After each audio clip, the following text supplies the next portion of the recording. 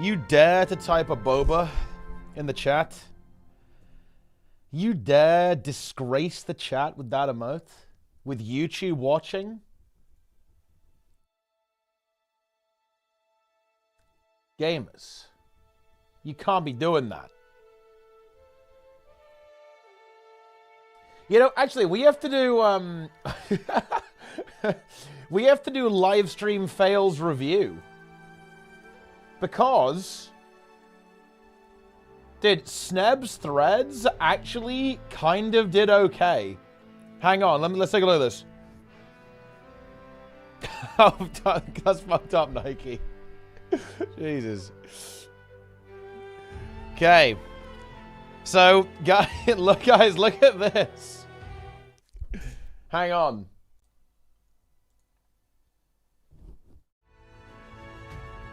Gamers. So, Guild Wars 2 streamer becomes a slug after losing bet. 9.8k views.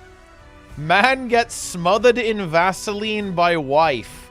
13k views. Look at that. That's crazy. Yeah. Dude, what I like about this, there's some good comments here. Okay, dude, look at this. Look at this. Look at this comment. Look at this comment. I would expect nothing less from a Guild Wars 2 player. 98% of them are freaks. And the other 2% did PvP and quit since it was a path. Holy shit.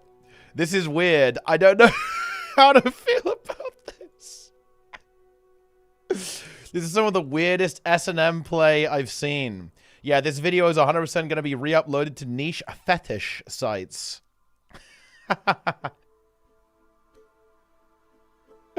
Oh, really? Dude, Rank 1 Guna approves. Yeah. But yeah, they dude.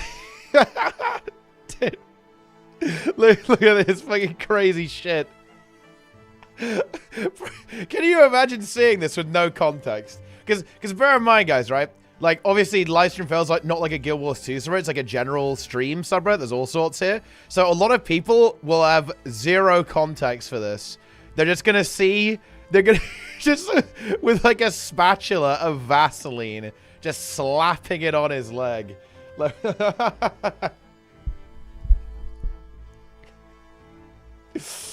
mean, that is quite something, guys. It is quite something. It is quite something. And then there's also this one.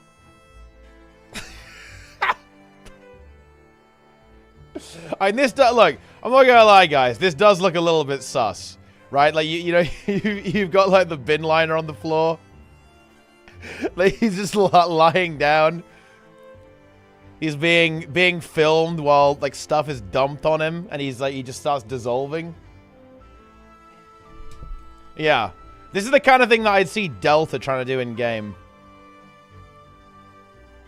With his Char character, Delta, Char main. Yeah. A little bit.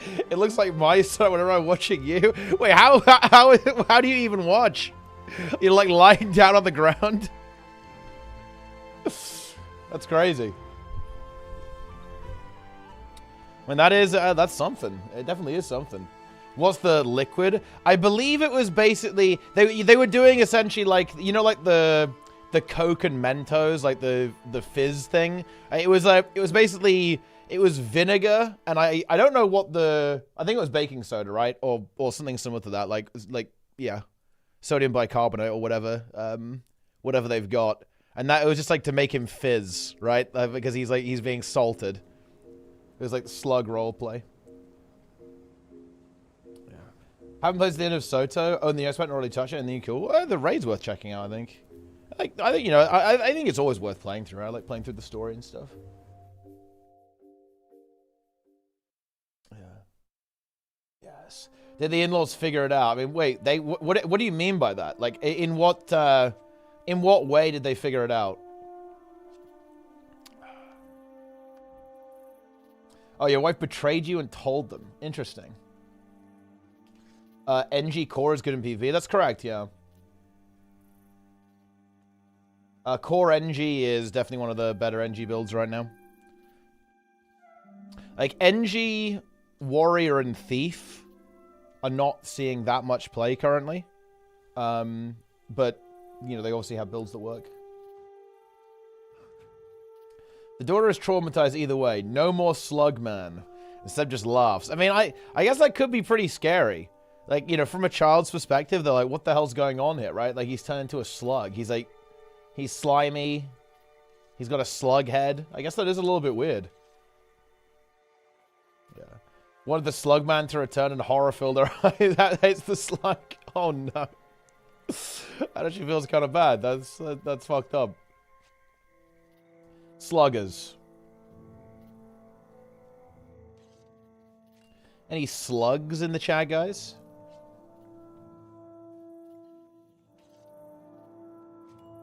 Alright.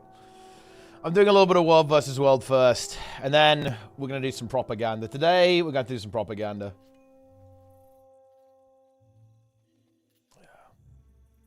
The daughter got an identity crisis of, am I a slug? I guess there could be something to that, yeah.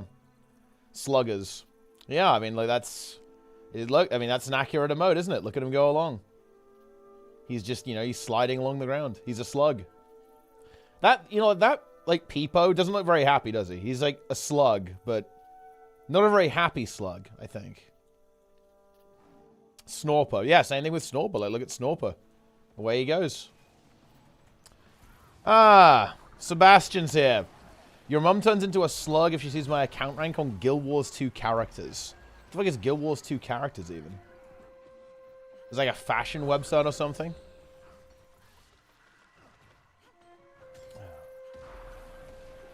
Slug. Snail Dance. Yeah, Snail Dance is actually... That's a good emote. It's a little bit like... Chomp 3 Party, right? It's kind of got the same energy as Chomp 3 Party.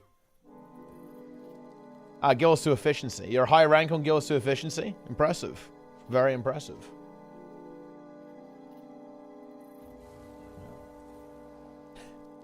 Enjoying the stream? Then be sure to follow for more high end. I should just start replying to the bot. That's what we've got to do here. I need to reply to the bot. Oh man, it's nearly the new year, huh, guys? Look. Look. I'm just going to say it. I come in clutch at the last possible second. We're streaming tomorrow on New Year's Eve. And then I will unironically attempt to stream for every day in 2025. That is actually the goal. That is the goal. I'm not going to brag about it or flex about it until the end of January, though. Like, once I've done it for a month... Like, right now, I'm not totally confident that I'll succeed, you know? I'm not gonna have the arrogance to assume that I'll succeed, right? But... Oh, nice. However, if I can do it for a month straight, then I feel very confident I can do it. You just gotta get the routine, right? Let's see what we got. Guild Wars 2 or other games? Well, both. I have a lot of stuff I want to do with Guild Wars 2. Like, we're finally kind of getting the date ironed out for Motor. So that's going to be a thing. So, like, that's getting sorted out. That's, you know, hopefully really getting there now. I've been talking with the teams, trying to figure out some kind of date that works. Like, all of them were, you know, a bit tricky to get done. But it is what it is. Same thing with, like, look, I really want to do the Beetle tournament, okay? We have to do the Beetle tournament, guys, okay? You gotta, like, oh, man, you guys don't get it, okay? You don't fucking get it. The Beetle tournament, dude. And I want to do that kind of in the summertime, I think. And get some, like, really exciting stuff done there. Like, a really fun, high-produced stream for that. We have to do Community Warlord. I think I'll probably give away quite a lot of Community Warlords, or that will be my goal anyway. Because I don't think there... Well, apparently there is one Community Warlord, but I'm not sure where it came from. Like, Some people told me it was a dev. Some people told me it's not a dev. So I'm absolutely clueless on that, but we can still do it. Yeah. Yes, yeah. And we do have to actually play a lot of WoW. We have to stream a lot of World of Warcraft as well. Because we need to grind. We need to grind Mythic Plus. We've been slacking. You know, we've barely actually... Once again, guys, we've barely played any Mythic Plus so far. What a new world. I don't know how I'm going to do this. Look, I could be in for an absolute fiesta, guys, because I'm trying to get into OnlyFans, like the classic WoW stuff, and I'm actually kind of hyped for the new world PvP servers. That's actually potentially cool to play for a little bit, like the seasonal realms. That actually sounds hype. So I'll probably try and play that as well. If I get into OnlyFans, they're raiding Molten Core at the end of January, so I'm gonna have to pull some like 10-hour grind sessions to catch up. Like if that's on the table as well. I haven't been accepted yet though, guys. I might be unworthy of classic WoW. I guess we'll have to see. Yeah. New World player base. What is the New World player base? Let's see, Steam charts. You know, it's a real shame. Look, am I wrong on this, Delta? Because I think you've logged into the game, right? Like, no joke, dude. Like, it actually feels fun to play. Unironically, it actually feels fun to play right now, this new world. The problem is it just has no endgame, right? There's like 0 endgame whatsoever. Like, PvP's fucked. The game's fucked because they did like the console shit with like the aim assist. So that's like GG. But it still feels kind of fun to play. It's a real shame, though.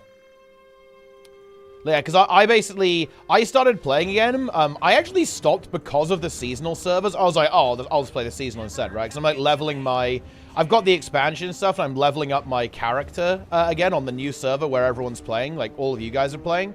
And I was like, oh, okay, well, never mind then. Like, I was going to finish that and even stream it a little bit, but I was like, well, I'm way more interested in like a full PvP server than playing on a PvE server, basically. So I'll just wait for that instead. Yeah. And it's been a different outcome. Well, I mean, I don't know. I don't feel confident to really give an opinion on this, but I feel like I really need to investigate a little bit. Like, I don't know, it just... It seems like they've done, like, some things pretty well. I think what they're struggling with is content. Like, they're really struggling with content, I think. But systemically, I think they've really improved the game quite a lot. It's pretty good. That combat feels pretty nice.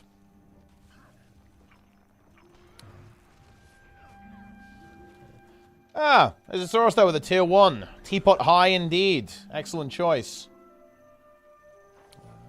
Just 4 years too late. I mean, yeah, obviously. Like, I mean, look, I think they're just paying the price for releasing the game too early, right? Like, they released the game essentially, what, 2 years before it probably should have been released? So they had 0 content, full 180 on content direction. That's GG, really. There's no really, it's unlucky, right? Actually, terrible PvE game. I actually don't think it is a terrible PvE game. But I do agree, yeah. Like, I would have much preferred it being a PvP game. Like, I played the alpha and beta of New World a lot when it was more PvP oriented, and I played it with a friend. Me and Jester played quite a lot. We put like a good like 500, 600 hours into alphas and betas of New World, and really enjoyed it a lot, right? And yeah, like we were really excited for the release of the game.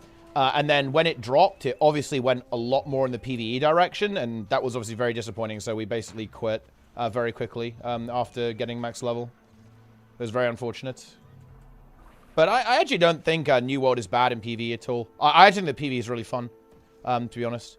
I've done a couple of I've done the dungeons, the expedition. I haven't done, like, the mutated expeditions, like the actual endgame PvE stuff, like the raid or whatever, or the worm.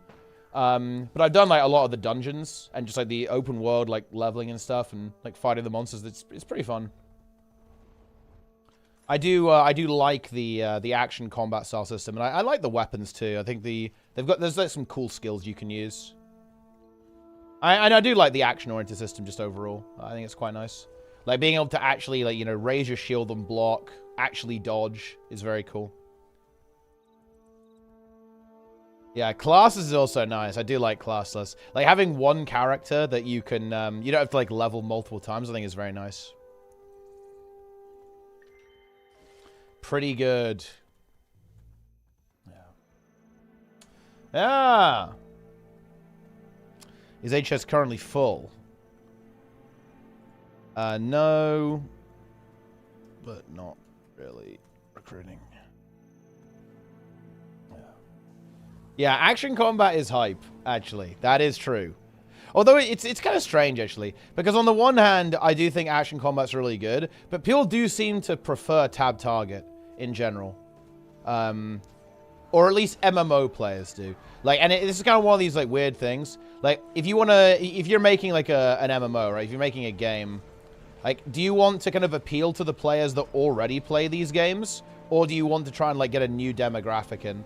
So I think there's some difficulty in, like, when you design your game, and some kind of question you've got to ask yourself. Because in general, people prefer tab target. Like, the numbers, like, very clearly bear that out, right? If you look at the really, really popular MMOs, you know, it is tab target games. And old school RuneScape, which is not really tab target, but it's kind of, you know, it's not action, is it, right? Like, I don't even know what it is, but it's not action combat. What game are we talking about? We're talking about, well, New World and then tangentially everything as well. PvP arcing? Yes, the PvP arc actually is ink. I have some propaganda to do today, but come the new year, the PvP arc is going to begin. Dude, like, the link we're on is fucking dead. This is absolute despair, dude. Like, we are the most dead realm in existence. This is complete despair, guys. What's up with that? What's going on? This is fucked up. Oh, no, he poured it out of my res. Don't worry, friend. I got you.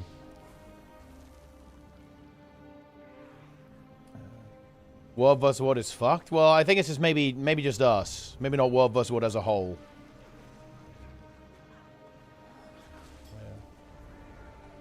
Two full Zergs, a 20-man group a couple of hours ago. Yeah, I mean, we need to actually get some big numbers. Because right now, like, with, like, 20 people is not enough. Like, because things are pretty blobby right now. You've got to have, like, at least 30, I think. I need to actually get to work and sort some stuff out with Fungus before Plenix fully mentally breaks.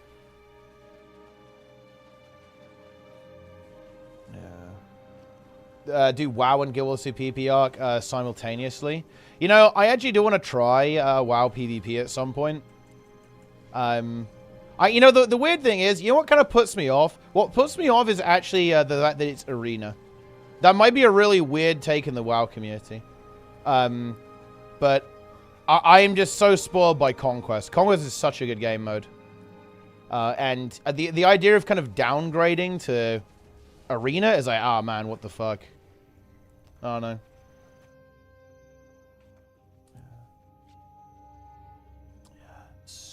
I like nodes. I like capture points. Yeah, I mean, we play Guild Wars 2. We love nodes. We love, you know, progress bars ticking up. He was also breaking a bit yesterday. Yeah, I'm aware. That's why I need to, you know, I'm going to need to actually do something. We got to recruit people into the mix. We need more Fungus recruits. We need more gamers. And we need to be bigger and blobbier so we can engage the Doom squads of the opponents. What was the best EXP Spirit Shard farm? I think in general just doing everything in open world is good. Like, if you just play a bunch of like open world stuff, it's going to be very effective. I think fractals are also really good. Like, fractals raids and strike missions give you like 1 billion Spirit Shards because you get loads of XP for completing them. There are a couple of things you can do. But I mean, look, the truth is, with Spirit Shards, I have never ever struggled with Spirit Shards. And I'm going to tell you guys my secret on how to farm them. Play the game. Like, Spirit Shards are very much a function of time. Like, it's just like, are you playing? And if the answer to that is yes, you're going to have loads of Spirit Shards. If the answer to that is no, then you're not going to have that many spirit shards. Like, in general, there are, I think, a couple of things you can do. Like, having XP boosters on and stuff can be useful. But realistically, it is just it's a play the game. Play the game moment. Log in. Ah, look who it is. The Bree raid. Okay, 11 gamers recruited to the stream. Love to see that. Hope you had a good Christmas. Looking forward to the new year. Wonderful stuff. Love to see that. I made like 5 legendaries in a short time and I'm empty. Yeah, I mean, it's time to get back on the grind then. Get out there. It's time to log in. New World, World PvP, guilds fight for areas. It worked. Too much better than Guild Wars 2 War vs. World. It would have been a competitor. You know, I wouldn't go that far, actually, because I don't think... I wasn't the biggest fan of the war minigame, actually. Like, it was kind of fun, but I think going with capture points in... Going with the way that they did it, with the instance wars, was, in my opinion, was really not the play. No, actually, no, I'll say it. World vs. World, in terms of, like, the Siege gameplay, is much better than New World. Like, New World's could have been good if it was open world, and was a bit more dynamic, compared to, you know, compared to how it is, but it could have been really good, yeah. Would have been a competitor, I think.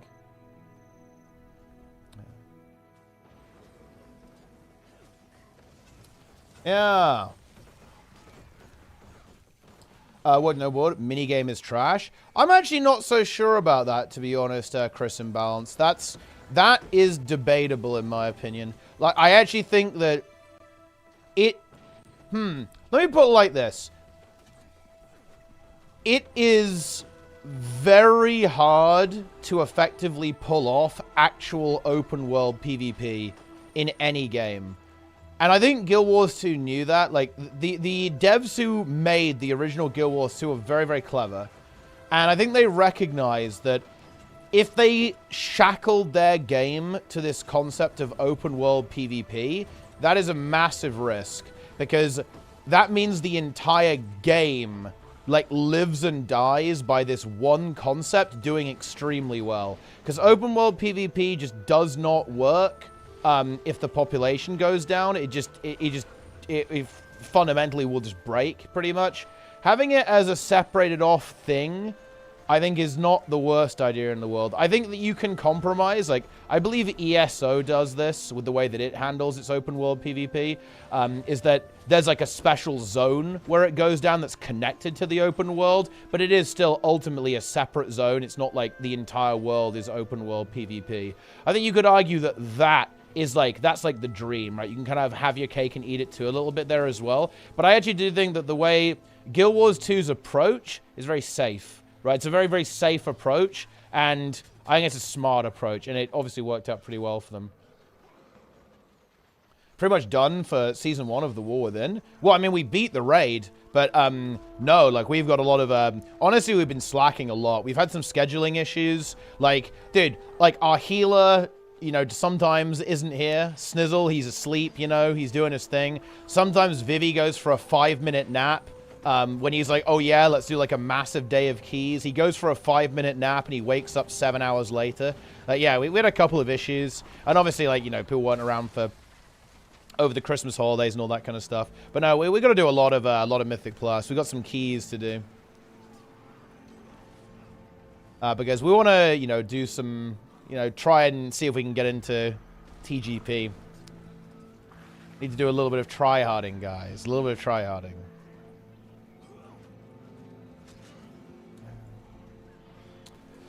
Just do a quick 8-hour world versus world session. I mean, look, that's pretty based. Whole pro-blob meta and anti-blob meta. You always find people in favor of blobbing, a bunch of people against blobbing. Blobber's side is winning. It's kind of making anti-blobbers quit. They don't want to convert to blobbing. Well, I mean... I don't know. Like, the weird thing is, I guess, like, four supports is a bit fucked. And there's also just, like, there's no ranged boon corrupt. But the problem is that ranged boon corrupt in the current state of the game is insanely cancerous. So, yeah, I can understand that. Did you get Hall of Fame? We did, yeah. We did, yeah. We were world rank 264, which, well... some weird nerf timings made the Hall of Fame quite large. I think it was like, you know, 280 guilds or so were Hall of Fame. So, we got in there, though. It still counts.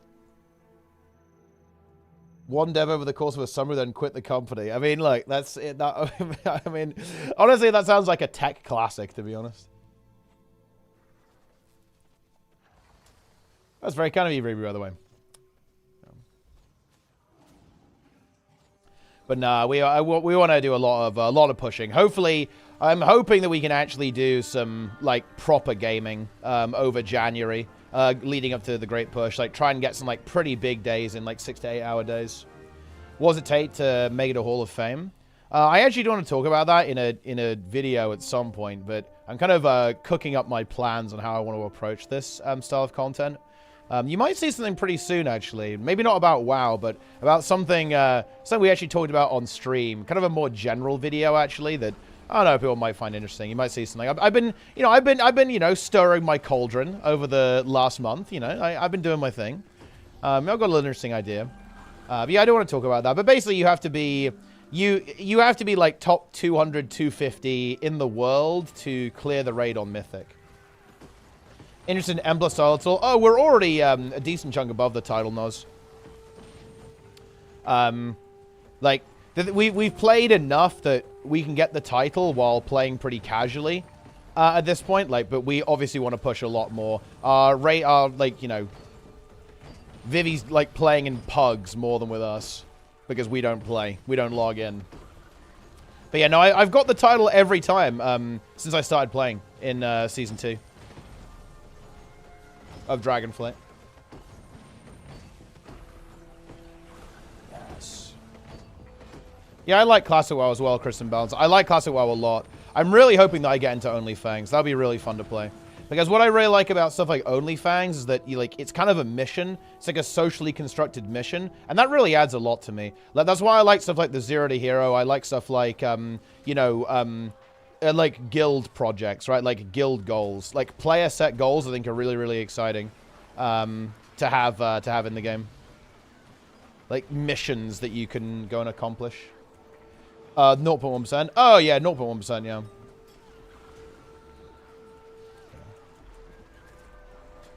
The season where we pushed the most was season 3 of Dragonflight. We were 3.8k in season 3.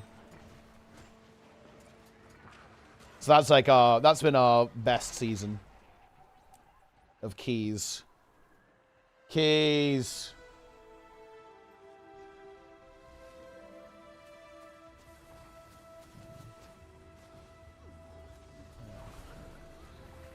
What was the title at? It's probably around 3.3k, I think.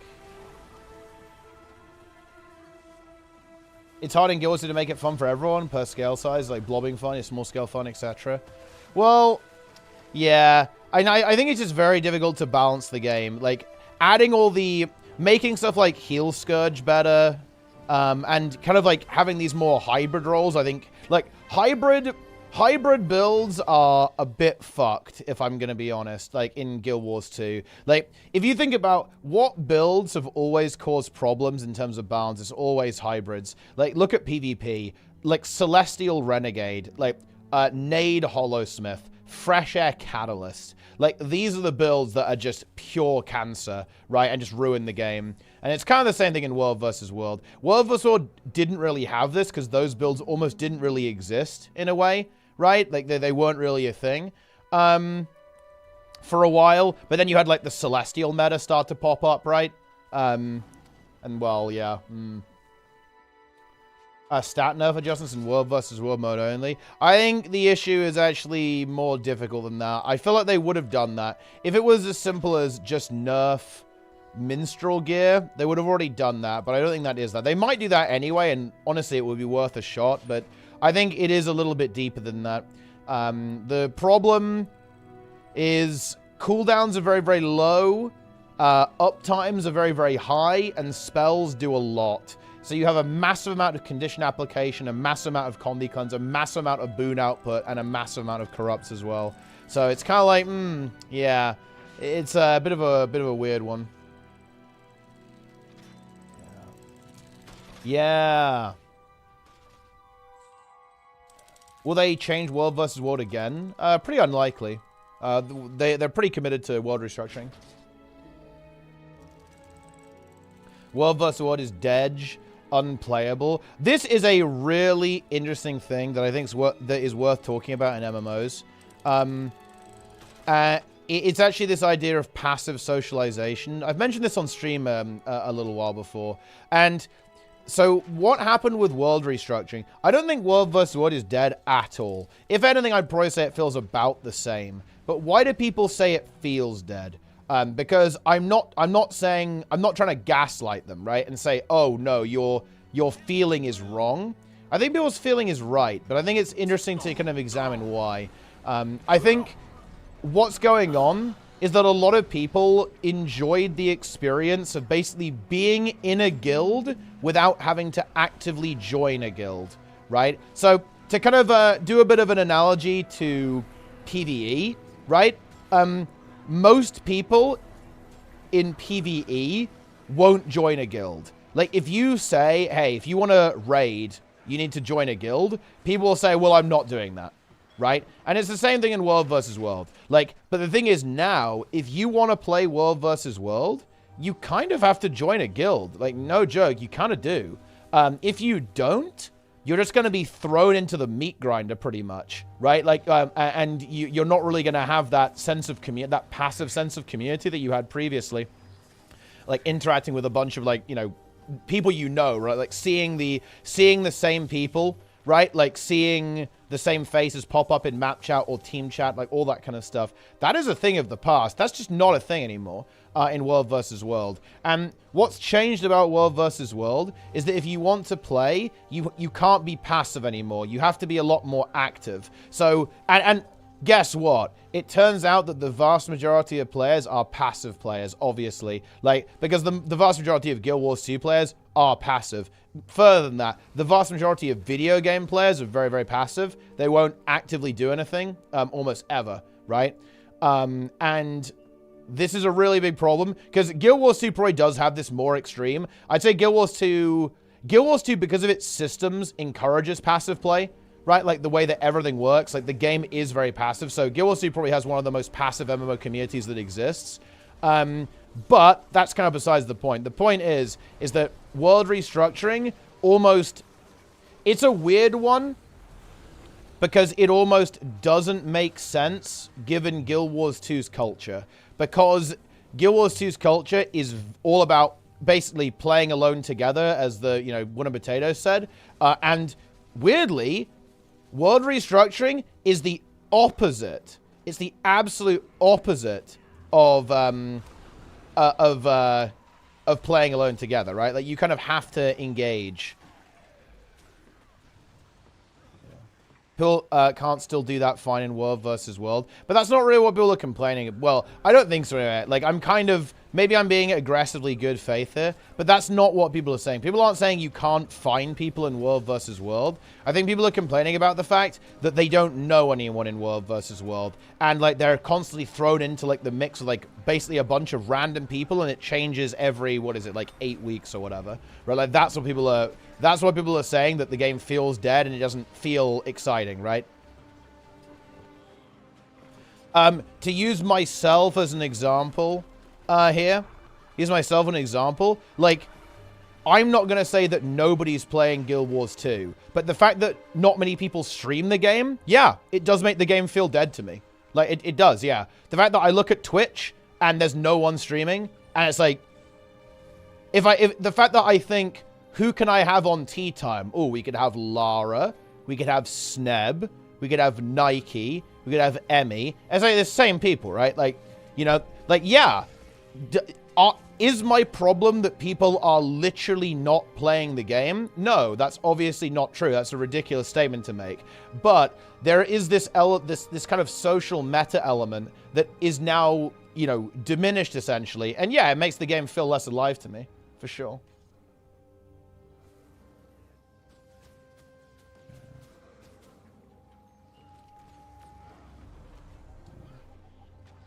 You need to socialize. Yeah, but people don't do this, right? This is like very, very obvious, right? Like, This is very well known, no? Like, people do not do this. Like, people do not actively join guilds or actively join communities. That's just not a thing that happens. It's like that is the minority of players that will do that. Yeah. Video going live and oh, that's interesting. Some freaking React content. Love to see it.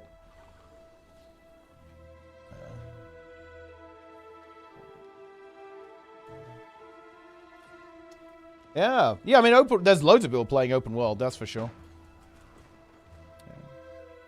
Put on open tag. Yeah, they also, you know, like, adding private tags to the game, it was actually a nice quality of life, but maybe it wasn't the play, to be honest. Like, there's definitely some, yeah, there's something going on there. It's maybe not ideal. Do we need to get like we need to get a little roaming squad together. We need to like get in there and pump. I'm adding everyone.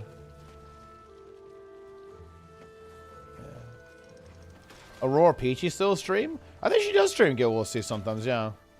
I think mostly other stuff, though. I'm not sure if she really streams that much in general anymore. That's a shame, really. That's one of the originals. The original Guild Wars 2 gamers, huh?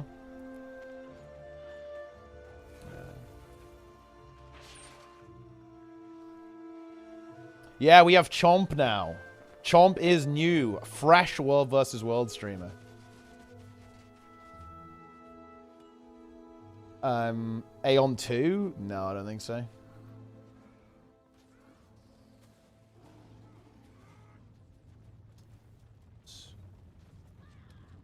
Invite Asmongold to tea time. That would be content. I would be down.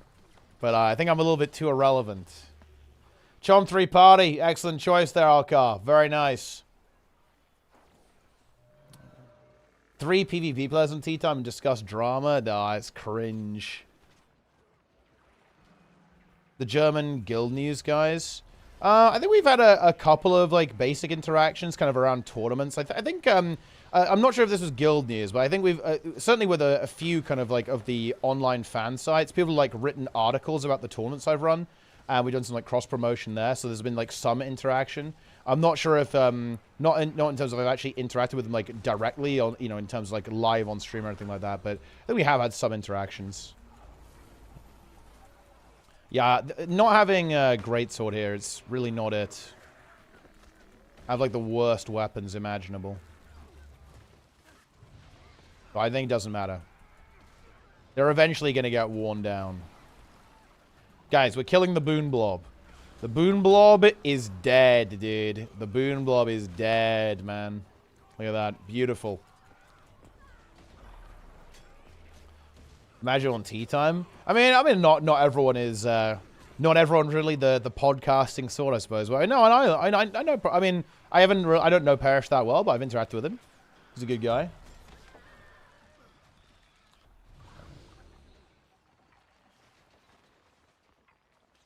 I need to party out. Now the skill floor is down like I know before. People want you to join squads and guilds. Yeah, it's kind of weird. It's a really weird situation that Guild Wars 2 finds itself in my opinion. Because, like, the game, like, skill in the game has been declining over time. That's no secret. Like, everyone knows this, right?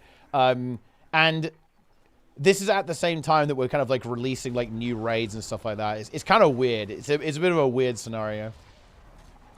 Guild Wars 3 date yet? Nah, we don't know anything about that.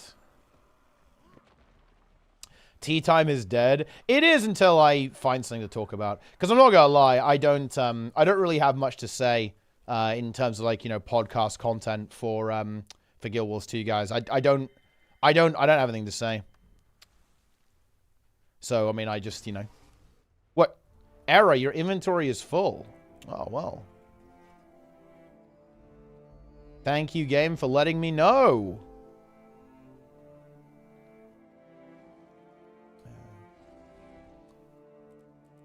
Yes.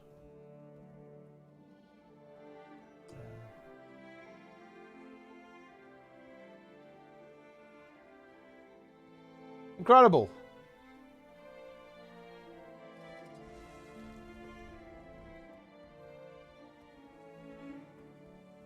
We need CMs ASAP. I don't think I'll do a tea time after the CMs, though.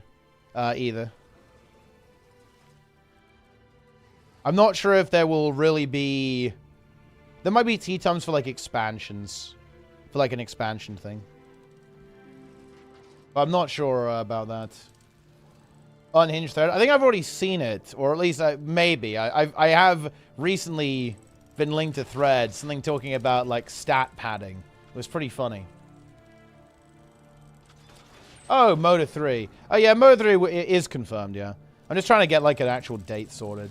Get a date sorted out. Like, people have exams and stuff. We're trying to kind of wrangle a time for that.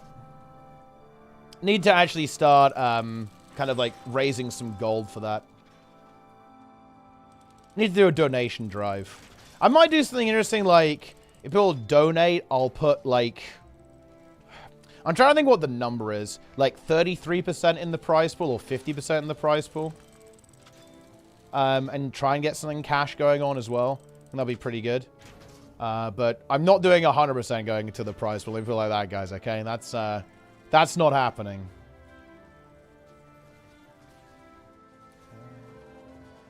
Guild Wars 2 over school. Look, trust me, it's hard enough to get people to play as it is.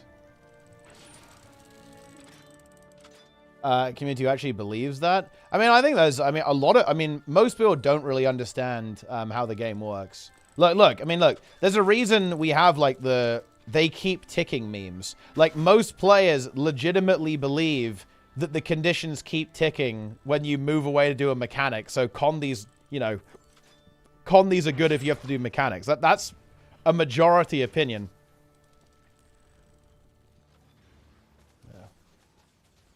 I am not a condition. Would you recommend Necromancer and, or Rev? I mean, obviously Necromancer. It's time.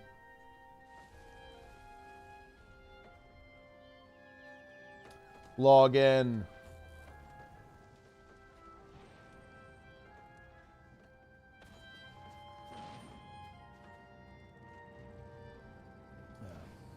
They keep ticking when the boss is involved. Ah, and that is, you know, that is true. That can happen. You know, maybe the boss is invulnerable. And they keep ticking. They infinitely tick. They never stop ticking. Ever. MMO players to get their heads around? Is it? I don't know.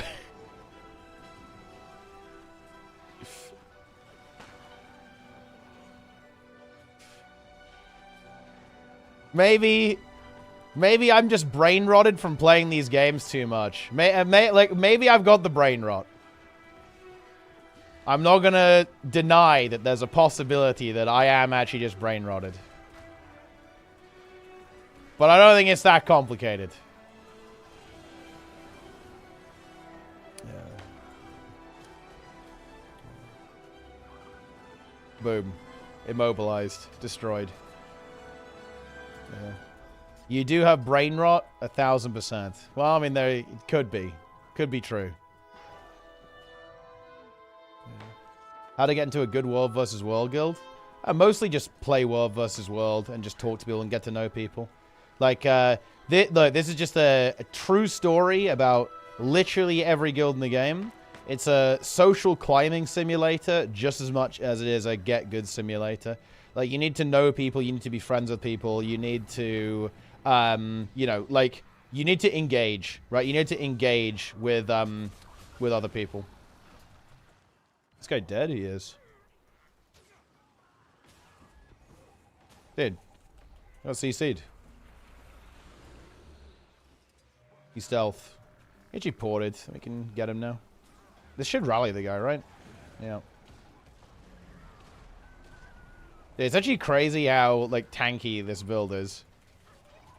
I don't even have Ascended gear. Can I res this guy? I wonder if I can actually get him. Oh, no, it's not looking good. 8-bar with the Prime. Nice. Any advice for a newish player? Just get in there. Get in there. I think that there's a really big tendency. There's a really big tendency in I think in games in general, to be very obsessed about, like, ooh, I've got to do it exactly right. You know, I've got to, you know, get maximum efficiency and get all the right items and not do anything wrong, and I've got to pick the right reward from this, you know, from this and that, all that kind of stuff. I'd advise you to not care about that and just enjoy playing the game.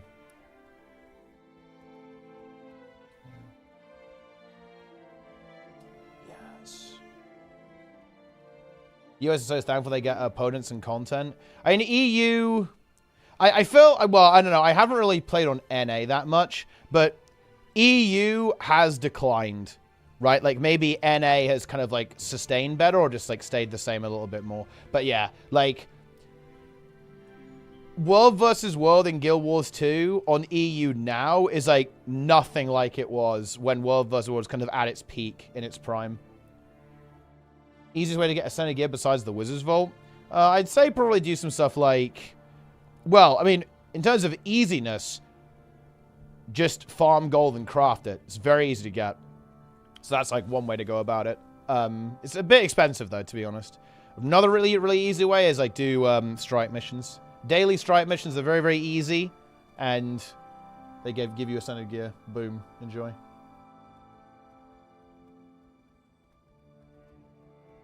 This is what bricked my PoE 2 character. I had to start over from 200 hours. Well, I mean, there you go. Watch out for that.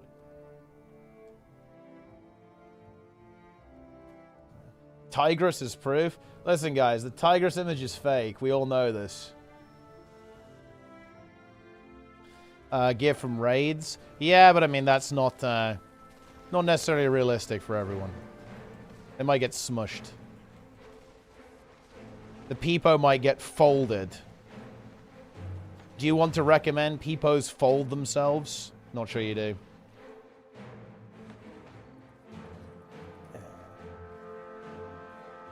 Mental break.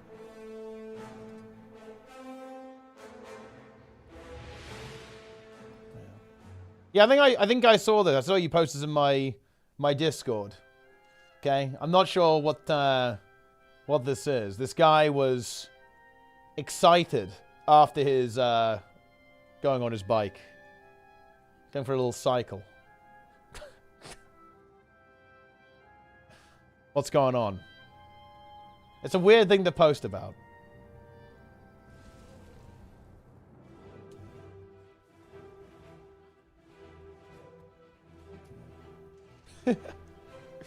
I suffer from efficiency thing you just said. Yeah. I would advise everyone to not do that. Don't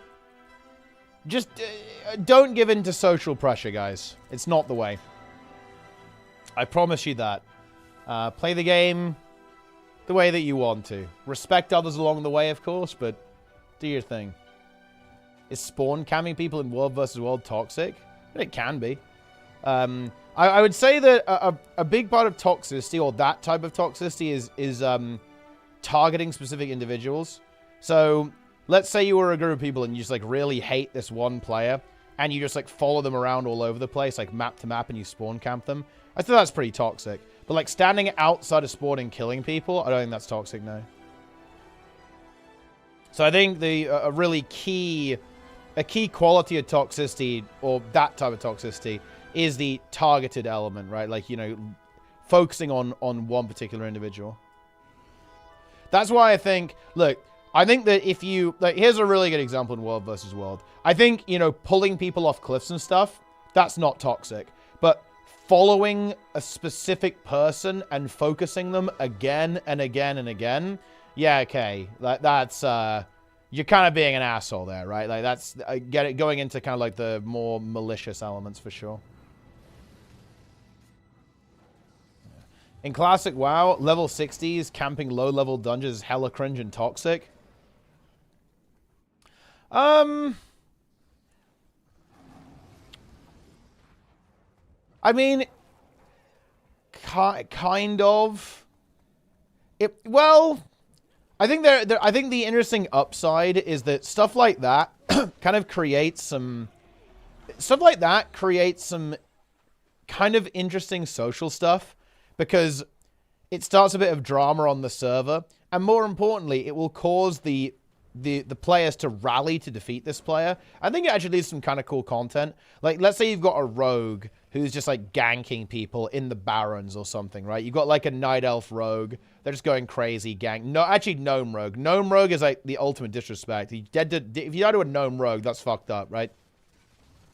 But, you know, you're getting ganked by a Gnome rogue. I think it's kind of cool that, you know, that's going to be, like, a little storyline. You know, you're going to go, oh, you remember that time that, you know, that Gnome rogue, you'll probably remember the guy's character name, right? And he was, like, just going crazy. And then we hunted him down. Like, you know, we had a hunter catch him with a flare. Then we had a druid fairy fire him, right? So he couldn't stealth away. Yeah, that's actually kind of interesting. Yeah, that's... I think there's something to that. So I think that even though that behavior is kind of a dick move, it's definitely a little bit toxic. I think that actually something good can come out of that. And it can end up being a positive experience, I think. Is Berserker good in World versus World? Yeah, yeah. As a DPS. You putting a bunch of effort into a competition you find very easy. The other party doesn't want to engage in, which is just pretty lame. I mean, it's a little bit lame, yeah. I mean, it's you know, it's not, it's boring to be honest. But I mean, I don't know. Yeah. Because that's the way it is. I mean, that's just kind of like that's the nature of World PvP. Like World PvP, some of you are just gonna get deleted, right? And you're just gonna get owned. You're gonna get like 3v1'd, or you're going to get killed by someone who's higher level than you or something. Or playing a build that hard counters your build and there's like nothing you can really do about it. But that's just the way it goes. Can have some interesting interactions that can pop out of that, I think.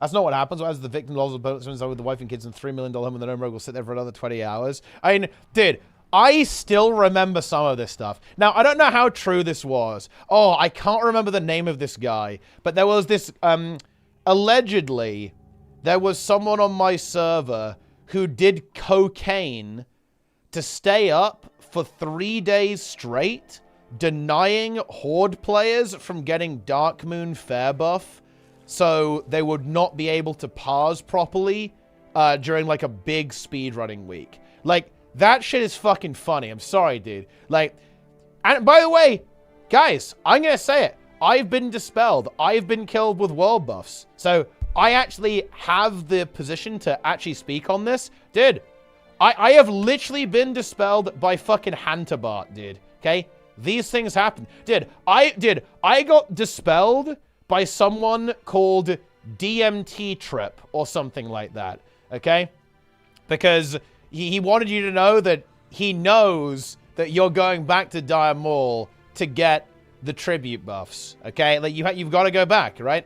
And I don't know, like it's kind of content to be honest. It's something, right? It's funny. Yeah, I think they also had a character name called Rip Buffs LOL, right? Yeah. Guys, think about Tiny Violin, right? That is honestly. I think Tiny Violin, doing what he's done, is probably one of the most toxic behaviors I've ever seen, if not the most toxic. So, story time, guys. He was a known griefer in World of Warcraft, mass dispelling, mass trolling, insane toxicity. A genuinely insane person as well, by the way. But somehow... Oh yeah, he was multi-boxing multiple accounts, griefing people. That's how intense this was. Somehow he actually got into, like, one of the main hardcore guilds, like the no-death guilds in Classic WoW. But he had a grudge against these players for some esoteric reason. And so when they got to a boss, he was a tank, by the way. He was tanking, and he decided that he was going to wipe the raid and kill them all. Okay? And he succeeded in doing that. But you might think, that's kind of funny, you know, like, what a crazy one-off story. Here's the thing, guys, okay, and this is where it really gets out of hand. He infiltrated the same guild again on an alt account, built up trust, pretended to be someone else, and then he did it again on a different boss. And when he was doing it, he unmuted and revealed that it was him the entire time. Leroy 2.0? No, because Leroy was good faith. He wasn't trying to kill the group. This guy was doing it on purpose. It was premeditated and planned. Like, this is actual... Look, that behavior was actual psychopath shit, dude, okay? You guys don't understand. This is, like, actual psychopath behavior. He planned this, like, for months, okay? And then... Wasn't Leroy staged? Yes and no. I believe the actual story is that they recreated something similar to what happened previously. So I think something like Leroy happened, but the actual video was staged, yes, obviously. You know, they're talking about some, like, survival rate shit. Like, it's obviously, there's like no, it's a meme, right? But yeah, it was like loosely based off real events. What did Tiny do that again? Ah, 4 horse. Yeah, he did 4 horse, and then he also got them on Cthulhu as well. It was like the same guild as well. It's fucked up. Yeah. Gehenna's was a griefing server? Dude, look, my guild didn't want to play on Gehenna's. They're like, no, bro, apes are there. Oh my god, salad bakers are there. Fucking, you know, Hantabar are playing there. No. And I was like, guys, we're playing on the server, bro. And it was by far the best choice. Gehenna's was the best classic WoW server on EU, obviously. Had easily the most and best open world PvP content. It is what it is, right? It was obviously the fucking best server. Yeah. Yeah, the queues were absolutely nightmarish. Oh, dude, that takes me back, okay? Like, during the queues, so, when we were playing vanilla, what was happening was we would have to wake up before we wanted to play, get in the queue, and then set alarms every, like, hour or so to check if the queue had gone through yet. That was, like, the only way it was playable.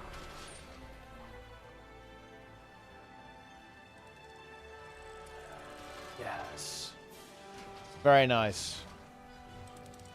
Die during any mass PvP. Yeah, I remember when Blackwing Lair came out, the game was literally unplayable because there was, like, thousands of people trying to get in. Very nice. Very, very nice. People use auto hotkey to stay in game. Oh yeah, obviously that's the kind of shit that people do to make that happen. Ah, what a classic scenarios, guys. That was good. Classic WoW was fun. It was a lot of fun. That's another reason why I want to get into OnlyFans. Surely I've got what it takes, guys. I'm going to infiltrate. We're going to infiltrate.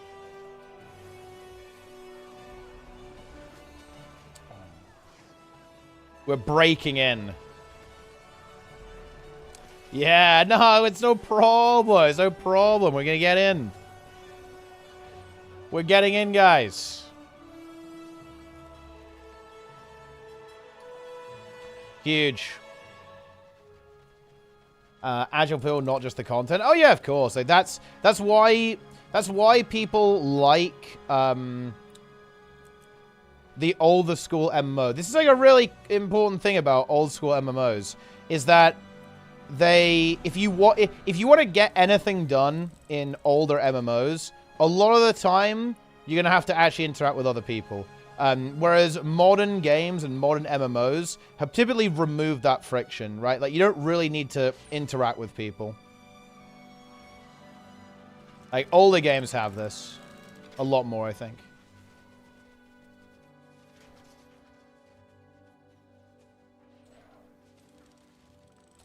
Lovely. Absolutely lovely. You love to see it. I mean, I love to see it, anyway.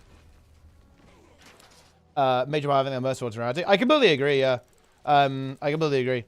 I think it's a really big be careful what you wish for. In my opinion, hit button. And I think it's I mean, it's hard for me to say, oh, you know, you think you do, but you don't, because I think some people really just don't like that whatsoever and basically want to play these games solo. In fact, a lot of people do, very obviously. But I do think that, yeah, something has been lost in more modern experiences because they are just so solo, right? People don't interact. Like, when you have the option to not engage, that fundamentally changes the culture within the game, right? Like, player behavior is shaped by systems just as much as systems are shaped by player behavior. And player behavior has massively changed. Like, games are just not as social as they used to be. Right? It's very weird. And you know, a big part of it is actually, okay. Oh, man, this is so interesting. But, okay, bear with me here, guys. In some ways, taking a long time to find a group is a good thing. Why? I'll tell you why. Because it means the people you interact with aren't disposable. In modern games, everyone in the game is disposable. Here's a really good example, actually. So, I play a lot of Mythic Plus, right? In retail World of Warcraft. And do you know what happens? You get into a group, takes about 10 seconds, 30 seconds to get into a group, like get a group set up. And then you do the dungeon, and then people say GG, bye, and leave. Like, you don't... to be fair, maybe retail's not the best example, because I have actually had a lot of people add me as a friend and, like, want to play again at some point and, like, ask me if my guild's recruiting. However, I do think that is skewed massively because I've cleared Mythic relatively early and I have a relatively high IO score, right? So that's going to happen to me a lot more than other people, maybe. But you get my point, right? Like, what I mean is that you don't go, hey, you guys want to do another one? Funnily enough, if you actually do this, that does happen. Like, if I say, hey, guys, you want to go next? It actually happens more often than not. But if you don't prompt it, if you don't initiate, like, it's very unlikely that people will actually say, yeah, let's go next. I think that's a very common feature of modern MMOs, is that the players are disposable, right? Like, you know, the players are disposable, right? You don't care about them. Whereas, let's say you're queuing for a dungeon, or you're trying to get into a dungeon, you're spamming, like, map chat in classic WoW, and you're like, oh, man, we've been waiting for, like, 20 minutes for a tank. You're like, yo, are you guys doing anything else? You're going to be way more likely to behave in a more pro-social way, right? Because that player is like gold dust, right? That player is valuable to you in a way that they just aren't. Right, like, players are not important to each other in modern MMOs because of how easy it is, like how fast it is to get into a group, and how replaceable everyone is, right? Exactly, Not Savage, yeah. All the trolling and negative experience when they're younger. I don't think so, no. I don't think so. I think that the demographic shift, people getting older, right, has changed this, right? Like, people in general are older. They don't really have time to be messing around with that stuff. And I think that information permeability has massively warped this. If I had to put down what's the one thing that's actually responsible for a lot of the shifts in MMOs, by far the most important thing is the internet. Right? And I'm not sure if people actually point this out that often. Maybe I've missed the video essay on this. But in my opinion, if you're asking for what killed MMOs, it's information. Like, MMOs, and I think video games in general, especially kind of RPGs, are inherently disintegrated by information availability, right? People are way more goal-oriented these days in games. Why? It's because you know what the goal is. You know what your best in slot item is. You know where every item drops. You know where the best gold farm is. You know the correct things to craft. You know the correct order to craft things, so you skill up the best. You know where all the quests are. You've got an add-on that tells you which quest is best, like when to do it, how to do it, marking everything on the map for you, right? This information has completely changed the way people play. I guess this is kind of the... I'm kind of just doing the folding ideas video here, almost. Kind of. Although, this is... I'm making a more general point here, where I think the folding ideas video, why it's rude to suck at Warcraft, is more specific, right? Talking about skill, rather than the social element, I suppose. The patterns of thought that developed around MMOs. Thoughtbot existed, but it's nowhere near as ubiquitous, right? Like, what I would say is it's like the proliferation of that information, right? Because, yeah, Thoughtbot existed and I was aware of it, but do you think the majority of players were, like, aware of Thoughtbot back in the day? I don't think so. Are the majority of players aware of Wowhead and Raider.io now? Absolutely, yes. Like, are the majority of players aware of, like, the fucking 2-hour-long shaman leveling guide that tells you how to, like, use Earthbind Totem to melee weave? Like, bro, yeah. Like, this stuff's all over the place, right? Like, you know, like, it's everywhere. It's everywhere. Yeah. Wait, what? No, you could... No! No! I fixed it, Silhouette! I fixed it, Silhouette! I... change my monitor, I can read YouTube chat now. Boom. Enjoy it. Happy New Year as well, although I guess not yet, but we're getting there. Now. Did you stop with that? I mean, mate, honestly, you might be right. Because the thing is, I was a fucking scrub, right? I don't really know. I didn't really play vanilla in the same way that I play games now, obviously. Like, maybe you're right. But I know. No, there's no shot. I feel like information was way less, like, widely available and kind of spread out back then. Way less so. Like, DPS rotations, BIS lists, right? Like, all that stuff. Like, the media. And I think, well, I think we actually agree, but maybe we're kind of talking past each other a little bit. Because you're saying it's the medium, but I'm saying, yeah, that's kind of what I mean here. It's like, yeah, YouTube, Twitter, Twitch, right? These massive websites, right? Like social media. Like this stuff is... now everyone knows about it. Like everyone's doing this because of that.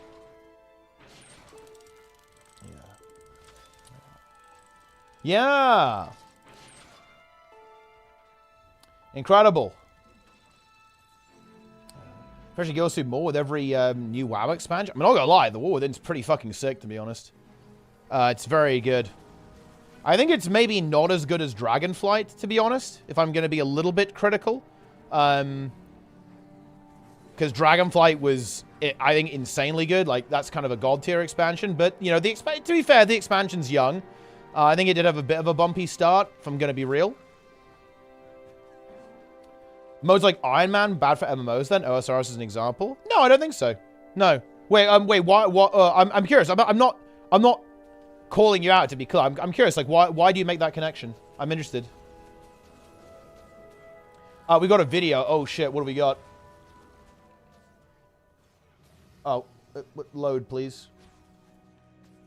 Why is every MMO dying? Oh, dude, this is a base video. Holy shit.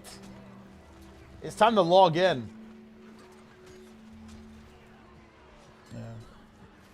Yeah. Rise of social media. Yeah, I think that's kind of what I'm saying as well here, really. With the rule is to hang out and interact online. Exactly, yeah. Well, I think what's interesting actually is that the MMO was the social media. That was the chat room. Like, you know, stuff like World of Warcraft and RuneScape, it was a chat room with a game attached to it, right?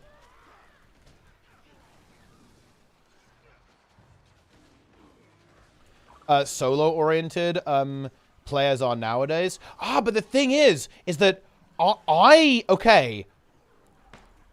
don't think that Ooh, okay. In the same way that right now I'm playing solo. These players are irrelevant to me. I'm not interacting with them in any way, right? In the same way that you can be surrounded by players and actually playing solo, I think you can be playing alone, but it can be an incredibly social experience, right? I think it goes both ways. I think that Iron Man and hardcore and challenge runs are incredibly social, actually. Like, look at the community that formed around OSRS Iron Man. Look at the community that formed around WoW Classic hardcore. It's massive. It's mega social, right? Like, it's really wholesome. People are toying with each other. Like, they're encouraging each other, right? They're celebrating achievements, all that kind of stuff. Yeah. No, I think it's exactly the opposite. I think stuff like that makes the game more social because it creates a shared experience, a shared goal for people to work towards, right? I think it's more so, than that. Yeah, absolutely.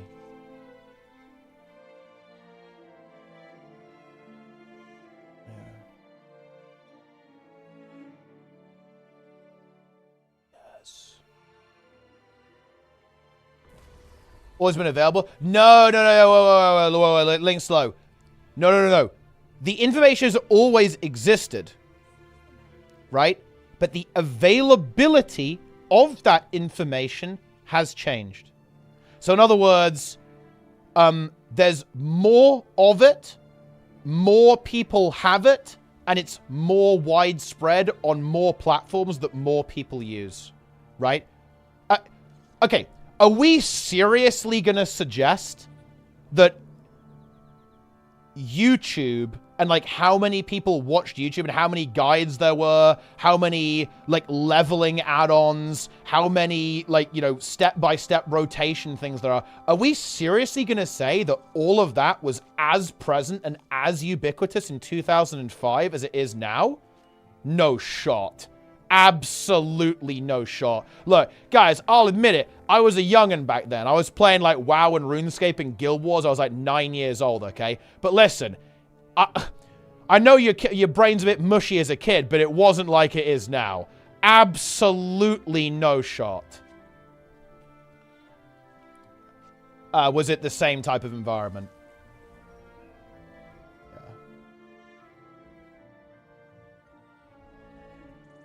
Is PoE considered an MMORPG? Honestly, that's a really good question. I think you could. If RuneScape is an MMORPG, then I'd argue that PoE is less of an MMORPG than RuneScape, but honestly, not that much less. If you think about RuneScape, you play that game solo, right? Like, RuneScape is kind of a solo game, right? A lot of the time. And so is PoE, right? In a more direct sense. I think you can play with other people in PoE, I think. I don't know that much about the game.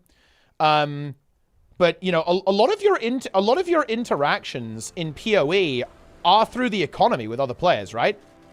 And that's kind of the same in RuneScape, I feel like. A lot of your interactions with other people will be like trading, basically, in old school RuneScape. You can do group content, obviously. Like, you can do, like, the raids with people, and, like, there's content you can do with other people, too. And obviously PvP, right?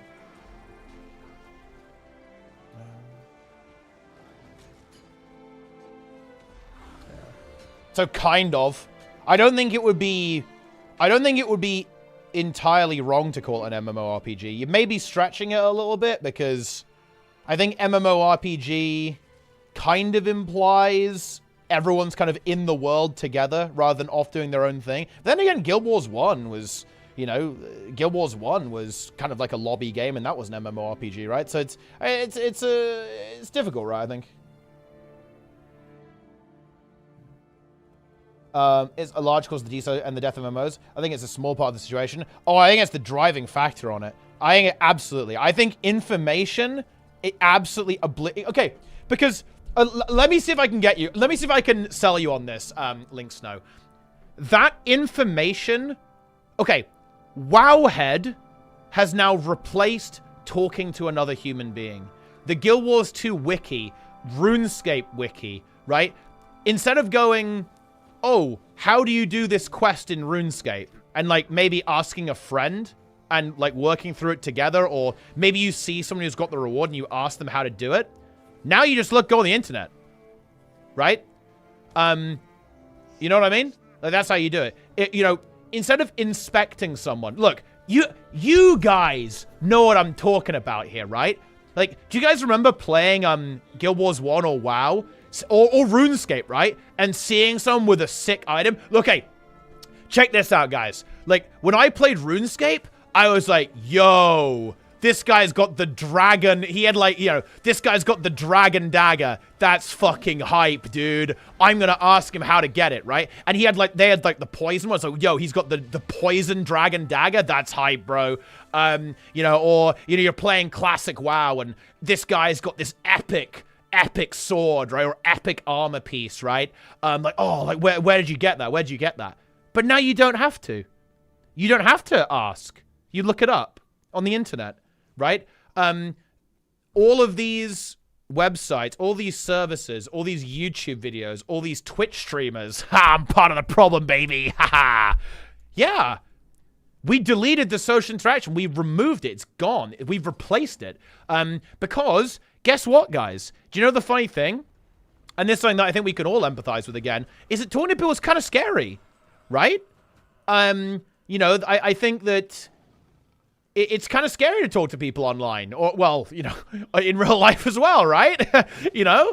And so if there's an easier way to do it that's got less friction, right, and it's kind of less resistance, and you can basically get the same result. You can get your dragon dagger, you can get your epic sword, you can get your legendary weapon, right, without having to do something kind of scary, then yeah, people are obviously going to take that option, right? And the other thing as well is that, let's just be real here, using a guide will get you better and faster results than socializing. Like, I mean, it's kind of like, I wouldn't say it's quite the optimizing the fun out of the game. I'm not actually the biggest fan of that term, because I don't, that to me is a very negative term, and I think it's a much more of a neutral thing that's happened. Like, people who make videos and make guides, they're not doing anything wrong. They're providing something that's, you know, like, you know, that they're passionate about, and they're putting their heart and soul into it, right?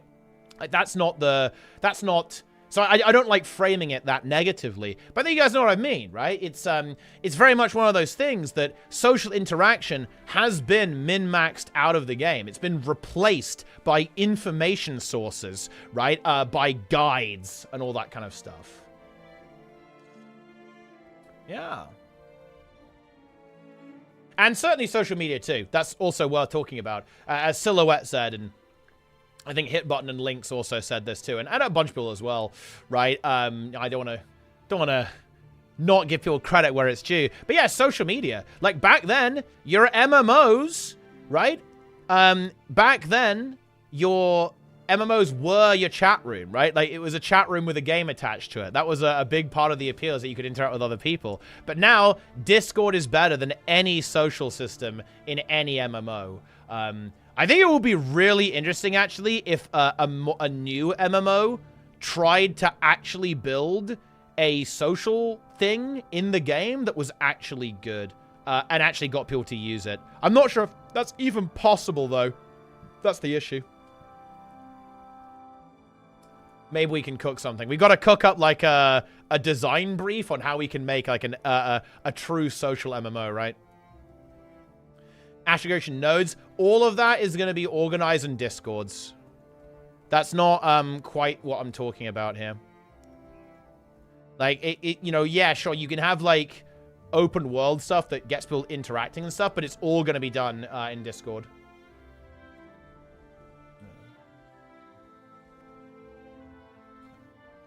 Yeah! Instead of judging themselves in comparison to the best person in their social group, players judge themselves to the most optimized players in the game. Yeah, but I think that's actually pretty natural, no?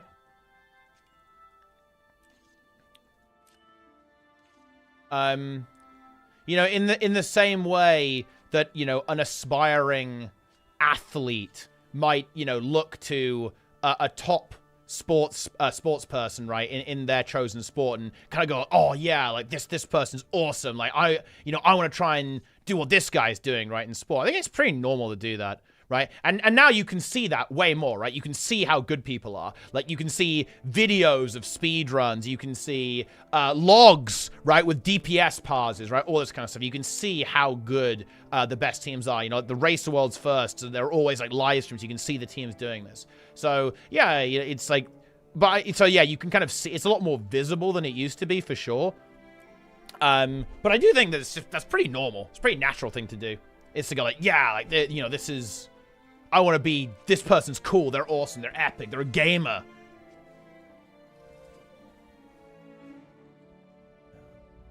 Yes. I think it's not the end of the world either. Discord is really good, but I kind of do think that communication being out of game is a little bit problematic. Because it means that barrier to entry will... You'd be amazed how many people won't take one step. So this is not really the same thing. Also, I'm converging. But let me tell you guys a little bit of a fun story. So, we wanted to figure out a way to kind of like vet people joining the guild in Hardstuck that they were actually going to do something. So do you know what we did, guys? We said, if you want to stay in the guild, you have to link your API key. We pinged everyone multiple times. It was guild message of the day for well over a month. And guess what, guys? Over half the guild got kicked, and 3/4 of the guild got kicked on NA. And then, guess what? We got a load of tickets, a load of messages saying, why did I get kicked? Why did I get kicked? Right? One layer of a barrier is just going to... You are just... It just... Bam! Dead. It goes back to the world versus world topic that we were talking about earlier. Like, if you have that extra layer of interaction that you need to pass in order to participate, the numbers tank, nuke, dead. I've seen it myself, and trust me, it's why I'm not the biggest fan of out-of-game. I think as much stuff should be in-game as possible, right? As much as possible. Yeah. Well, I think Guild Wars 2 is popular as well, even though Guild Wars 2 is a better game. I think that's debatable. For example, for me, WoW is a better game than Guild Wars 2. Or at least, this version of Guild Wars 2 versus, like, the current version of WoW. WoW's a better game for me, for sure. And why isn't Guild Wars 2 as popular? I think rocky development cycle. So, like, struggles with content development. Inconsistency. Big ups and downs. Very poor marketing. Right? Like, you know, a couple of things.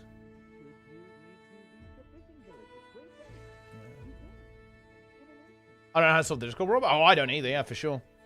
You want more expansions or Guild Wars 3? I mean, we're getting both, probably.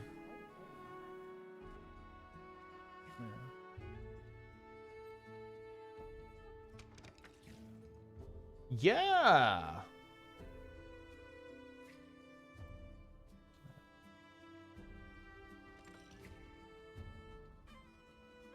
Is PvP better? I haven't tried it. So I don't know. Might be alright. The thing is, I really like Conquest in Guild Wars 2. I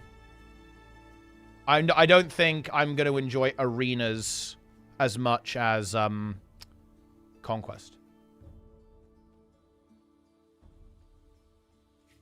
Mention engagement? No, I actually think that stuff like that is really important. Like, it's the same thing as, like, the hardcore thing, LedX, right? Like, hardcore in, you know, or Iron Man stuff. I think kind of things for players to cluster around are really important. Nike's latest video. Should I react, guys? Should I actually fucking react? Is that what you guys want? Do you guys want fucking react content? Is that what you want?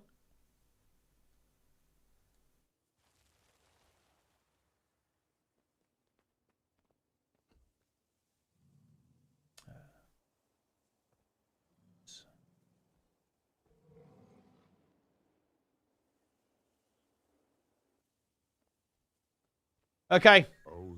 I'm doing fucking React content. Let's listen to the video, guys. Here we go. I think we can just listen to it.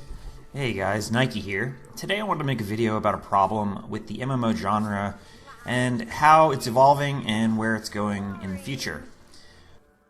Before I start, I'm not suggesting that the MMO genre is dead or even dying, but rather that it's changing in a way that raises questions about what the genre is and who and how it's meant to be interacted with. Primarily, I'm talking about the social aspect of the genre becoming less important over time. It's a very common trope you hear a lot these days to suggest that MMOs are becoming single-player games. It's funny, we were kind of talking about this. Where we're all playing alone together. For instance, he uploaded today, There's truth to that. I'm also aware of the other side of the argument that suggests encouraging solo play is a good thing and attracts more and different cohorts of players, and so on. I'm not looking to relitigate this issue or declare one side right or wrong. But it is an undeniable fact that MMOs have gotten less social all the time. If you go back to the pre-World of Warcraft MMOs of the late 90s and early 2000s, the games were essentially only playable in groups. The content and gameplay loops required groups to succeed. Oh, you know, this is really funny. Do you know what's weird, guys? I can't believe it took me this long to realize this, but retail WoW is a weird fucking game because it is not actually that solo friendly. I don't know why I didn't have that thought until recently, but yeah, it is weird because the game is like unplayable unless you want to actually interact with other people, which is strange. Actually, like, if you're unwilling to apply to a group in a raid, you won't even get past LFR, right? Because you have to apply to join a normal group, right? To go and interact with a group. And Mythic, you need to, you know, join a guild to do Mythic realistically. Well, if you want to clear Mythic, you can do a little bit of Mythic without that, but you know what I mean. It's actually very interesting. Just raids, or M+. You have to apply to join groups in M+. Like, you can't get... It's actually really... But before Delves existed, you couldn't get good gear without playing in a group, right? Like, you can't complete the game without playing in a group. Even now you can't. Like, getting full myth gear without raiding Mythic, that is actually very slow, right? Like, really, really slow to do that. And retail WoW is weird in this regard, actually. It's one of the most group-oriented MMOs that exists, I think. Most other MMOs are way more solo-oriented, actually.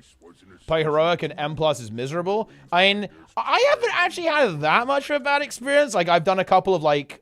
I've pugged... back in Season 2 of Dragonflight, my first season playing the game, I did a weekly Rashok pug because I wanted the Rashok weapon on my druid, and it took a long time to eventually get it, but I'm not gonna lie, it wasn't actually that bad. It was... You know, sometimes it was a bit scuffed, but it is what it is. But you know, these things definitely happen. But yeah, this is very true. Like, most MMOs are very solo oriented. Like, Retail WoW is trying to go in that direction a little bit more, I think, because of you know, they're doing delves and stuff. But yeah, it's actually very interesting. Like, Retail WoW is one of the least solo oriented MMOs out there. And here's a really fun thing, by the way, guys. Classic WoW is very solo-oriented. That's another thing as well that's also worth noting. Wooden Potatoes actually commented on this on his video when he was, I believe he did a comparison between Guild Wars 1 and World of Warcraft. And he actually remarked that Guild Wars 1 was very, very group-oriented and World of Warcraft was very, very solo-oriented. And that was actually a big advantage in favor of World of Warcraft, actually. Classic specific, well, vanilla, not even classic, right? Like, and I think that's actually a really interesting distinction to draw there. Succeed at all levels from the very beginning. Yeah. This strongly encouraged players who wanted to progress to join a guild or a clan or whatever it was called in that particular game. Yeah. And achieve their goals from a shared... You know, this is actually a really interesting thing. There's also... This is something that's co-evolved too. World of Warcraft, when it released, and I think this is true of... No, this actually is true of all classic MMOs. I'm not even going to say WoW here. Classic MMOs, the end game was not the game. Right? Right? The leveling was the game. You know what I mean? And that's how most people see it. That's one of the reasons why hardcore does so well in a lot of these games, like, you know, hardcore seasonal servers, right? The end game is not actually that relevant. What's important is getting there, right? Is making it to max level, right? And then, you know, many people then go on to, you know, get best in slot gear. But certainly when these games existed early on, nobody was raiding Molten Core, dude. Like, nobody was raiding Nax, right, in 2005, right? Like, that was a tiny proportion of the population. Like, I don't think I even got 60. Like, when I was, when I played, yeah, this is, guys, dude, how cute is this? My gameplay in Vanilla WoW was I was farming Kodos and skinning them. Well, I guess that's a bit fucked up. On my Tauren Hunter. And I farmed turtles in the hinterlands because I liked golden pearls. Like, that was my gameplay. And there was a dwarf... Dude, this is the legend, bro. Like, back in the day, there was this dwarf hunter. I believe he was called Hacky, okay? And he would always try and PvP me. And I'd fuck him up on my Frost Mage, bro. I was there, 9 years old, frostbolting this guy, polymorph his pet, and annihilate him. Send that guy to the fucking graveyard. But... he did kill me sometimes, because sometimes he caught me off guard when I was fighting a turtle, and then he got me. But I saw... it's actually crazy that I remember his name, though. Yeah, he's a dwarf hunter called Hacky, and he had a pet boar. Okay, how original, buddy. Unbelievable. But anyway,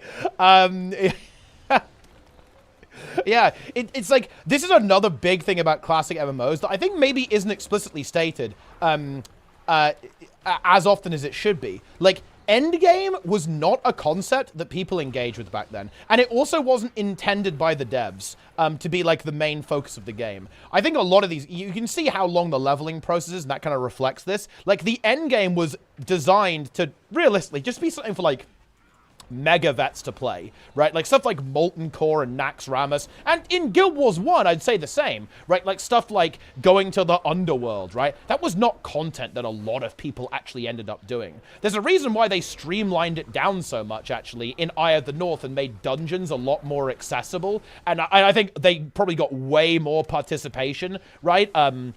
In dungeons because of that, because they're just a lot more accessible and kind of easier to get into, I'd say, than compared to something like Underworld that's kind of got some like pretty weird shit going on there. If I'm being honest, guys. Same thing with like the Deep as well in factions, right? It's kind of crazy shit. But yeah, endgame is kind of a new concept in MMOs, really. Like, classic, and this is, I think this is one of the reasons why people like classic MMOs so much, is because they are actually less endgame focused, right? Endgame is, in some ways, optional, right? Like, it's a lot more optional. And, like, you can have, like, a very full experience in some of these games, like old school RuneScape, Guild Wars 1, classic WoW. You can have a very rich, full experience without ever touching a raid. Right, without ever touching any of that stuff, really. Right, you can just like play the game. You don't even have to worry about like getting best in slot or anything like that. You can still have a very full experience without any of that. So that's like I think another really interesting distinction that you see in more modern gaming. And by the way, I have to say this. I want to move on because I want to keep listening to the video, and I've completely derailed here. But I do have to quickly say, some of that is social because more information so people know this stuff, so you might as well go for it, right? Like, it becomes then, you know, people are goal-oriented and efficiency-oriented. And you can see that reflected in the fact that, yeah, guess what? People min-max the hell out of these games now. Because, again, player mentality and player behavior has obviously changed over time with the availability of, like, social media, information, like, more video content, right? Like guides and all that kind of stuff that we talked about before. So it's not like just the fact that the games are designed differently. It also is that player behavior has changed. But those two things have kind of co-evolved there as well. But anyway, moving on. Common interest. This acted as a filter. People who, for whatever reason, would not or could not be somewhat social found their progress blocked, and they left the game and the genre. As time... Ooh, that's interesting. I guess so. I guess a lot of people go like, yeah, I guess that probably did happen a lot. People would kind of... I think a lot of people wouldn't even make it to max level, though, right? I feel like people maybe... I don't know, maybe I'm reading this wrong, but my interpretation of what would happen in, like, older games is that people wouldn't even be entirely aware that their progress was blocked to an extent. You just kind of go like, oh yeah, I kind of got to max level. That's pretty cool, right? Like, what now? And I think a lot of people weren't even aware of that stuff. Like, okay, so here's another classic story. I don't know how this happened, guys, but, oh, I do know how this happened. So I joined a raid in Vanilla WoW when I was 9. I didn't know what a raid was. I was just playing on my Frost Mage because based.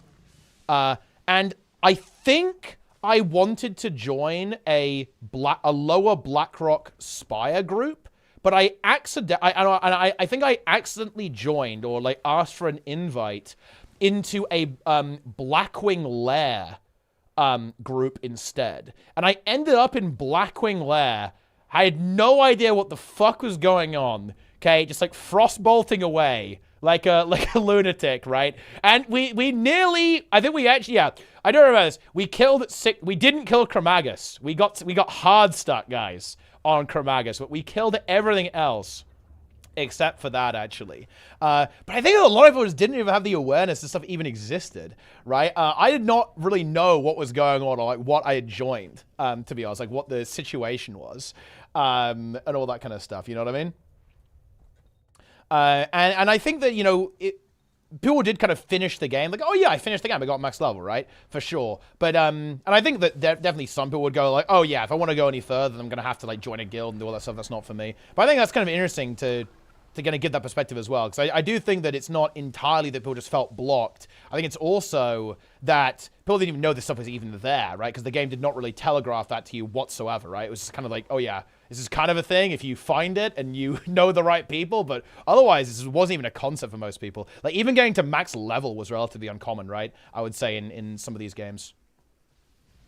Time passed, the games evolved more content that was added to cater to players who were both uninterested in group play and also had limited time, as forming groups for content does eat a lot of potential play time for time-crunched players. It's true. Today, an MMO that doesn't allow full or nearly full progression to essentially solo players would be financially unthinkable. You know what's funny? Dude, you know what's funny about this?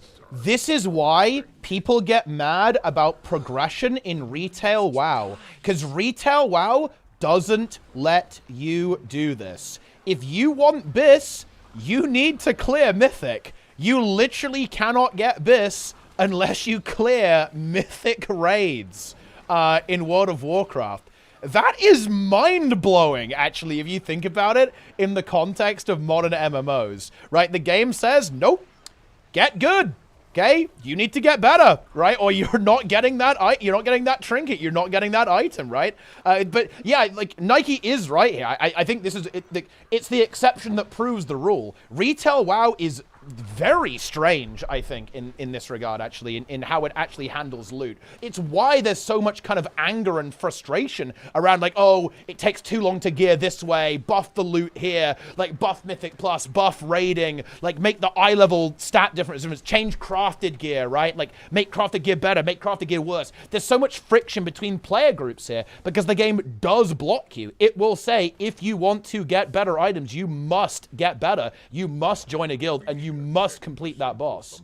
Pretty interesting. MMOs survive regardless of their monetization strategy by having a critical mass of players, which means that they cannot survive without, you know, the denigrated groups of casuals or asocial players or time-crunched gamers or any other niche of player who isn't interested. There's a reason why WoW is added delves, because they want those players. They want those players to be happy, right?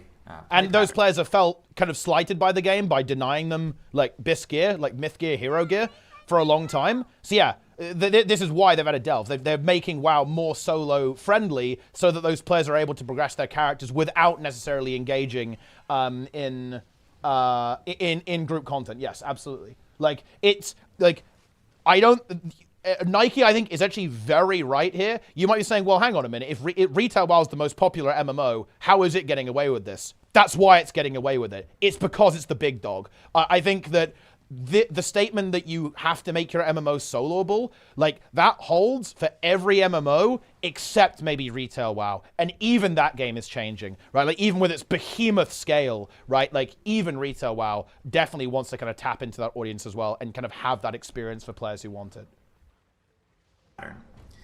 For better or worse, this is a hard financial reality, and any new MMO that doesn't throw a bone to these players is likely dead on arrival, no matter how good the game is in other regards. Yeah.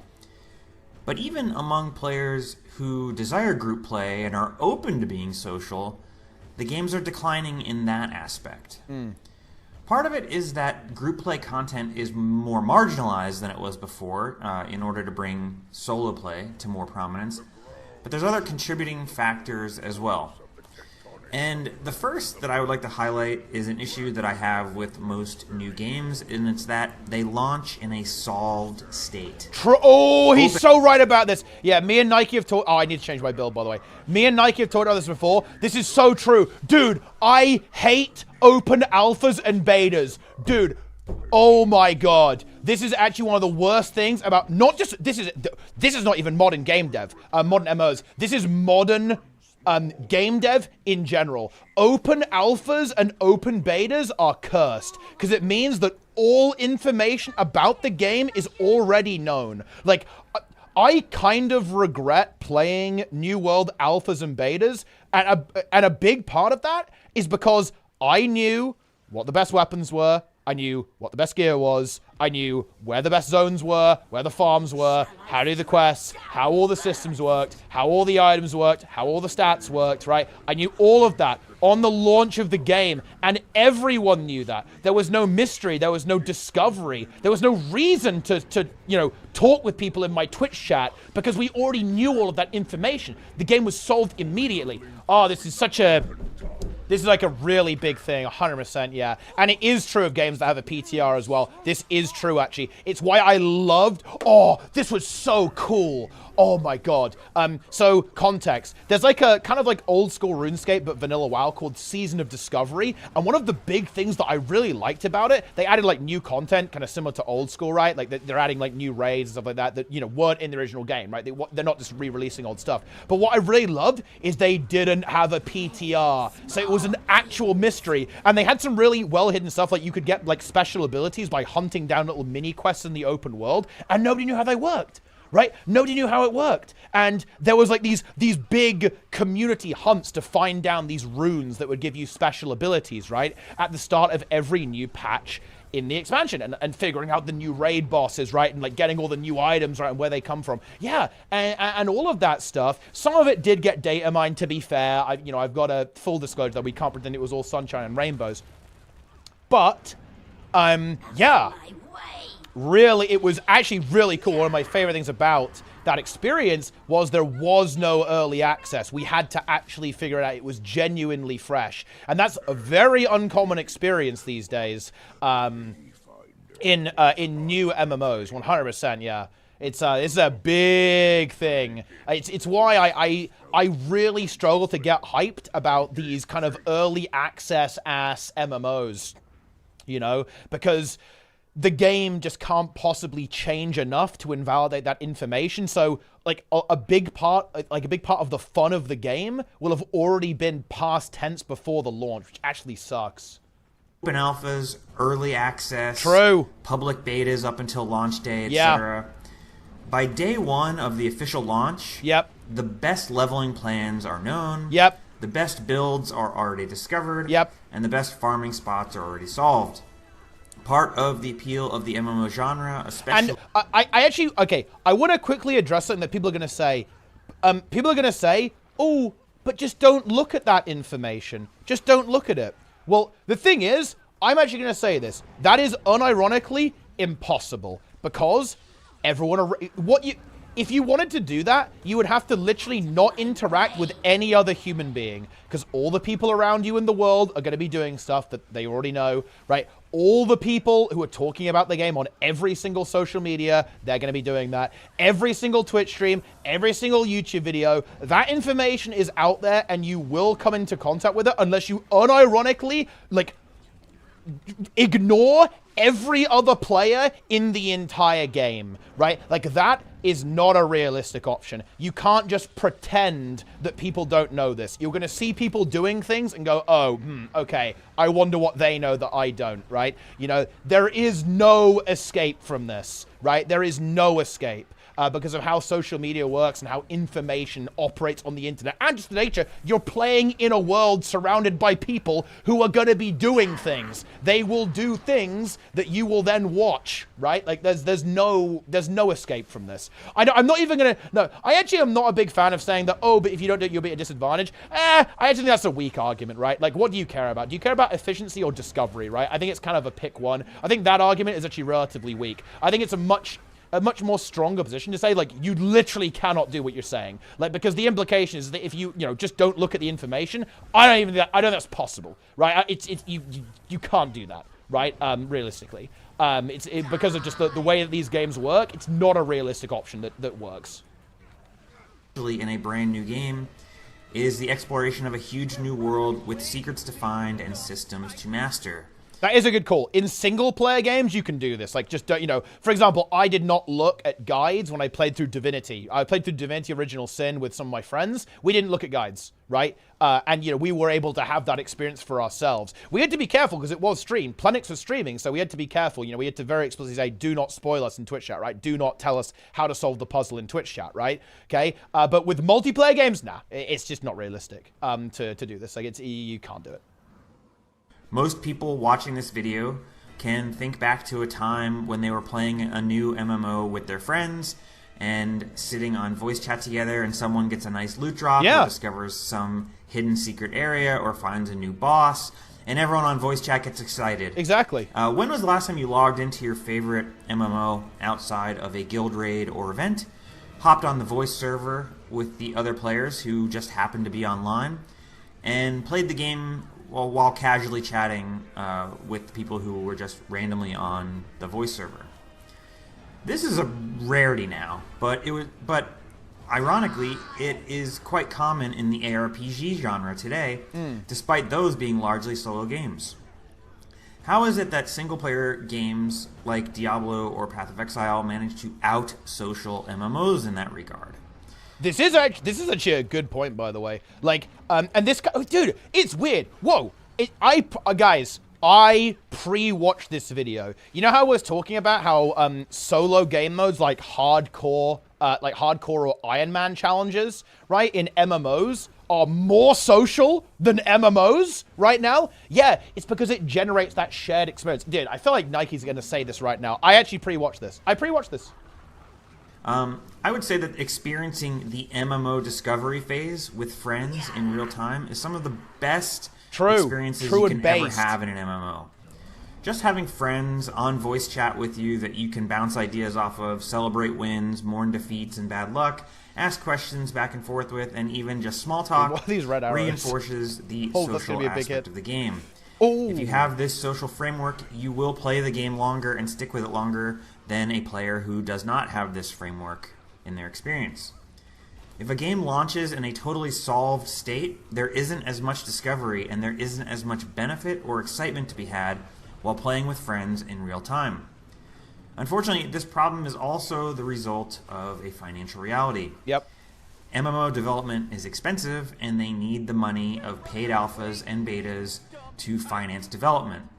So in a sense, they are trading the excitement of launch for the money during alpha. The second aspect is that MMO... This is kind of a thing, yeah. Like, this model... game dev is very expensive, and the scope and scale of games has kind of escalated over time, whereas, like, prices, like, box prices haven't really increased that much compared to, like, the escalating cost of stuff, so this is true. Like, funding a game, and considering how big people expect games to be these days, especially these MMOs, like, if you're going to make an MMO, like, this sucks if you're an MMO dev, but you are essentially competing against Blizzard and Square and ArenaNet, right? And Jagex, if you're making a new MMO. So, yeah, you've got some pretty heavy hitters there that you've got to compete against, so good luck with that. So, yeah, it's actually very difficult to do that, and you need a hell of a lot of cash to make that happen. In-game economics and loot systems have had the excitement drained out of them over the decades. There's very little random loot in MMOs anymore. Pre-vanilla WoW, loot was much more random, and you could either grind or farm specific bosses or events for drops. With World of Warcraft, loot and gear progression was much more on rails, and subsequent games and updates have furthered this trend. There are legitimate balance reasons this is so. A low-level character killing a trash monster in the very first zone of the game and having it drop the best item on the server is a big problem for an MMO where players demand game balance. But yeah, what he said there is the absolute big thing. Like, games these days are expected to have balance and competitive integrity, right? And you cannot have random progression or overly random progression in a game that is expected to have balance within it. This is actually a very subtle point, but it's very, very true, actually. Like, if you are expected to get that gear, it needs to be realistic to obtain for everyone. Which, by the way, actually makes it kind of soul-crushing and also simultaneously boring at the same time. This is a very big problem with modern reward structures and modern loot systems, is that loot ends up being routine and not exciting because you're expected to get the item. It's not, am I going to get the item? It's, when am I going to get the item? And if is way more exciting than when. When is boring. It's like, oh god, I've got to do this dungeon another like 17 times. We got to get to the end, right? We got to get that done, right? Whereas if you're playing like a game where ultimately balance is not a big thing within the game, right? Like, particularly because the games are easier. Like, a game like Vanilla WoW that was referenced here, it's a very easy game, right? It's not challenging at all. Realistically, is it the end of the world if you don't get, like, the sickest best in slot? Not really. You'll still be able to, like, obliterate the content very, very easily. But that's obviously an entirely different thing. You've got, like, tightly tuned encounters in modern MMOs that have DPS checks, healing checks, tank checks, all that kind of stuff, right? All of a sudden, it becomes way more important that you're able to deterministically gear your character and make progress. So yeah, competition and balance have actually had like some pretty negative consequences, right? Actually, for MMOs, right? Like in terms of like the way that loot and rewards work, for sure. There is a trade-off to be made for game balance, and that's excitement. True. Loot in modern MMOs is boring. The reward structure in virtually every MMO encourages people to raid log. On the micro level, this means log in, clear the raid, log out until raid reset, and you can get your rewards again, or roll for your rewards again. On the macro level, it's log in when a new content patch drops, farm at every reward reset until you have all the juice squeezed, and then log out until the next balance patch, or the next content patch. Beyond game balance, there are economic reasons games do this as well. Rather than try to fight this trend... I think the reason why people raid log is actually... I'm not sure it's necessarily to do with the reward structure. I think it's actually more like a side effect of the game becoming less social. Because I feel like, you know, rewards have always been time-gated to an extent, right? Like, you know, you've got your raid lockout. That's like a tale as old as time, right? I feel like a lot of raid logging happens because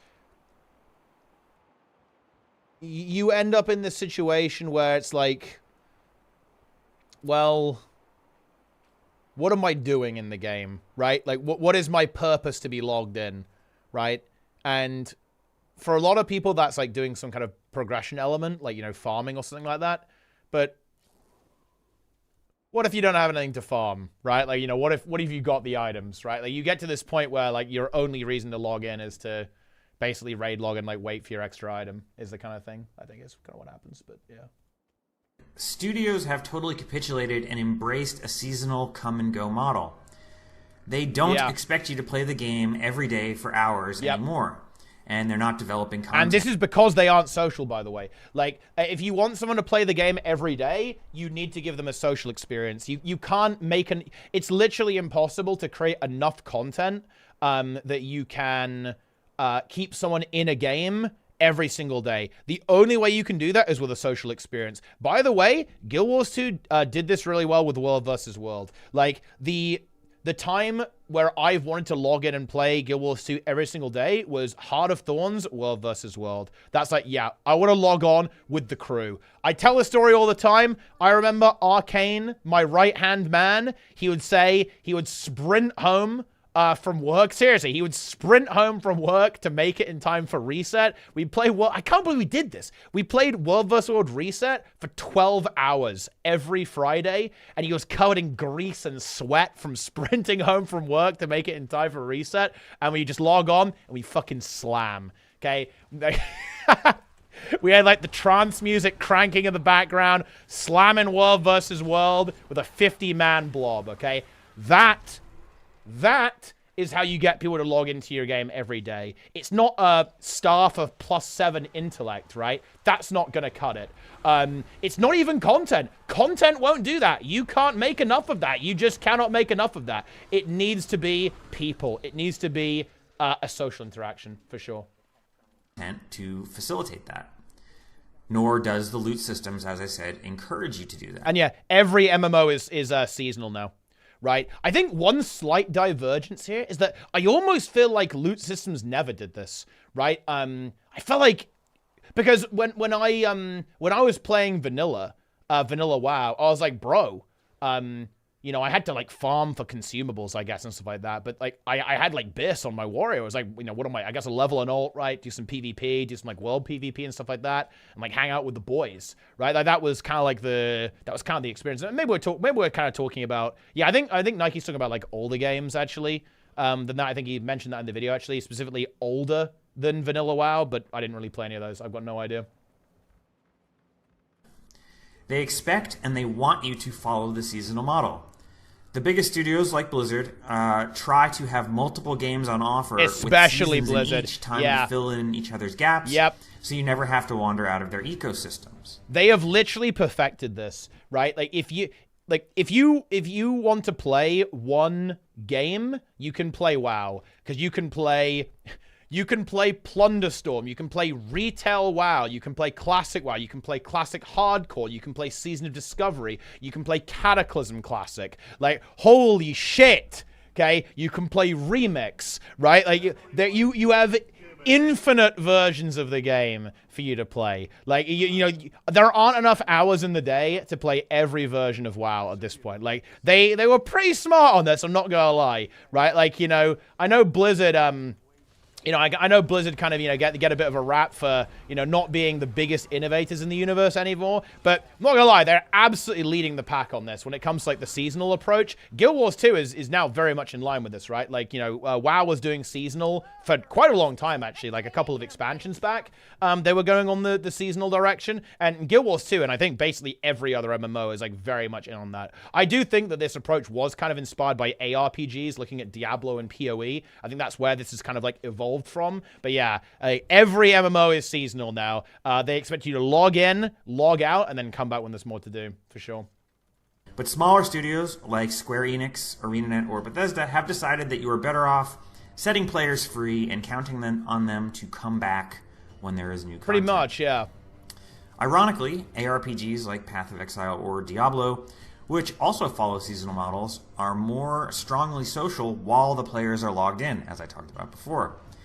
Because of the expansive and systems-heavy nature of these games, combined with the exciting loot and near-infinite progression, being on voice chat with friends while playing, even if you're not playing together in-game, has a ton of value, much like it did in the past days of the ARPG genre. I'm sorry, the MMO genre. This is also evident in content creation. ARPGs tend to have a much larger Twitch presence than MMOs relative to the size of their player base. I really feel like something about this is that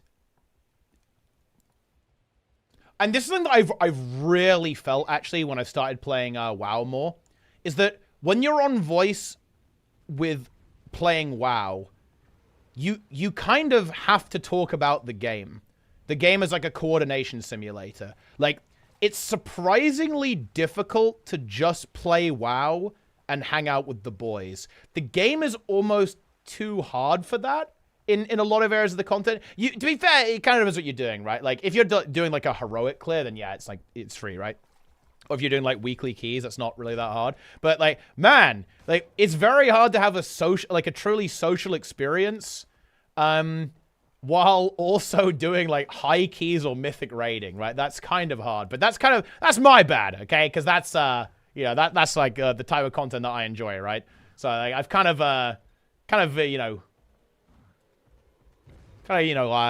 dug my own grave there on that one, I suppose. If people playing an ARPG aren't on voice with their friends, they are likely playing while watching a Twitch stream on the other monitor that acts as their pseudo-social structure. Yeah. Additionally, the MMO genre adopting ARPG seasonal model reflects a growing trend of ARPGization of MMOs. True. In a sense, the newest MMO are much closer to a Diablo game than they are to classic WoW or EverQuest. The two genres are homogenizing in a very real way, with some ARPGs moving to add dedicated group content as well as open world content with multiplayers online in the single map or shard or instance or whatever. And MMOs are adding more single player procedurally generated endgame content. The final barrier separating these genres is a very thin wall indeed, and that wall is that ARPGs have economic and character resets each season, while MMOs are effectively permanent character progression. My prediction is that in 10 to 20 years, the reset versus permanent distinction will be the only distinction remaining between these two genres. Random loot with economic resets versus loot on rails and permanent progression is the downstream of that. And it will mark, like I said, the only difference between these two genres. I think the economic reset thing is really important because you have to, if you want to do a seasonal thing, you have to have some type of reset, right? And that's exactly what, yeah, that's kind of something that you can do with expansions, right? Like, expansions in some ways are economic resets. Guild Wars 2 actually struggles with this. There's a reason why Guild Wars 2 struggles to make expansions rewarding. It's because you use the same materials. Right? Like, it's not like, oh, it's why, for me, every patch in Guild Wars 2 doesn't feel rewarding. Because I've already got thousands of Mystic Clovers, thousands of gold, thousands of Ectos, tier 6 materials, all that kind of stuff. Like, there's nothing for me to actually go after. I've already got all of it. Right? So yeah, economic reset is actually pretty important, I think. Like, introducing like new things for the player to go after, right? And to essentially like have to grind and farm and so on. I think it's actually very, very important, for sure. Oh no, it's not even a pseudo reset, Nike. It is a full reset. You do the in retail WoW, you do the full progression cycle every season. Like, every season, you do the open world farming, you farm the rares, you farm the rep, you farm delves, then you do normals and heroics, then you're going to do mythic zeros, then you're going to do mythic plus, then you're going to do normal, heroic, and then mythic. You will do the exact same cycle every single season. I fully expect, from a gameplay and content perspective, they will be virtually identical in almost every way. What does that mean? The financial reality is that a modern MMO is just more expensive to develop and maintain than an ARPG. It will become increasingly hard for studios to justify the development of a more traditional MMO when the players increasingly demand ARPG-like gameplay. As I said at the start, MMOs are not dying, but they are evolving and perhaps evolving into something very different in appearance from their origins. There is a lot more that could be said on this topic, especially how PvP and MMOs, which used to be important, has become largely irrelevant due to the existence of MOBAs. PvP for MMO developers was a godsend. It was a... Well, the way they do the reset now is that they have, like, every expansion, the currency becomes legacy, right? So basically, you only get ancient coins. Oh, wait, these don't... Wait, do these go away? How does this work, actually? Oh, no. Yeah, these don't go away, but they kind of have a reset, right? Like, all of this stuff is going to give you ancient coins when the next expansion comes out, right? It's like the new thing is going to be there. So they have kind of like a framework for that. But yeah, adding more stuff is weird, though. Like, adding infinite currencies is scuffed as hell, right? That's the problem. Because it ends up incredibly bloated, right? You have to kind of, like, get rid of shit. It gets a little bit out of control. Cheap to develop endgame that gave players endless replayability, and a large percentage of the game population participated in PvP. Now, PvP is played in most MMOs by a tiny minority, and the studios cannot lean on cheap PvP and are forced to spend huge amounts of cash developing a PvE-centric endgame. But that's perhaps an idea for another video to go further on. Suffice it to say, the social aspect of MMOs loses all value and importance, and if that's the case, what's the point of the genre existing? Oh, shit. Anyway, guys, that's it for me. Thanks for watching. Please leave any comments you had below. I would like to hear what you have to say. Reform is joining. And I'll see you next time. Yeah, I mean, no, I definitely agree with that. It's a fat video, to be honest. It's a fat video. It is a problem. It is a really, really big problem. But I do think that there are solutions out there. I think you really have to lean on the... You have to lean on stuff like hardcore and challenge runs, like social experiences like that, in my opinion, is how you want to do it. Improving social features in the game, I think, is pretty important as well. But yeah, and certainly try to conceal information, like try to hide information as much as possible, like from your player base, like avoid stuff like PTRs, avoid stuff like data mining. Well, it's hard to do, to be fair, but, you know, do your best. Avoid stuff like alphas and betas, you know, so that information like is actually kind of locked down, so people have to discover it. So there's like a couple of things that I think can be done, and I think studios are actually kind of wising up to it. Like we see, well, the ones that are crowdfunded, not so much, but I think in general, like a lot of studios are realizing that this stuff is important. I think kind of, anyway. Yeah, especially with the seasonal stuff. I think the seasonal stuff is probably going to help out a little bit as well. Seasonal gaming, guys. Seasonal gaming.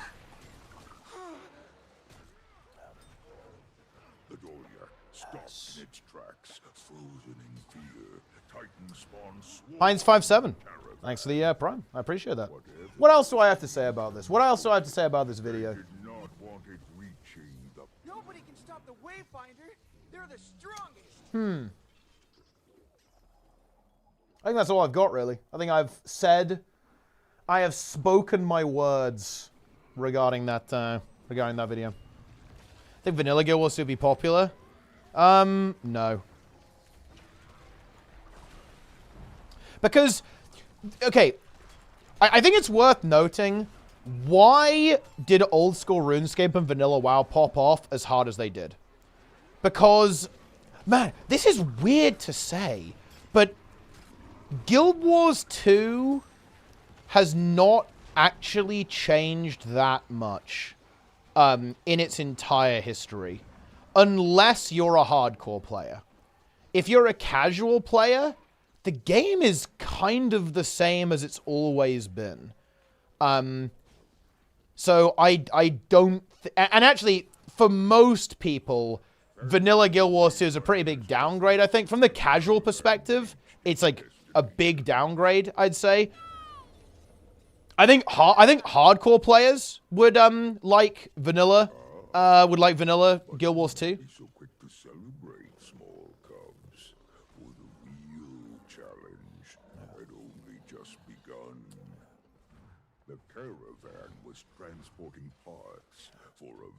I'm not gonna lie, I do like it when games change, actually. Like, I think games changing is good. I'm a little bit, I'm, you know, change-pilled on this, guys. I like it when games evolve and change. I think it's exciting. Like, I like when the game is kind of pushing the boundaries and trying new ideas. Is a Z content wasteland?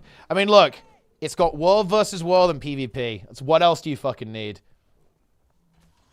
Which version of Guild 2 you enjoy the most? HOT? Not even close. HOT, yeah, by far. HOT was just the fucking best time in this game. Not even close. Like, for me, HOT demolishes every other expansion. Not even a tiny bit close. An Astral Ward lieutenant approached the Wayfinder. Her name was Visha Foalraiser, and she was the inventor of the tech drive thumper.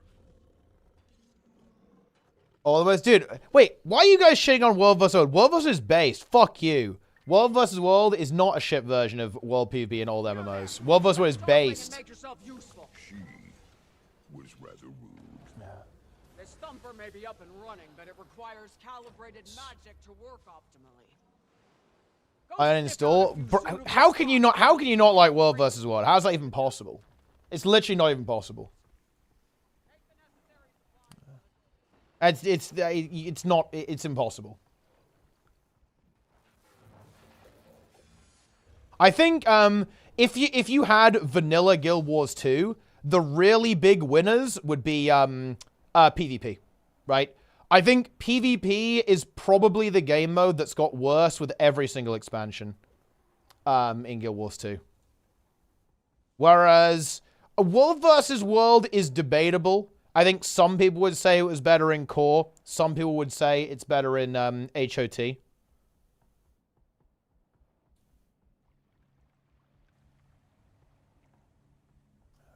And PvE, I think PvE broadly speaking has got better, kind of. I would say that I feel like it's gone up and down. I do think that combat design in this game is significantly worse than it used to be. But obviously the content quality has increased, I would say, over time, unless you play Fractals, in which case it's unlucky, I guess.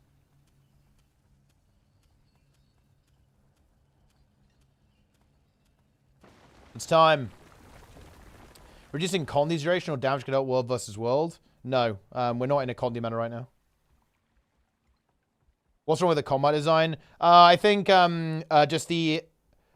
how spammy and overloaded and power crept like every button in the game is. Broadly, is like the broad strokes. Cooldowns way too low. Abilities do way too many things. Perma boons in PvE is absolute brain rot, horrible. And yeah, same in PvP really. Like and World versus World. Like way too many boons, way too many conditions. Abilities do way too many different things. Cooldowns are way too short. All that kind of stuff. But if allowed to grow in number, they could overwhelm the camp. Potentially. Doesn't affect the rest of the game. Dude, I mean, the thing is, World versus World, look, the meta right now in World versus World is fucking horrible, okay? Like, that statement is true. I'm not going to try and defend the World versus World meta. But, look, World versus World is fun to play. Nothing else matters. That's it.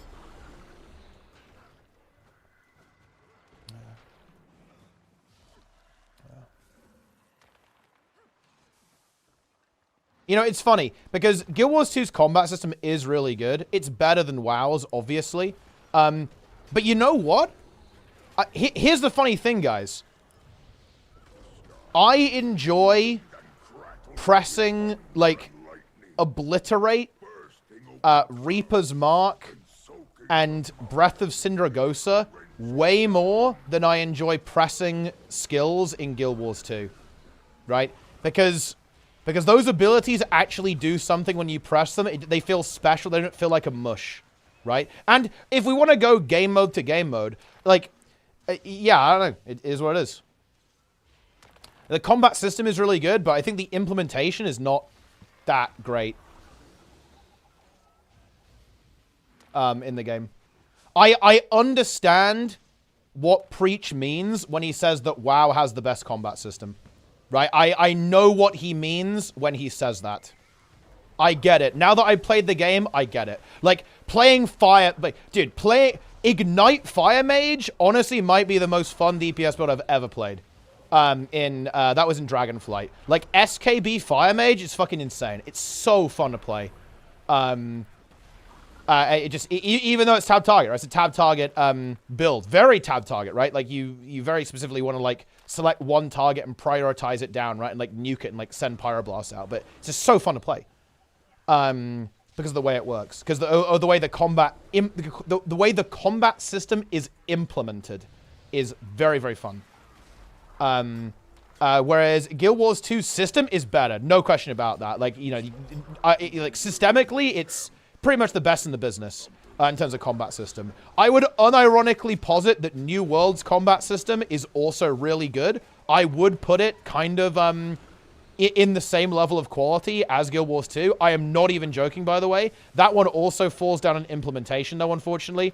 But I actually really like New World's combat system. Just a shame, you know, implementation again, questionable. But the implementation of Guild Wars 2 does let it down, I think. Despite having a superior system to other games. Favorite world vs. world meta? Absolutely the degenerate Selly blob in HOT. Shattered Aegis, Celestial Guardian, another Guardian, Heal Tempest, Condi Rev, and then Selly Reaper. That's it. Fucking peak fucking gameplay, dude. Was free of the Titan's minions once more. Yeah. The Thumper was peak gameplay.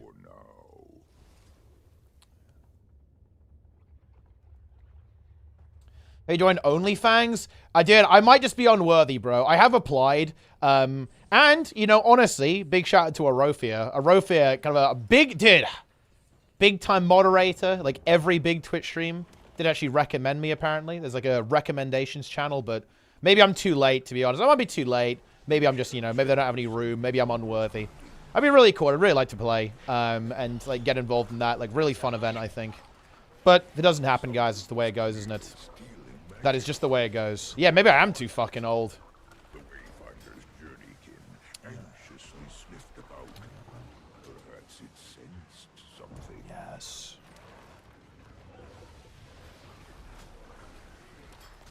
It's time. Log in.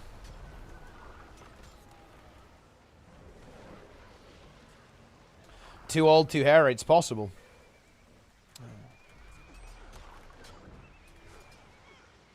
And yeah. Oh yeah, I ignored YouTube when I was reacting. Yo, shout out to YouTube, guys. What's going on, YouTube? I see you. I can see you. And honestly, Twitch chat sees you as well. A boba.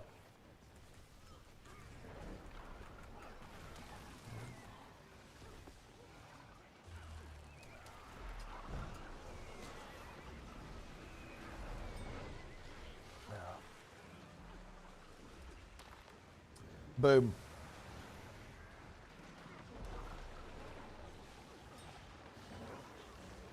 Not enough drama. Well, look, should I just cheat? Is that what I should cheat in hardcore. I can get in. What's your age? I'm 28.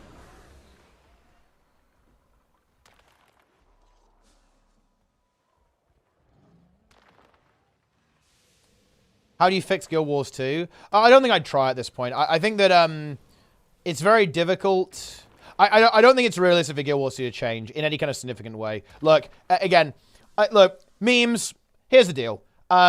Guild Wars 2 is basically in... It's incorrect to say maintenance mode. It's in efficiency mode and sustain mode. Guild Wars 2 is basically at the time in its lifespan where they want to maintain the audience, keep making content that the players enjoy, and then the money from this game is funding their other projects.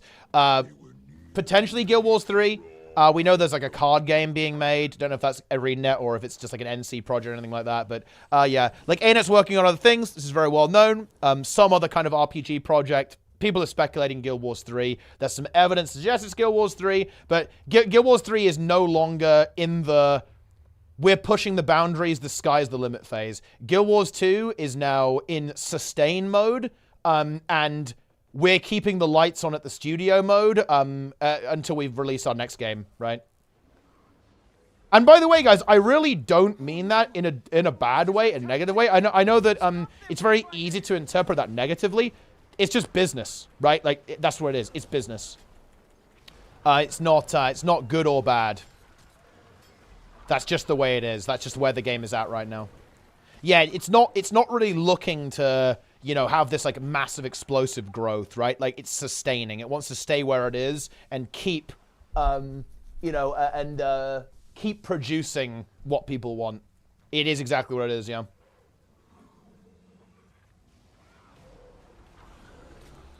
Drop the Guild Wars and start fresh with a new IP. Honestly, I don't know. Ask a marketing expert. I've got no idea if that's the play.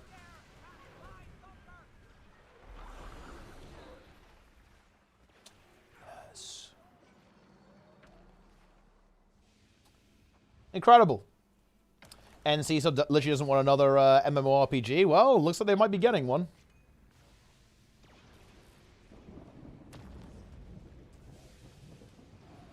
I don't think raids will be a focus. To be honest, I think Wing 8... I mean, like, maybe Wing 8 just didn't really cost that much dev time, to be honest, because it's like very heavily reused stuff. So maybe it's fine, but not a lot of people are playing Wing 8 compared to like the population of Guild Wars 2. Like, Wing 8 to me is still kind of a baffling decision.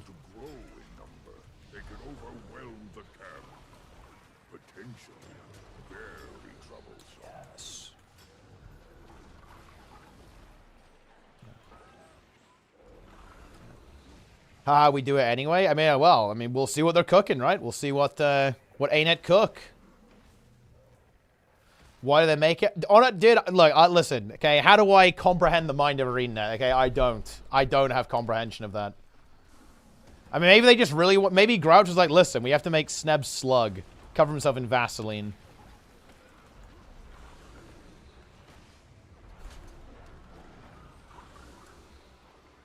The Slug. And look, we've already seen it strong when I mean, Sneb lubed up the other day. Covered himself in slime. Did Awesomeness has 40k AP. That means he'd get kicked from my pugs. If you see someone with 40k AP, I think you guys know what that means. It means they're probably a noob.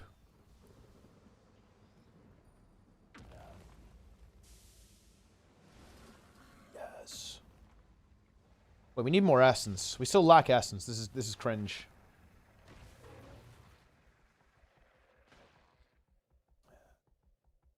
You're in life stacking sigil? I'm on my world versus world build, bro.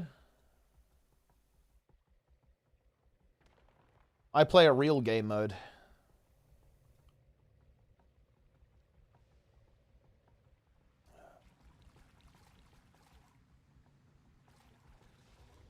Let's take a look. Wait, is this Sneb's most viewed clip? That's what I want to know here. Clips. Very nice. It is by far his most viewed clips. 13k views. Man gets smothered in Vaseline by wife. And then also 10k views, the Salt Slug. Yo, dude, Chomp, you rated an incredibly unusual time. We were talking about Sneb getting covered in Vaseline. Shout out to Chomp. Give me a Chomp 3 party in the chat. Every single day of my life, I am Chomp 3 party. Specifically 3, not just Chomp Party, Chomp 3 Party exactly. I saw it live, it transformed me. That's understandable. Like, it is one of those things that when you see it, you're never going to be the same again.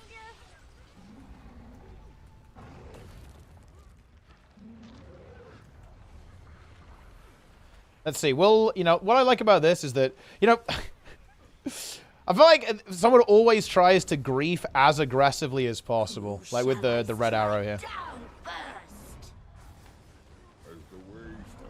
Only slugs. Sneb Slug.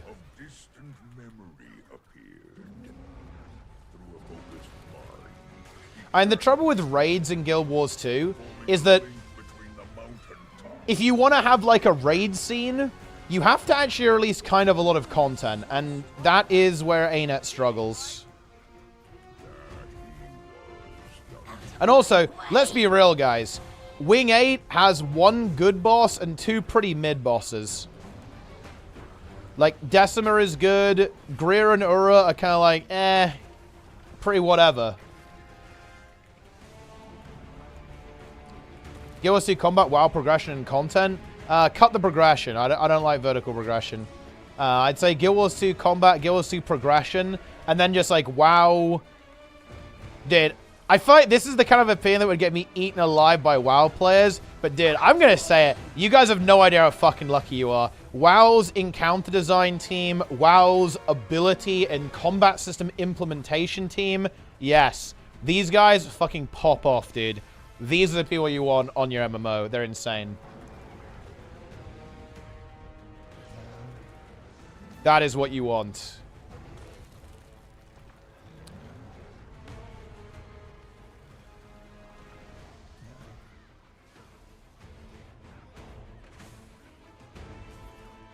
Yes.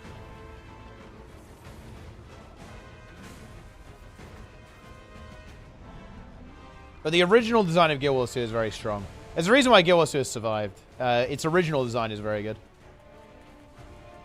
If it was worse designed, this game would be unbelievably dead. Holy shit. In fact, I actually don't think there's any other MMO that would have survived this. I guess Final Fantasy kind of did, but I would actually argue that in some ways Guild Wars 2's was worse. Like, it was fucking rough, okay? Guild Wars 2 had a rough time, you know, over its history. Oh, you can just pick and choose the parts to make it seem like bad takes me. It's anti-art. Well, I mean, it's more of like a philosophical question, really, I suppose. But I'm not sure, actually, because, you know, I think that taking ideas and kind of combining them in new ways, that's kind of like, it's kind of what art is in a way. And, you know, Guild Wars 2 for me was, it is almost the perfect game. It isn't anymore, but, like, HOT... that was, like, the perfect game for me. Pretty much. Like, that was, like, holy shit. This is it. PvP was insane. World versus World was really good. PvE was, like, good as well. Like, that was it, dude. That was, like, literally the perfect game for me. And then Path of Far came and fucking crushed my hopes and dreams. But that happens, I guess. Unlucky.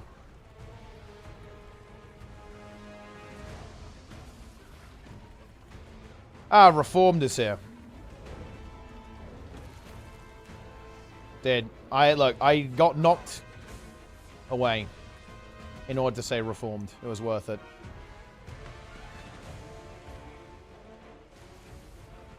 What were we with Path of Fire? I guess the really big fundamental thing was that's when the content issues really started to kick in, and also some of those brutal fucking power creep in the entire fucking game. More perfect than StarCraft 2? Not as perfect as StarCraft 2. Like, StarCraft 2 is probably the game that I align with the most mechanically. But Guild Wars 2 is really fucking good, for sure.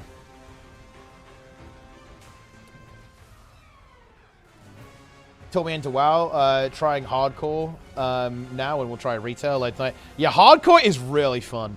Like, you do have to...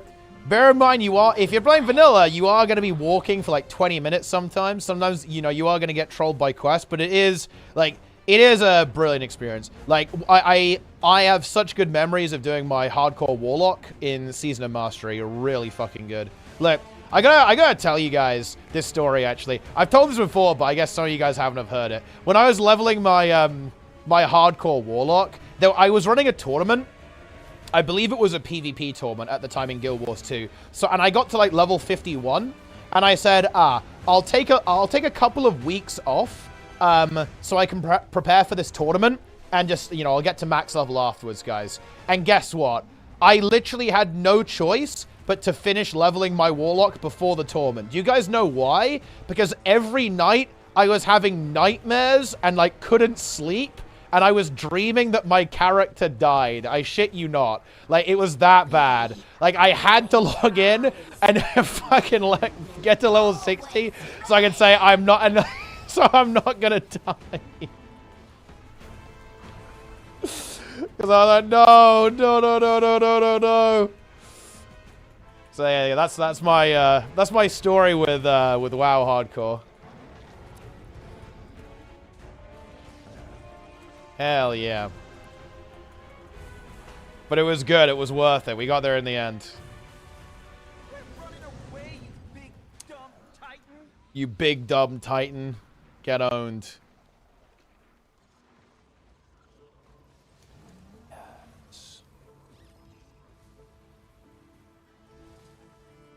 Would you play a hardcore Guild Wars 2?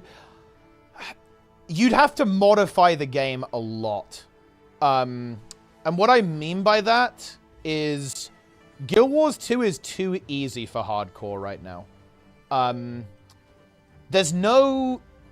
the world is not dangerous enough. I think in core Guild Wars 2, it would have been a lot better because you just were nowhere near as powerful as you are now with elite specs and mounts. But even then, it would have been kind of easy because you just...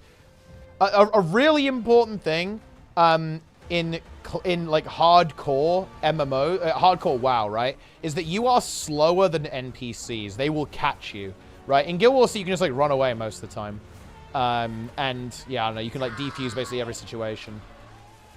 Hardcore HOT. The weird thing is, I'm not gonna lie, Heart of Thorns was hard for game journalists and people who had green gear on, but I'm gonna tell you guys a secret, it wasn't that hard, okay? I played Ellie back then, that was my main, and I didn't struggle with pocket raptors. Let me put it like that. You just put one lava font and they all died. Like, it really wasn't that hard.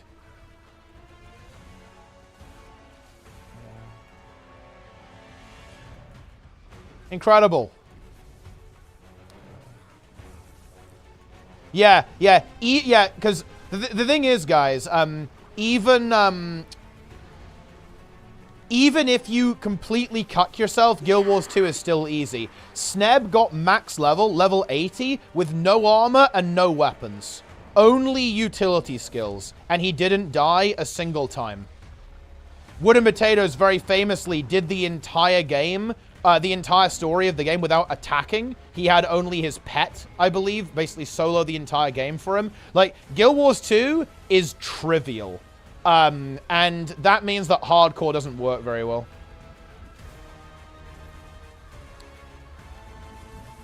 Opportunity to make mistakes. Yeah, and I think that your mistakes don't get punished in Guild Wars. That's the issue.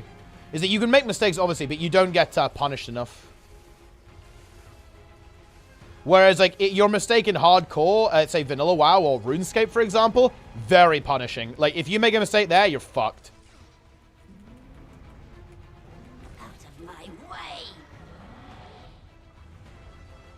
And I feel like it actually is the risk of I think it's not you're put into an unimaginable situation. I think the point of hardcore is that there's a risk that you might find yourself in a very difficult or even unmanageable situation. That's the risk, right? Is that you'll make a mistake that you either will...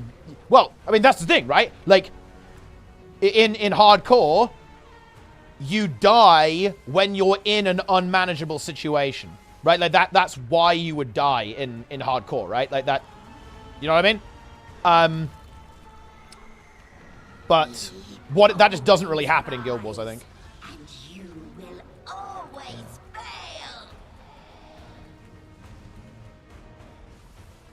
fail. Did I die in HC? I played very, very safe, and I played Warlock, the easiest class, so I didn't die, no. But I wanted to not die, so I didn't do anything stupid. And again, I very specifically played Warlock because I thought it was the best class to play. Or the easiest to not die on. It has self-healing. You have a pet that can tank for you. I was playing the Drain Tank build with Succubus. Because I'm a Kuma. But anyway. It has very good damage. It can handle multiple mobs. You've got Fear. You can CC stuff. It's pretty OP.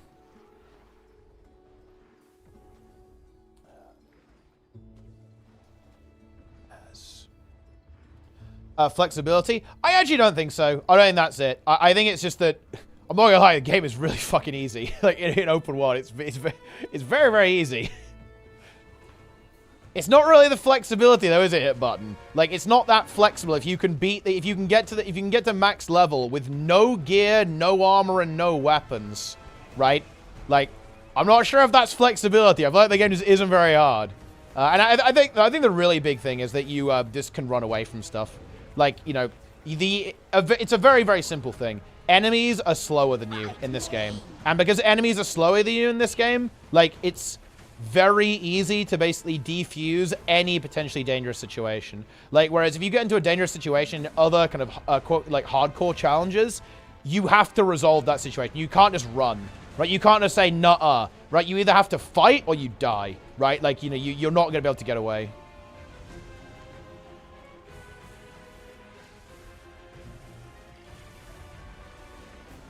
You guys all don't have the same game rules as you? Well, I mean, look, raid bosses don't. Like, that's kind of the nature of bosses. Like, there's a reason why Guild Wars 1 struggled to make a challenging boss. Because the bosses have to play by the same rules in Guild Wars 1. It worked pretty well for Trash, actually. I think the Trash in Guild Wars 1 was pretty cool because they use the same abilities as you. But bosses really struggle with this. There's a reason why Doom is kind of a joke in Guild Wars 1. Because he basically has to play by the same rules. And they let him cheat as well. There's like monster skills and stuff like that.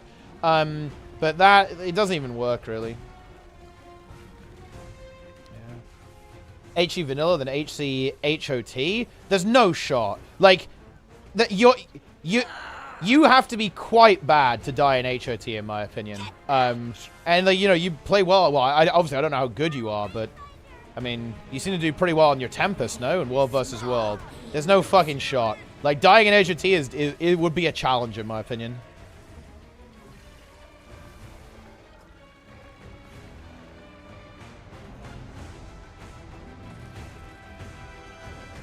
Yo, Planets in the chat. Fungus leader. I will never lead World vs. World Fungus. My goal is to mentally break Plenix, forcing him to quit the game.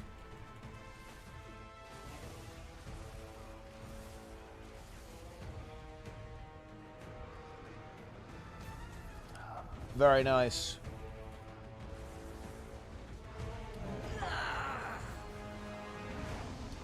That's how it is. Dude, 20 convert. Dude, I'm converging. I'm converging. My goal is to mentally break Plenix. Daily. Thanks, Reform, for title. Oh, shit. Yeah, dude, look. Shout out to Reformed. There we go. I'm doing it.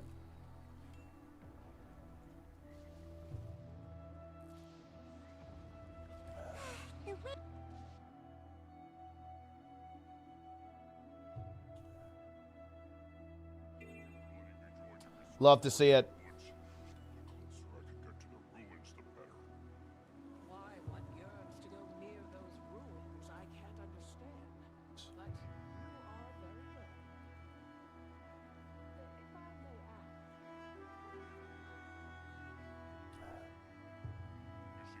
They tried how they nerfed Decima. Yeah, I guess they did nerf Decima pretty hard. I'm doing this world boss now, guys. It's time. Log in. Is there a map, actually?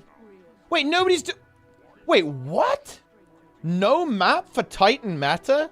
Bro. Look, I honestly hate to say this, guys. I genuinely hate to say this. We need Community Month. I have to bring Community Month back. Guys, I'm bringing Community Month back, dude.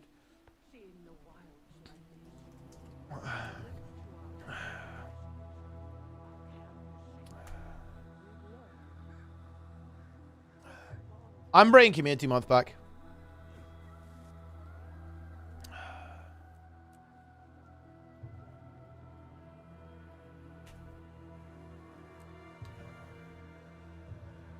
Yeah. Because this is unacceptable. This is honestly unacceptable, guys. The fact that people... Why do people not like this meta? I don't even get this. Am I the only player in the entire game that doesn't hate Titan meta? This one's pretty okay. I like Greer.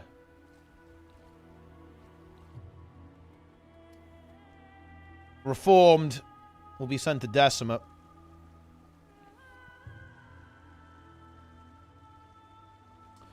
I can't find any training party. I have to make a queue in training mode. I mean, honestly, I'm going to tell you something that's going to blow your mind. Well, I can't actually show you. If you advertise your squad, you will find people pretty quickly, right? You don't need someone to tell you what to do, right? Like, you don't need that. You are more than capable of figuring it out yourself and blasting, okay? You can always just join regular groups and just say, like, hey, I'm new. Do you guys mind? And they'll probably say no. Well, that was fucking blast.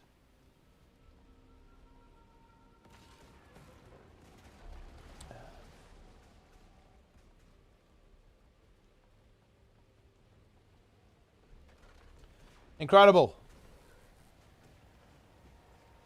Too hard for peepos? Okay, guys. Chat, I want your personal experiences. When you guys do this meta, what percentage of the time does it fail?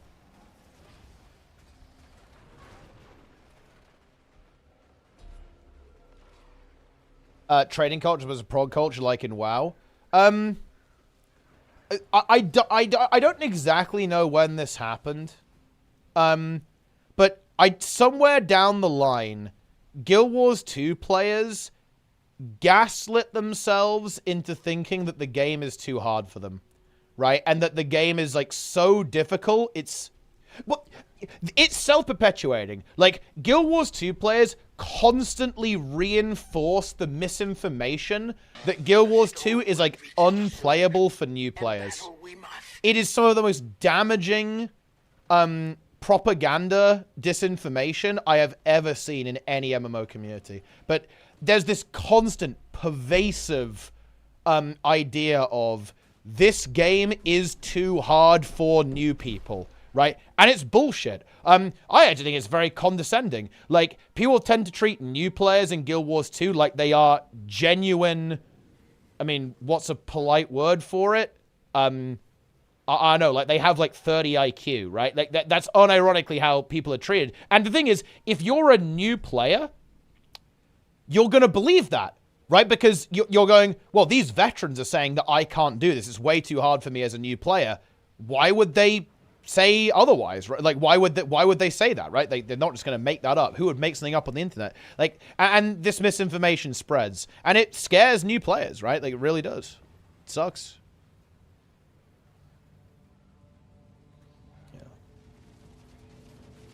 I never see it fail on a participate, but it isn't too uncommon. Time it didn't be 1 minute. Meaning, if I wasn't there or someone else wasn't, it would fail. Yeah, this is true, actually. This is true. Like, you know, you easily can solo carry a meta event if you do good DPS. It's actually true.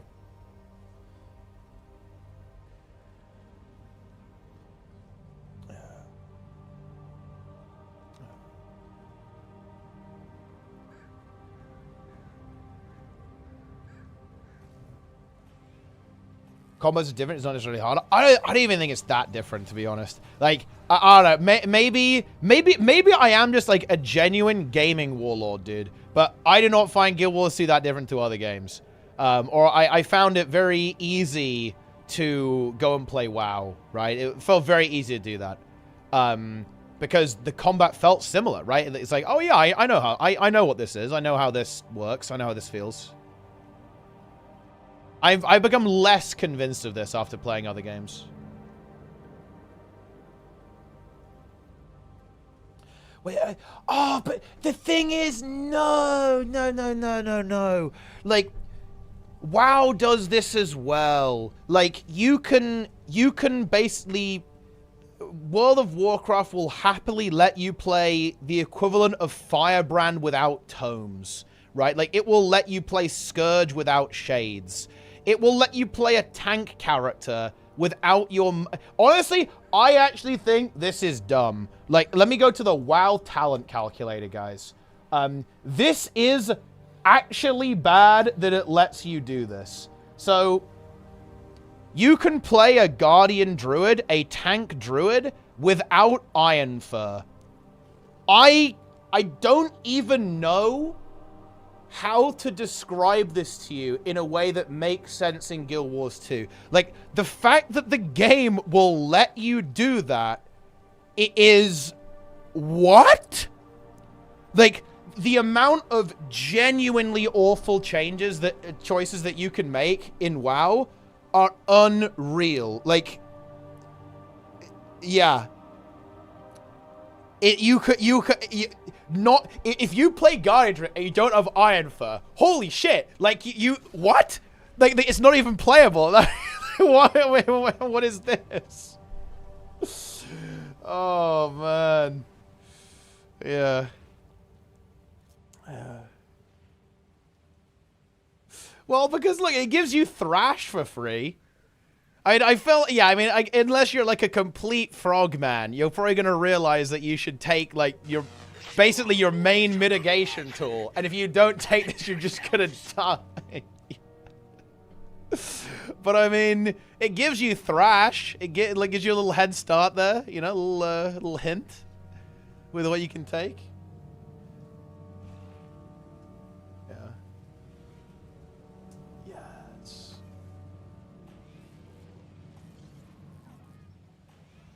Incredible.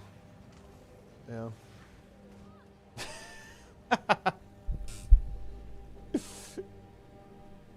Incredible.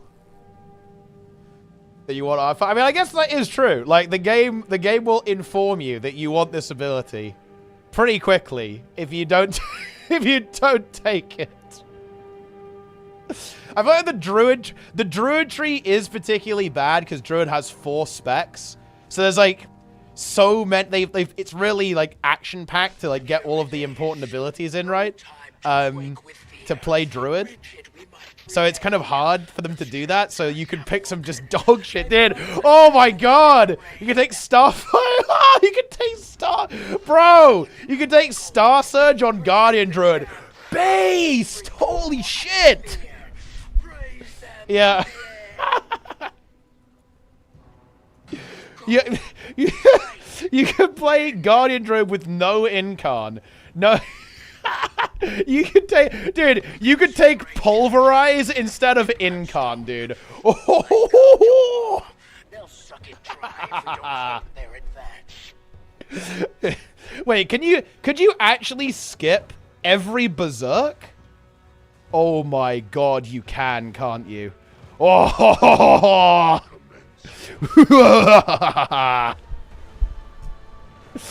Oh, wait, actually? Yeah, you can. We can go through the middle. Yeah. Yeah.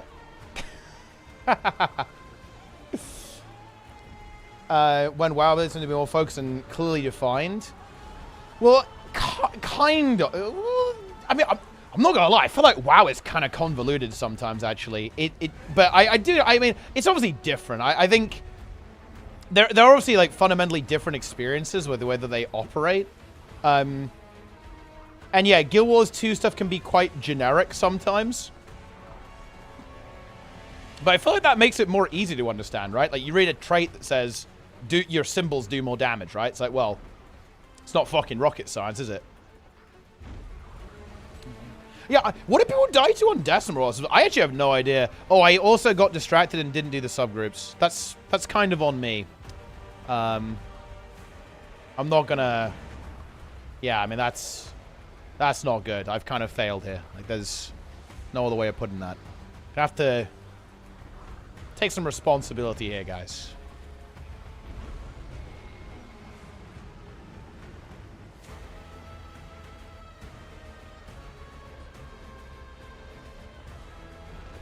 Core Mesmer. It's probably a little bit late for this, but we do what we can.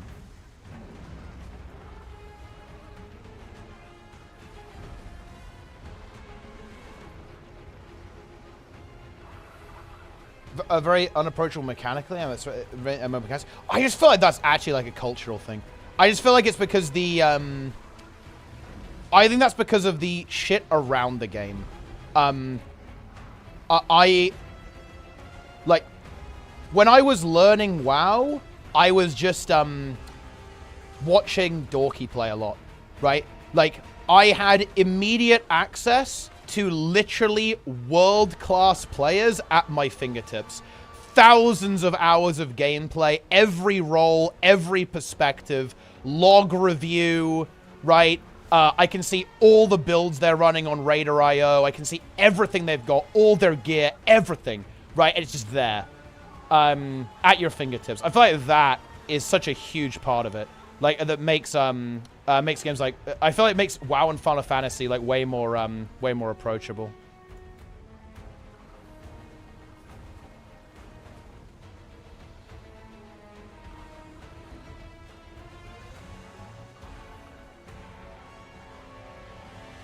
That's kind of my take, anyway. Yeah, it's sort of like raid bots, right? Like the sim your character, bro. Let me sim that real quick. Reminds me of Spin, going like, oh yeah, let me quickly change my enchant and like resim my gems between pulls. Classic.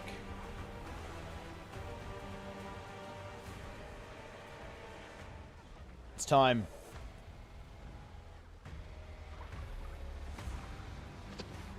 This is gonna be a scuffed ass run. Make the best non-Iron First spec tree build you can and play a weekly 10 with it. I mean, you could probably do that. Like, it's probably not... I think it's doable. Man, no Iron Fur is so bad, though. Like... I mean, you'd have to pull quite small, I feel like, to succeed. I mean, what? Maybe you could get away with it with playing a Raise build. Right, play a Raise build to get the shield from Ursoc's Endurance, and maybe that helps you live. But dude, it's gonna be rough, okay? Like, it's gonna be very rough. And the thing is, you'll also do no damage, right? Because like a lot of your damage is from Iron Fur as well. So you just get do like nothing. It's, you know. Yeah. 2 mobs. Isn't how APM to win for most of Guild Wars 2. The thing is, I'm not sure if that's that uncommon. I think final... I don't know. I need to actually just look at logs for 14, actually, because apparently the APM is actually relatively high, actually. Like, once you get into, like, actual good rotations and actual, like, you know, proper quote-unquote gameplay. But, I mean, WoW's APM is honestly pretty high. Depends on the class. Like, some are really low. Like, dude, if you play Evoker, they make, like, the new classes they add, like, mega peepo-friendly. So, stuff like Evoker is, like, unironically, like, 25 APM. Guru's just over there, like, oh, I'm disintegrating! Ah! That was actually Guru during fucking Anstrat progression. It's like, ooh! But then you got shit like Prot Warrior that's just like, I mean, it's fucking unhinged, okay? There's a bunch of like unhinged like APM specs as well.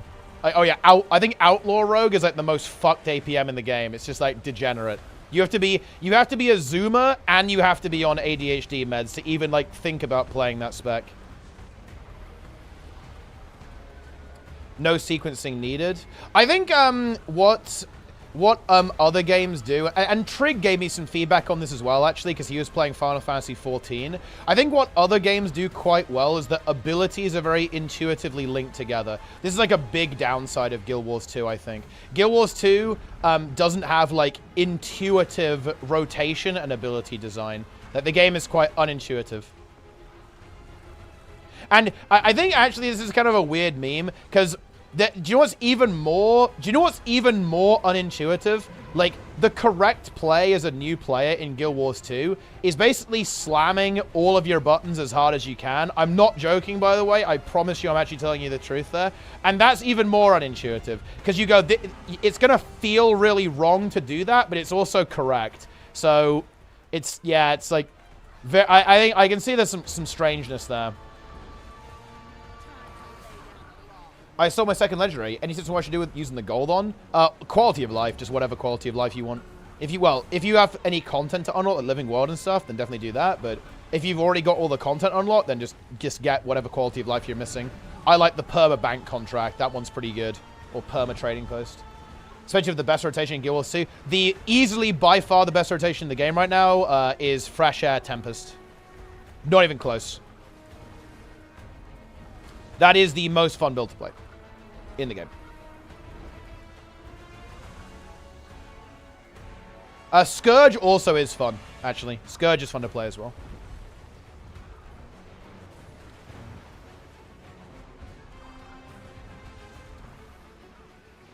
How about heal Scourge? Well, I mean, it's a heal. It doesn't really have a rotation, so it's kind of disqualified.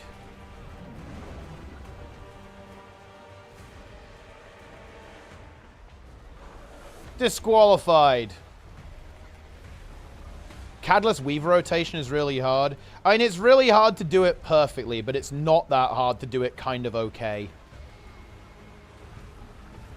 And I think people tend to look at it in terms of like how hard is the rotation to do perfectly. Whereas I feel like the way you should look at it is like how hard is it to do kind of okay-ish. Like, perfectly executing any rotation. Like, squeezing out the last, like, 5-10% is, like, very difficult on, like, every build, pretty much.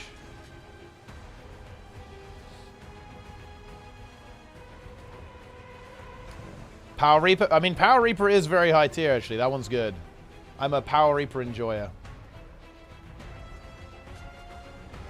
Tells you everything you need to know. I actually really disagree with that. This is a big weakness in the game. You know, it's funny, actually. I feel like most MMOs are genuinely awful at this. I don't know how it is in Final Fantasy. But, ooh, do you know one thing that I really love about New World and Ashes of Creation? It tells you the scaling on the tooltip. Why the fuck is this not a thing in like WoW and Guild Wars? Maybe it is in Final Fantasy, I'm not sure. But bro, dude, oh my god. Do you know what WoW does, guys? It says shit like, your auto attacks have a high chance to give you this effect. What does that mean, Blizzard? What does that mean, bro? What's very high, dude? And you know what's, you know the even bigger meme? Do you know why Blizzard does that? It's unironically for RP reasons, bro. I shit you not. They're like, well, if we put a number in the tooltip, it will break the immersion. That's actually why they do it, boy. That's not a joke, dude. I'm being serious. They actually do that for that reason, okay? And it's fucking horrible. Okay? Guild Wars 2 has no excuse.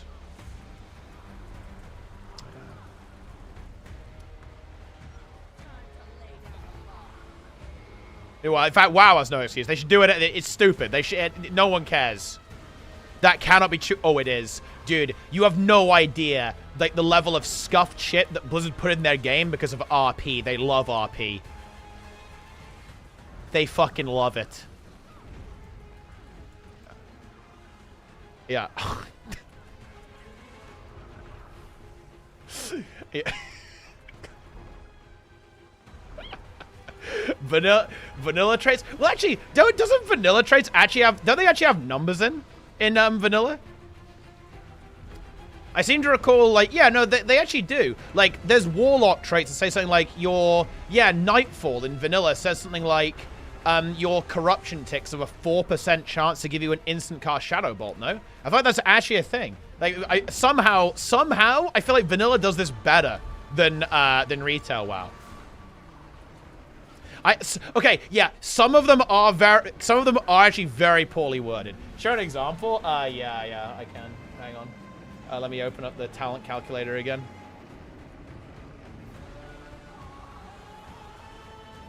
So, this is the build that I'm playing. Frost Death Knight. Killing Machine. Your auto-attack critical strikes have a chance to make your next obliterate deal frost damage and critically strike. Bit of context there. This is basically the talent that the entire build is oriented around. And it doesn't tell you the percentage chance. Okay? I shit you not, guys. Like, the entire build is basically operates around this Killing Machine proc. And it's like, well, you know, I don't know, bro. Guess. Like, what And there's also way more like this. This one here. Your other critical strikes have a chance to send out a torrent of ice. A chance, Blizzard? What are you talking about, dude? It's weird because some of them are actually explicit. It is weirdly inconsistent. Because like, this one says, Killing Machine has a 25% chance to grant you one rune. Okay? So they do it sometimes, but they just don't other times. Like, what are we doing here? What is this, Blizzard? What's going on? Yeah. Is on first they're just lazy? The thing is, dude, honestly, I have no fucking clue. Okay, I don't understand this. I don't understand any game developer. Like, look, why did they put Siege of Borealis in the dungeon pool? Okay, is it because they hate their own players, or maybe they were like, you know what, Siege of Borealis is actually a base dungeon. We don't know. We may never know. I'm not sure if we can know. The strangers will return with the next storm.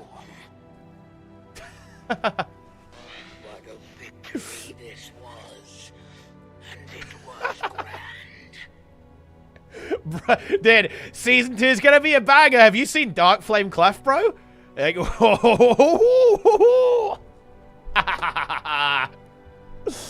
Yes, very good. Very good.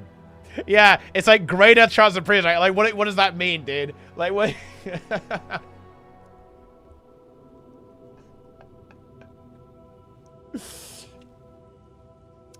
Yeah. Was there a Dark Flame Clef? The end boss, like the light mechanic, that is gonna deplete so fucking hard. Oh my god. Like, it's hard to describe, but basically you've got to pick up a candle, and it's actually kind of a cool mechanic. I'm actually not that worried about it. I think they will rework it, to be fair, actually, and change it a fair bit. So I think it won't actually be that bad. But yeah, basically you've got to like pick up a candle and move it out of boss decks and constantly like refill it. Otherwise the boss like just one-shots, well, just fucks you basically. Yeah. Unique terms and their tools and launch, they can be different TM. I mean, honestly, look, something that I would just love to see in a new MMO, show me the scaling. How much of my healing power am I getting out of this barrier? Right? Yeah. And by the way, I'm not just ragging on Guild Wars 2 here. This is so common in MMOs. They're all like this. They don't have the numbers on the tooltips. There is no excuse in my mind. To their credit, both Ashes of Creation and New World actually do have the numbers. Really big fan. Like, I know it sounds like a minor thing, but I genuinely feel like it helps new players so much because it allows them to identify what their gear does. Like what's power, right? What's power, right? What's precision, right? Like what are these numbers? What do they mean, right? And tethering them to the ability, I think is so important. I think it's so important for helping players actually understand what's going on in the game, right? Cool mechanic. Yeah. The scaling is the outlier. Is it actually? Do most games do this? What can you get? I believe you, but like, what are some games that do this? Does Final Fantasy do this?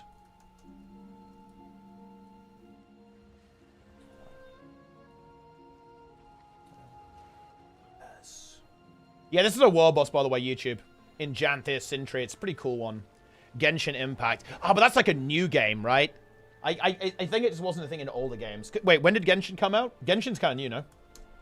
This is fucking gacha-ass shit. 2020, yeah. Relatively modern.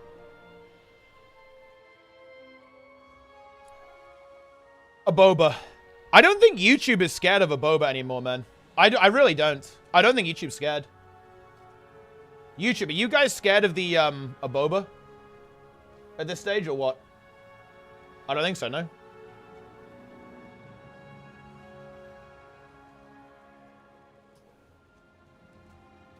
Maybe you guys could try Stagger. I feel like Stagger is a bit scarier. I think YouTube is kind of like immune to Aboba now.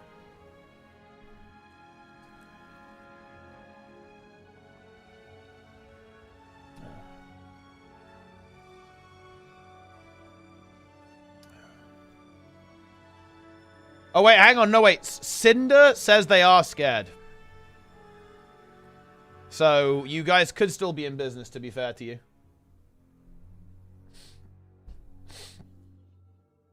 Also, we're doing Dragon's End, guys. Dragon's End, a.k.a. The Breaker.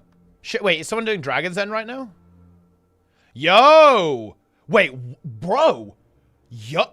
What happened? I'm out of a job! Is this... Wait, is this 3 maps? This is based. Well, I'm gonna join. I'll try and... Oh, it's the weekly! Ah, okay. That makes sense, actually. That's very unusual, yeah. Oh. Guys.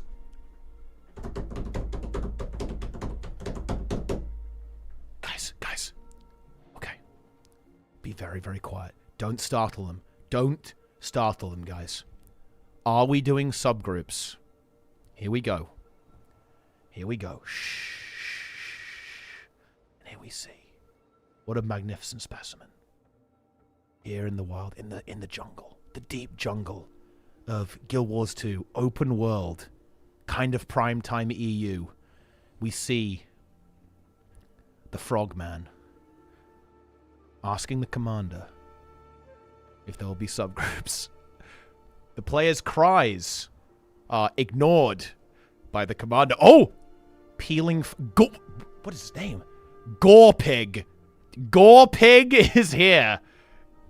We could. Anyone can do that. We have an ARENANET employee. Hang on. We actually have someone detected. It's reformed. No, yes it is. Reformed has been spotted.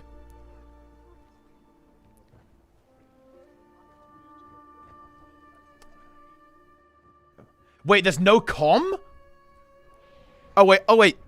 Someone took over though. We were full safari mode there.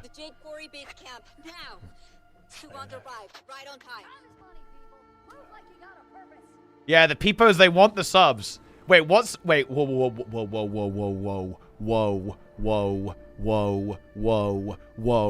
Boom. Subgroup 2 has...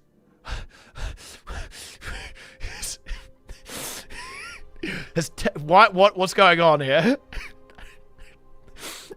What?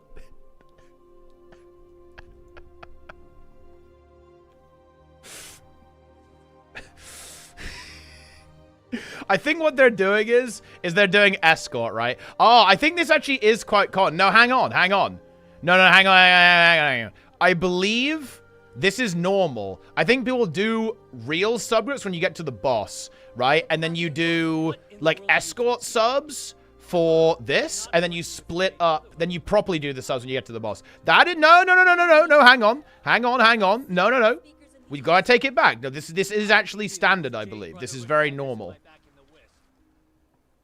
Shout out to Gorepig, by the way.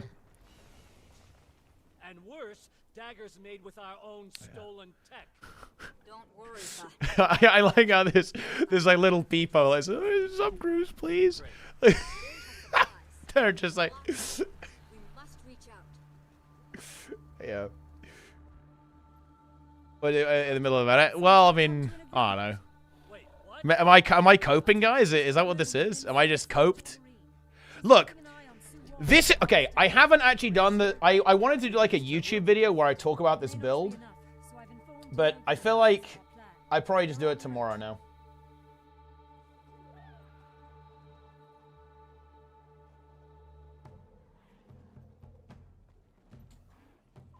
Because it's probably time for keys pretty soon after Snizzle finishes his raid. And then we key hard. But basically... I got distracted talking about other shit. That can be a YouTube video, though. It's fine. Like, I think there are some... You can probably get a couple of YouTube videos out of today's stream, guys. We had some fucking interesting conversations going on today. It's going to be big. We're going to get that going. Wait, Team 2. Oh, shit. We got to go over here. But we'll do that tomorrow. Because, look, there's only 2 Scourges here. It's literally me and Reformed. It's me and another Scourge enjoyer. We have to spread the word, guys. The propaganda must flow. Saxage on Scepter and Demons on Pistol. Kind of camp Pistol. I mean, surely it's still worth to rotate anyway. Because, I mean, just getting the Feast of Corruption is pretty good. But I guess Pistol's decent as well, to be fair.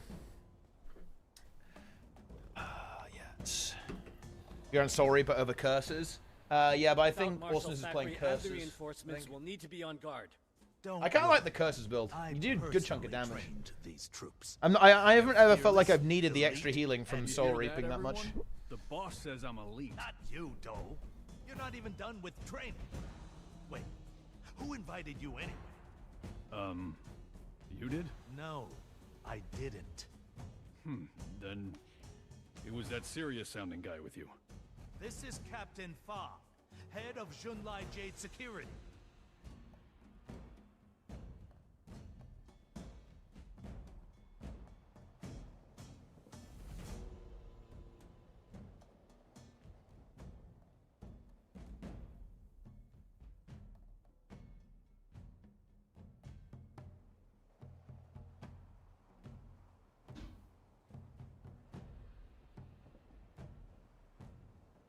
Okay, Either I just ate some weird hallucinogenic fruit, or something's not right here. There's a disruption in the flow of magic. It's close to you. Please be careful. Right. If anyone can sense it, Aurene can. Look out!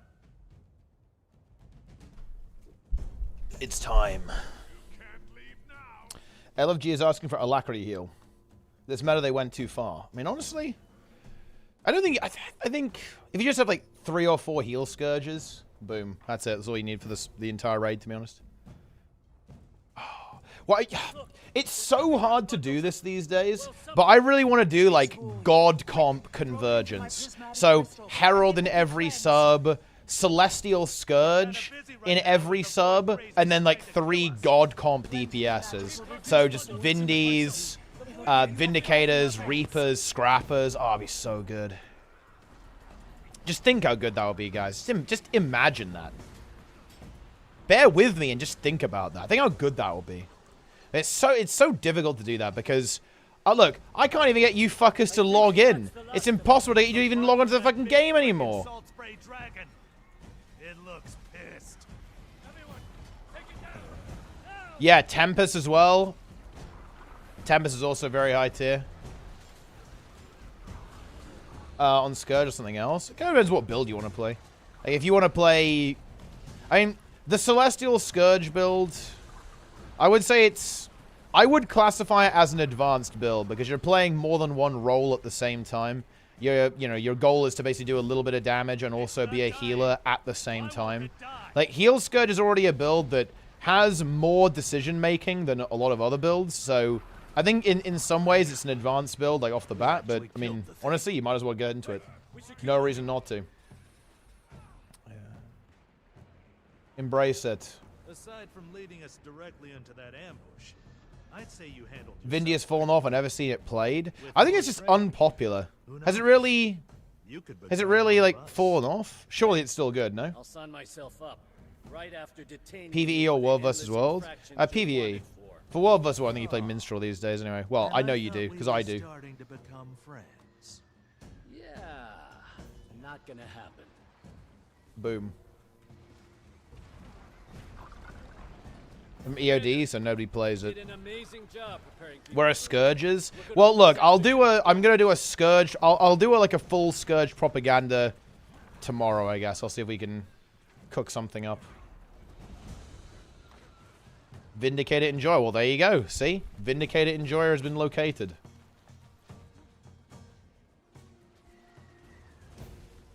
Worst Tempest. I think what I like about Vindicator is that you can take a Jalis pretty easily on it.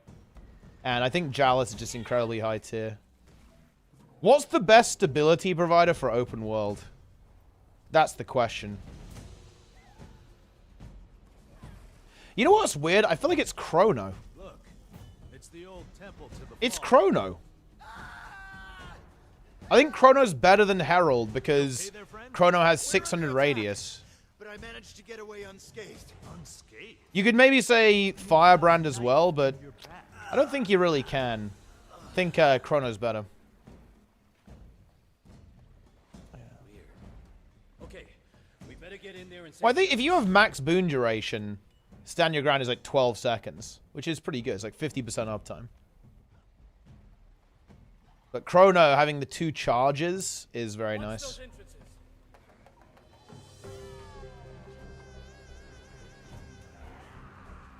Yes. So wait, what happens? Okay, hang on. What's the best Chrono build to play in open world? How good is quickness Chrono in open world? That's the question. Would you ever run quickness Chrono over Herald in open world? Because I think stability is so good. Like, stability is so fucking good in open world.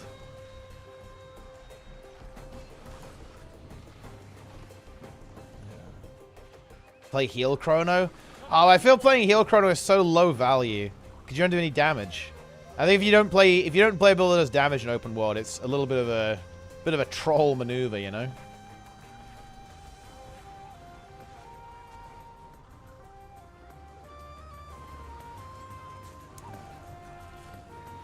Yeah, because if you don't have alacrity, then you don't have the Giga buff, and you're crying. Maybe Chrono is just kind of not on the table. Heal Chrono is Omega, because you can swap between quickness or alacrity. No. Me? But the thing is, then you're playing Heal Chrono. And if you're playing Heal Chrono, you're not playing Heal Scourge. And not playing Heal Scourge in open world is trolling. Condi Boon Chrono, super sleeper. Oh, yeah. That's like the only downside of playing Celestial Scourge in open world, is that you are a condition, so you tick. And power builds are much better for open world. That is true. Heal Scourge stability is low tier. Yeah, this is the thing that I'm trying to solve, right? Like, what if you want to play God comp, I feel like you have to have a Giga stability provider. And if you play Herald Scourge, I feel like stability is weirdly scuffed. You know? Herald does have the advantage of having, you can hit like multiple subgroups, I guess.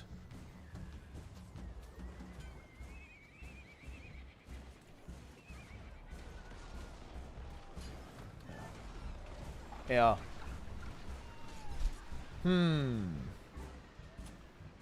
Rose Pog until you need to move. Exactly. Rose Move 5. I mean, exactly. That's very high tier. Herald is the best pair with Scourge. Yeah, I think so too, but I'm thinking, like, what's the God comp for open world?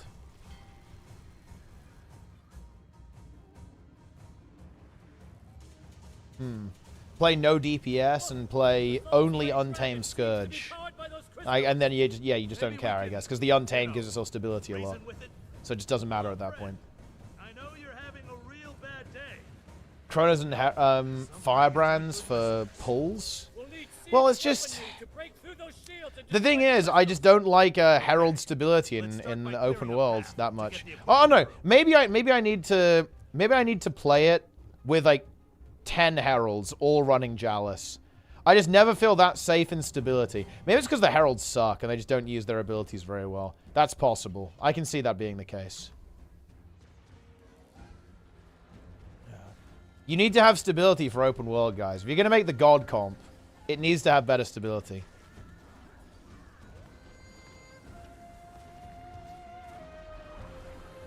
Most of don't even run Chalice. I mean, that's trolling. Okay, there's... Hate to say it, that is a troll move. If you're not playing Chalice in most open world, that's really not it. Chalice is very good. Trail buff fixes it. I guess Trail does help, yeah. Because you just have an AoE stack of stability every 20 seconds. I don't know why ARENANET is so stingy in PvE. Like, I felt like if it was 2 stacks, if all of the 1-stack stab abilities were 2 stacks instead, that would be very wholesome change. I'm not really sure why ARENANET is so fixated on having 1 stack.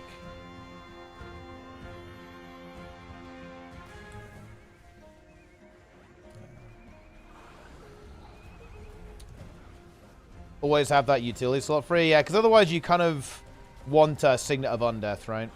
If you're playing Celestial anyway. So you do get better utility with that. I think both options are good. Both options are definitely good.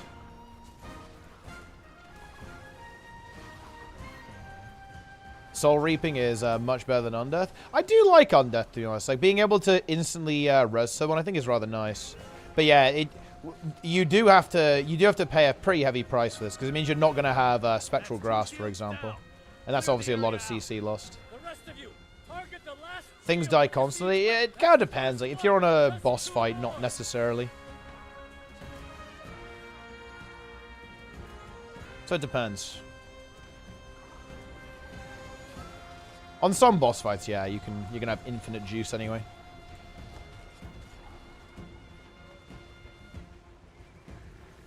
Why not Firebrand? The Condi quickness build is cracked. Silly Firebrand is pretty good, to be honest. But I do think Herald's better. What I think is really nice about Herald is that it's 600 radius boons, has very good protection uptime, Like you've got Might, 25 Might, Fury, all that kind of good stuff. And also Herald's Power as well. And power builds are really good for open world. Impossible to route life with Soul Reaping? Oh yeah, for sure. I mean, Eternal Life is just kind of a crazy ass trait. Look at that thing. Crazy. 3% life force every second, but also it's 3.3% because of gluttony. Condi is always better for bosses, though. Wait, no. Why would you say that? The exact opposite is true. Like, in open world, power is almost always better for bosses. And honestly, in raids as well, most of the time. The amount of bosses where Condi builds are good is actually surprisingly low.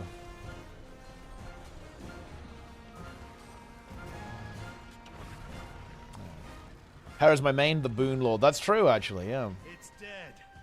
We should celebrate. Yeah. Condi is better on bosses than take more damage from confusion. Oh, wait, that's gone. Yeah, true, actually. Suppose there's no catch-up. It's because there aren't... there are lots of new players, but not lots of new players entering endgame. So, when you get to like the endgame as a new player... You're gonna be thrown in the deep end pretty much because not a lot of new players make it to raids, to strikes, to PvP into world versus world, relatively speaking. So you're basically gonna be surrounded by veterans as a new player when you get to these end game modes. There's lots of new players in open world and so on, but you get a lot of players get filtered out by the time you get to the end game stuff. Condi is almost better at prolonged fights versus single targets. Well, no. That's just not true. No. That's not how any... I feel like I'm getting trolled here. He's literally saying they keep ticking, guys. We've cleared the observatory. Orion's here, and we can see the Harvest Temple. Yeah. I'm going to focus my prismatic energy at the barrier protecting Su Wong. Hold up. We've Tick. got void popping up all around us. Same here. It's like they're creating a blockade between all of us and the Harvest Temple. Careful. It's corrupted Elder Dragon magic that's been combined. We don't know which power. Thing is, there's no... Okay, look. I think what's important, stuff in the machine, is that I think what might be going on here is that there are lots of builds that are... Like, ranged builds are usually Condi. Right? Like, historically, a lot of the really strong ranged DPS builds in Guild Wars 2 have been condition damage builds. Right? And it turns out that being ranged is really good on fights, particularly harder fights. Right? So, it's not really because they're conditioned, right? It's because they're ranged. Like, ranged builds are really good for raids and strike missions and so on, especially like the harder ones, right? Like the more difficult strike missions. So that is true. But it is actually worth noting that Harvest Temple CM, which was kind of like the first hard boss they added to the game, that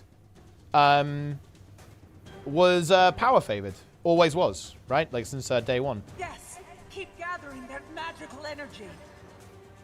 Scourge is no pull. What do I even do now? Well, I mean, you put barrier on people and you res them, so it's still pretty good. The void is focusing its energy. Attack it. Harvest Temple is not a stationary boss fight. I mean, it literally is. What? Wait. Yes, it is. That's literally what it is. The boss doesn't move on HTCM.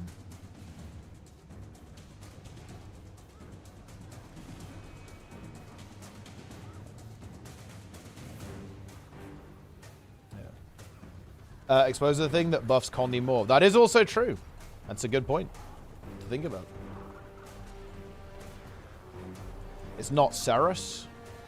Well, I mean, that is true. Harvest Temple CM is not Ceres.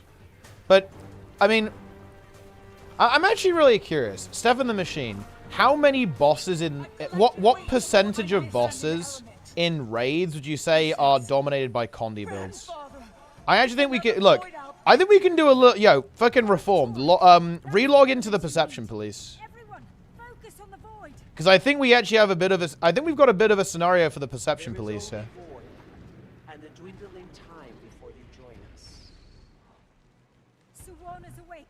are bound to the nothingness, and all will return to it. 100% of bosses are conditioned bosses. Suwan, can you hear me?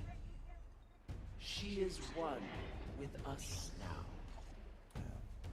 Suwan, follow my voice. Reach out, fight it. We are. And they keep ticking. Yeah, they tick. Yeah. Fucking I don't know why I find that so funny, guys. But yeah, it's very funny to me. The perception police. It's very good. I do like that. Destroy. Release Kraukatoric's corrupt magic, and I will shatter the barrier protecting Suwan. Log into EBG getting swarmed. Yeah, I can come after Dragon's End. None of our bosses were power. Where periods much better. Most bosses kind of same. Actually, no. That's not the case, no. Because a lot of bosses have phases. So, like, downtime where you can get your cooldowns back. So, power builds... Because of the way bosses phase, and many bosses have this, most bosses, right?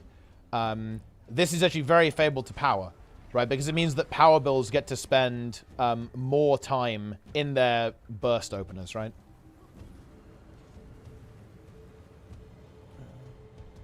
And because power damage is instant, right? Being able to do that is very, very good. More void! They're surrounding us! We're about to get overrun, and if they destroy those crystals, all is lost. We need those reinforcements. Logan, where are you? Although, funnily enough, what I said is kind of wrong. That's more like, that's not even necessarily the case with all power builds. Because some power builds kind of have like a flat, don't really have burst, right? And some others do. It's more that just like power damage is instant, right? It may already be too late. Conner is more favored in prolonged fights rather than bursty fights with phases. Power will of course be favored because they're most often burstier. Yeah, but why? Because the thing is, why does a prolonged fight favor Condi? Right? Like that's the problem here. Because look, I think we can kind of cut to the chase here. Like long fights don't favor Condi. They essentially make Condi equal, if that makes any sense, right? Like it makes it that the advantage that power usually has slowly erodes over time to the point where they eventually meet, right? Like, but condition damage is inherently worse than power damage because it's not instant. It's damage over time as opposed to damage instantly. So over a very, very, very long fight, yeah, Condi catches up, but it doesn't become favored, right? The only time where a Condi build is favored, actually, is if the boss becomes untargetable, but still takes damage.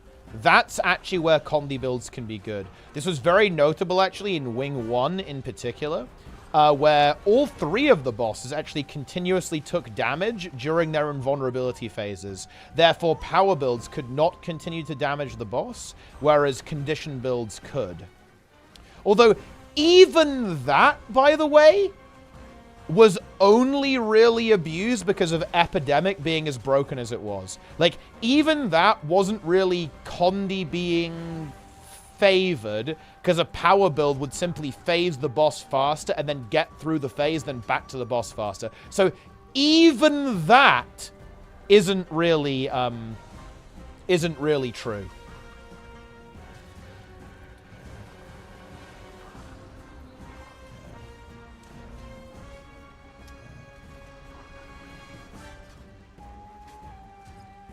Not account for the re-ramp up time. Well, it's like, you know, you could theoretically kill a boss while it's phasing and like sequence break a little bit.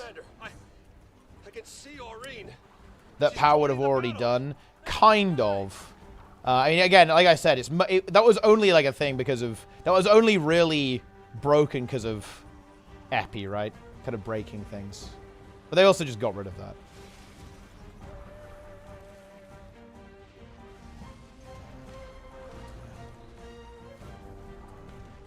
According to Wingman and Matthias, Gabriel, Ken, Mercer, Overseer, Demos, Soulless Horror. The funny thing is that most of these are actually wrong. Matthias, I think, is actually dominated by power builds right now. I think I think Condi Daredevil is actually a thing on some of these fights, right? Yeah, Condi Daredevil is kind of popping off there. And Condi Daredevil, I think, is also quite good on a lot of bosses right now. So that actually is true. But Demos is definitely a... That is not a condition, guys. Demos is a power boss. I brought some friends. Miss me, Commander. Twin Lagos, I think, is power these days.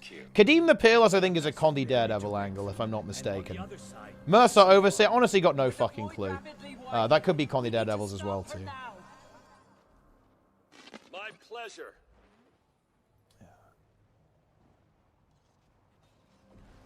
That's how it is.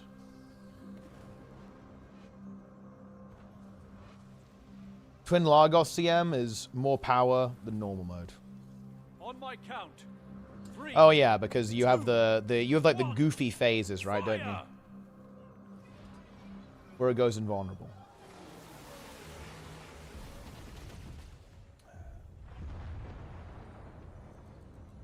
But yeah, the perception police is in session. We did it. But Suwon's in pain. Come, we must save her from herself. Even out though, Condi's catching on dealing damage in a long phase. Well, I mean, the only advantage that Condi has there is that it can, like, maybe sequence break a little bit. Because you can, I don't know, like, theoretically do some, like, really weird shit. Like, by, like, killing a boss while it's not attackable. Like, you know, you can be, like, doing some weird shit. She's close. Raw expose up them. Yeah, because I mean, yeah, she gets a break bar every 5%, right? So that's pretty big. And that's pretty big.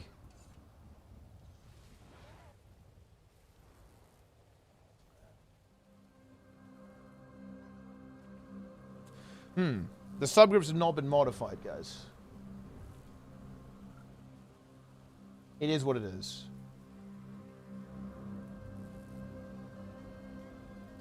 The conditions will continuously tick. Well, I mean, I'm just going to stand right next to this herald, and then I'll get quickness. Suwon, stay back, or we will. What do you think the Greer CM mechanic will be? Okay, look, I know this is going to sound like maybe a slightly doomer take. I'm actually not expecting the fights to be that different on CM. I think the LCM will be where a lot of the effort goes. But I think the CMs might not be that different to the regular modes. They're just going to be like juiced up, probably with like a more strict timer, more punishing mechanics, and maybe like a twist on a mechanic as well.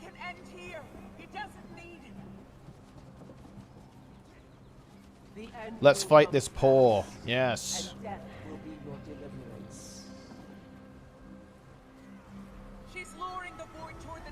It's time. There wasn't a smush. I was hoping for a smash to get a revive off. That was my dream there. Surely she does a smash, right? Oh, here we go. Ooh, that is a big hit, guys. That was a pretty big hit. Impressive. Yeah. Half the squad instantly died. When these things happen.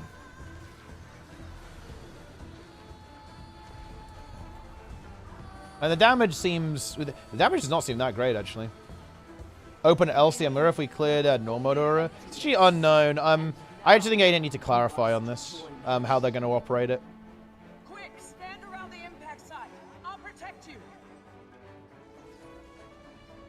I would assume yes.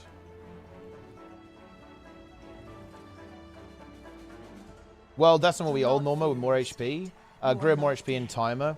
I think what I could see them doing with Decima is that you have to alternate what mechanic you do.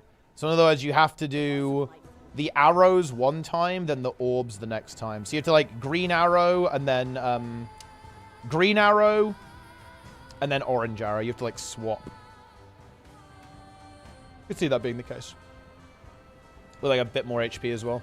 So you have to, like, actually play the last phase for a much longer time. Chaz interfering. Safari is over. I mean, this is still, I would say, a decent Safari. I don't think we're going to fail, though. The thing is, there's just so much more damage that I'm not sure if Dragon's End is really failable anymore.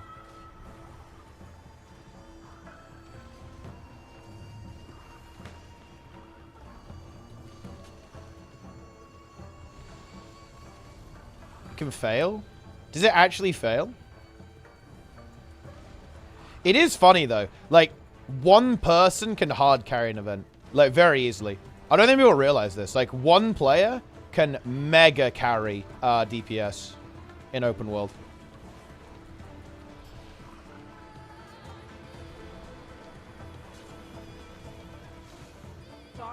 NA. The NA server is coming.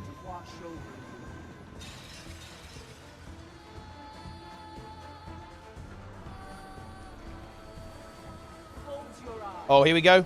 Big hit. Oh, honestly, respect. People kind of learned. It was not a big hit. Pretty good. Not bad, frogmen.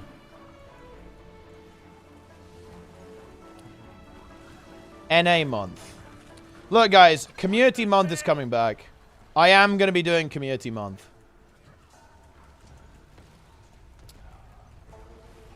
Now, the question is, should I do giveaway hell?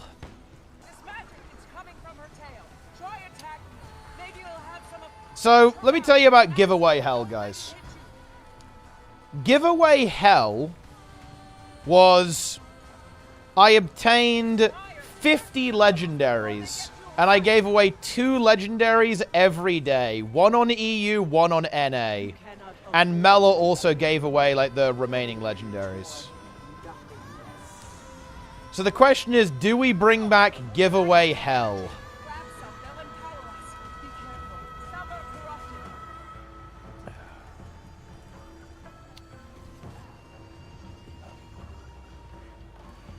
It might happen. Keep fighting. I'm forming a weapon for you. It's nearly ready. Clutch the spear into her now. Only junk items. And I can probably get the legendaries. We can probably do full giveaway hell. You know, we might be able to cook up a little bit. Might be able to cook. Before you are all destroyed.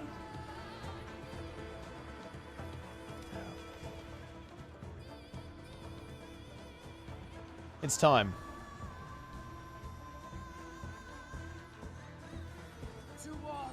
Everything you do, we will always have an answer for it. Dragon's End, the Breaker. Void. Destroy them before it's too late. I will go after her. Today, I actually succeeded hard reset, but I am now quite tired. What time is it? It's 7:30. I need to stay awake for another 4 hours.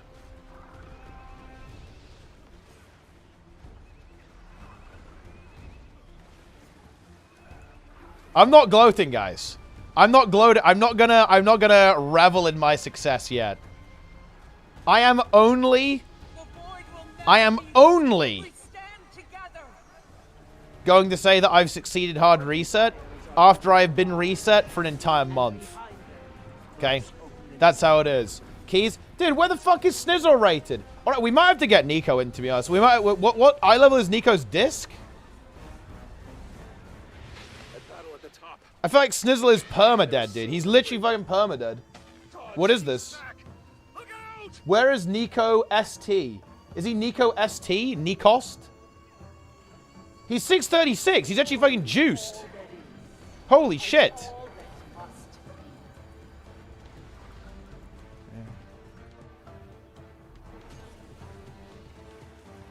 He's rat IO, though. This guy's a fucking noob. 3.1k IO? Holy shit.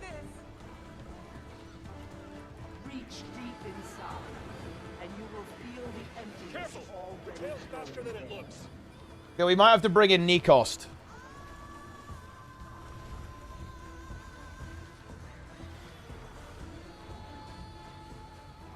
Wait, Nico's not even using the ring on his priest. That's crazy. We have to solve this, because honestly, we need to fucking cook, bro. Like, we are so far behind on IO right now. It's actually cringe. We should be literally over 100 IO higher than we are right now. But we haven't played. We do not log in. We need to figure that out. Snizzle's guild stole him from us. Well, to be fair, he is in the guild, so... And that's fair. Fear your state. You are not dead, only disembodied. Can't really complain too much about that. I'm climbing. I ascend.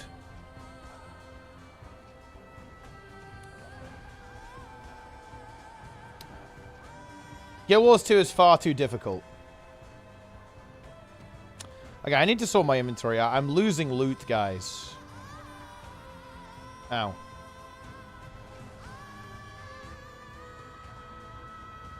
I made it. We're losing loot. Because I've got too much worthless trash.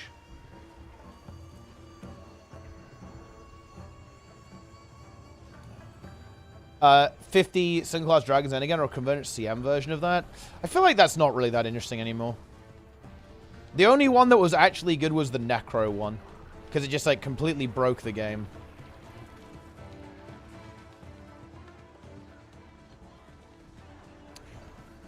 You know, I'm gonna say it, guys. You know the 50 Death Knight build? That build, I will admit this. One of the reasons why we went with a full minion god necro death magic, Death Knight build, blood magic, death magic, was because there was actually a player. There was a player who was playing a build very similar to that one, who said that Dragon's End was fully impossible and could not be done. And that it must be nerfed by ArenaNet. And so we decided to honor them by playing 50 of them and clearing the fight. The Fire Wizard one? I mean, yeah, the Fire Wizard one was pretty good. Fire Wizard. Honor, yes. Honor. Look, anyone who said Dragon's End is impossible, I kind of respect it. We've had... By the way, guys, what is this RNG? Do you guys see this? I feel like this map has had, like, the god RNG, no? This guy's also AFK.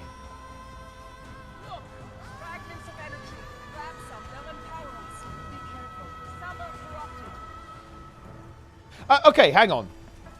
I was speaking to someone the other day, and they told me that leeching is not really a big deal on EU, but it's a really big problem on NA.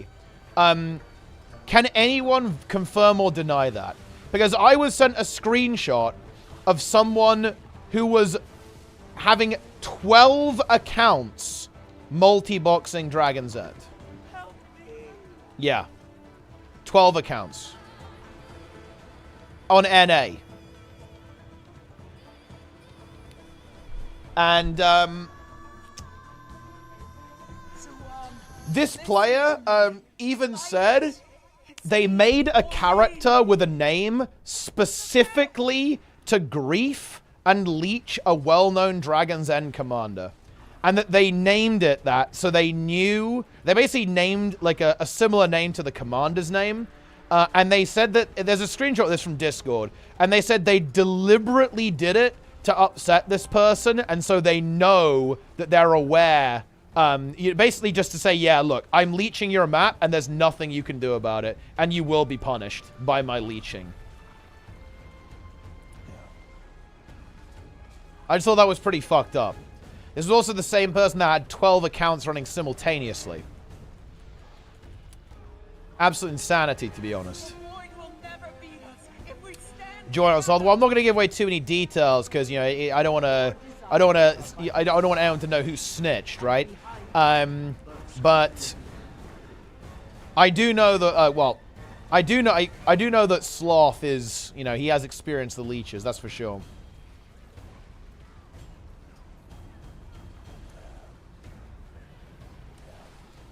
Nice.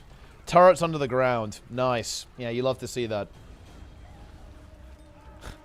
You know, something else insanely fucked up happened. I actually can't show it on stream. I think it's too bad. But do you guys know how I said that the way squads can be merged is really, really bad? Well, someone decided that actually they were going to show exactly why merging LFGs is really bad on Christmas Day, in fact.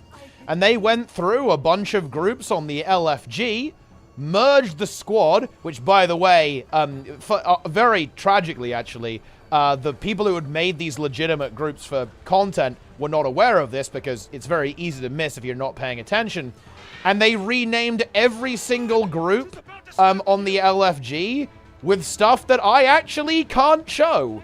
Yeah, great system, by the way. I sure am glad that that system works that way.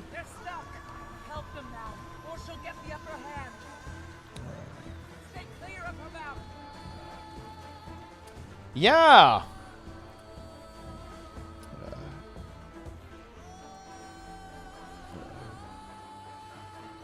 Confirm it isn't merge related. Which issue, actually? I might be aware of it. I think, I feel like me and Sneb talked about this at some point. There's like, is this the one? Yeah. Yeah, definitely refresh my memory, but I definitely recall talking to Sneb about some kind of like slightly obscure bug that involves like the LFG and squads. She's right. Don't waste So many mechanics will need to focus on your rotation is nuts. Listen, look, don't be paranoid whatsoever. Look, I am barely paying any attention to the game. I'm just like hitting random buttons, right? Like it's trust me, it'll be fine.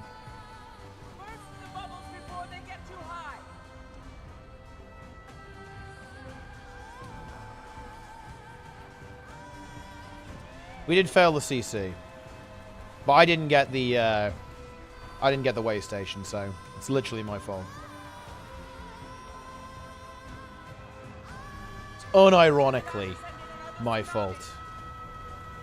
Oh, yeah, we had a bit of a slow last phase here, to be fair. Not the best. Not the worst time, though. 5 minutes left. Ice and Freezy fail. Doesn't it just enrage, though? I thought it enraged. I don't think it... Or does it actually kill you at the end?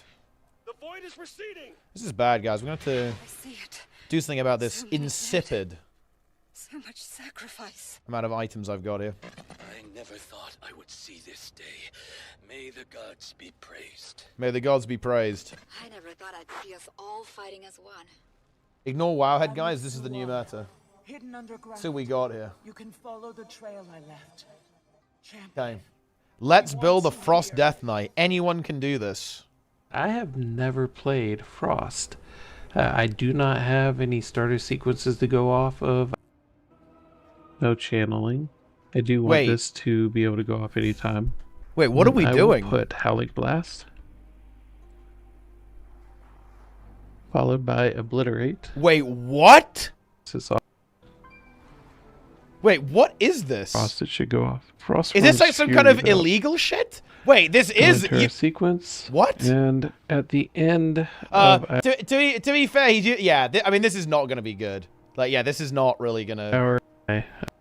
Let's go in and try again. All right, here we go. It's time.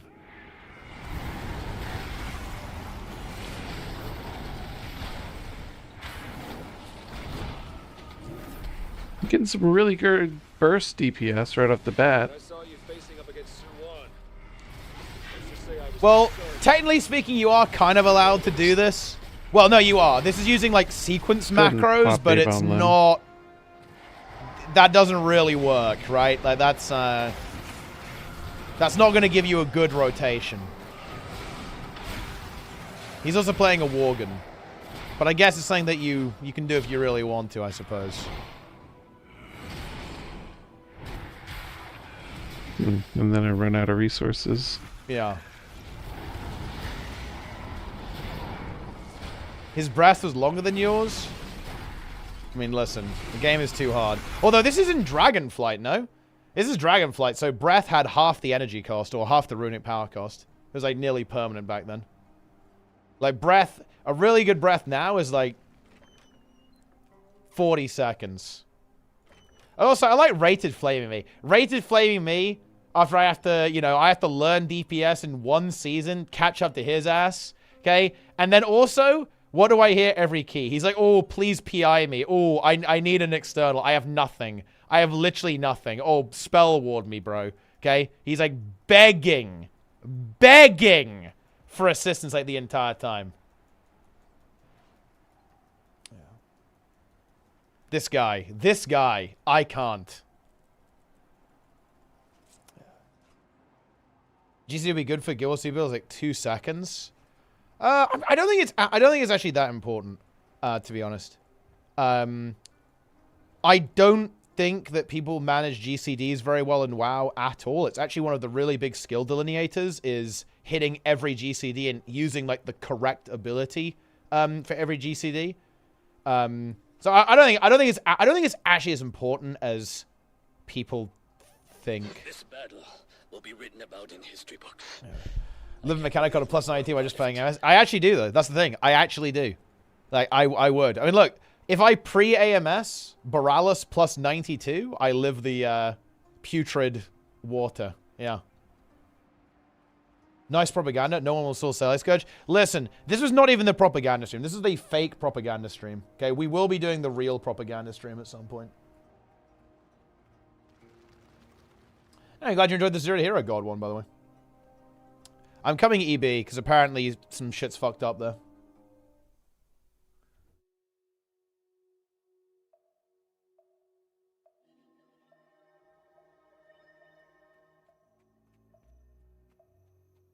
$2025. Hopefully tomorrow.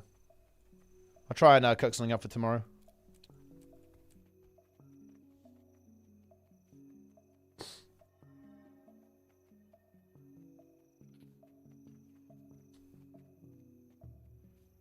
And then we'll go. I think you know, I might have to do the Alak Tempest propaganda as well, because I actually really like that build too. That build is really cool. Let me boot up my my main. What I like about the Alak Tempest build is that it's one trait, and you just change one trait and you're a full DPS. So you go back and forth, right? So if you need to do Alak, boom, you do Alak. You need to do DPS, boom, do DPS. I think it's pretty nice.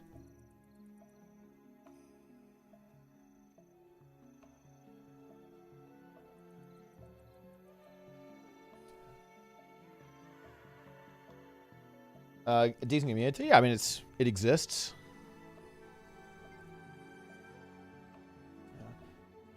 Getting CC'd and lose a lack. Yeah, but I mean, just don't get CC'd. Don't run Arcane. I mean, I think you do on. Oh yeah, yeah. I guess you do have to change it. You do have to change an extra trait line then. Yeah, because you do need Arcane.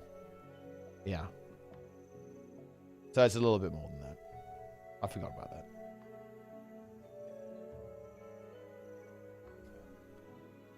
But playing Arcane is good, because then you can res people. Yo, our build's actually good. That's high tier. Let's go. Spectre propaganda? No. The propaganda... Okay, there are a couple of propaganda operations that we are going to be running.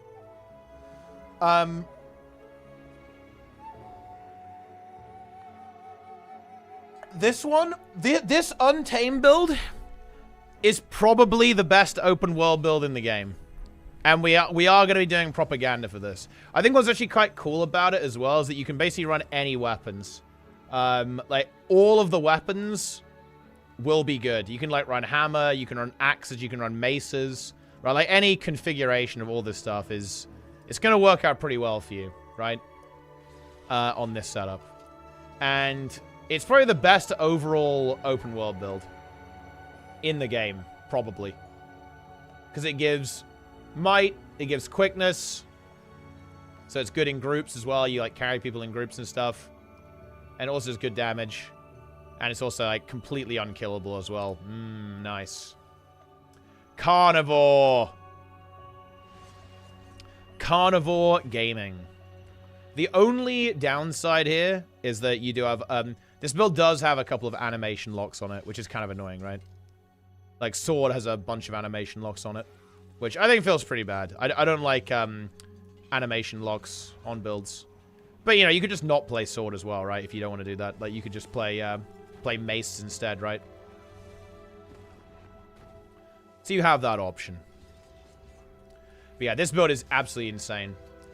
Let Loose, God tier trait, obviously. You get mega damage, you get self-stability, even more self-quickness. Really good damage. Big sustain on yourself with the Wilderness Survival setup here. Like, all these traits are actually so good. Natural Vigor, 25% Endurance, which is obviously really good. 5% damage reduction with Oakart Salve while you have regen, which is all the time, obviously. Prot when you dodge. Survival is just flat damage reduction, basically. Like, and it gets, you know, when you're under 50%, you get even more, which is really good. Healing while you have Prot, which is basically going to be all the time. And then Carnivore. I mean, this trait is just mega disgusting. Right, look at this shit. 3,300 lifesteal damage and healing every time you do a CC. This just means you are a literal god. You cannot die. Yes. Arcane is a good trait line, yeah. You love to see with this. Man, I'm actually quite tired. My brain is turning to mush, guys. I kind of succeeded what I kind of want my day to look like, though. I got up at about the right time. I had a really good fucking workout, actually. Look, I have got content planned, man. I'm moving a couple of things around in real life, so full disclosure, I might not have this set up until the end of January, because look, I'll just say it. Dude, okay, who works in furniture here? Why does it take so long to get furniture? No joke, I'm getting a new desk and a couple of things to change my setup, you know, in the house. And it's taken like 12 weeks. What's going on? What? Make my table. Make my fucking desk. But look, I respect it. They're doing good work. It's good. It's a really nice desk, actually. Some really good furniture. I'm not going to get too mad about it, but yeah. Dude, look, because the PvP arc is starting, you guys better be ready. Okay? We're going to be doing shit like every loss in PvP, I'm going downstairs and we're hitting the bench, man. That's going to be content, bro. Okay? You know what I'm saying? That's going to be some good shit. Just get down there, hit a set of squats every time we lose. Let's go. Maybe every time we win. And I can actually do that stuff because I have a I can use my old PC to actually have a stream set up in the gym area and NDI stream it to my main, so I won't even have to change the scenes. Yeah, because I actually tested this already, but yeah, I can have a machine running in another room, beam it through the internet to this machine here in the where I've got my gaming set up, and then bam! That's crazy. That's the play. We're gonna do some epic content. But yeah, I really like this. I really like this build a lot. If more people play this, it'll be a good time. What's good is also it has mega CC as well. It is in the rotation, but you use it so frequently, and the CC is very passive that you're still gonna get good value, right? Like, look at all the CCs you have, right? Oh, dude, Oaken Cudgel. This is such a fucking disgusting skill. Dude, look. Trig mains Ranger. We all know it, guys. He mains it. He mains Ranger, guys. He does. He mains it. Look at this fucking skill, bro. Okay. It does damage. You get a stack of, like, the mace buff. It's a stun. It's AoE. It gives prot. Okay, and it's a blast finisher. He mains it. Yeah. Wait, what is exclamation mark Kuma? I'm not a Kuma, guys.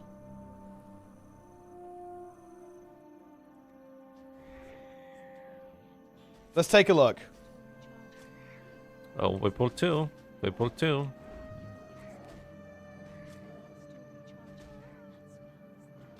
We built 3. That's very bad.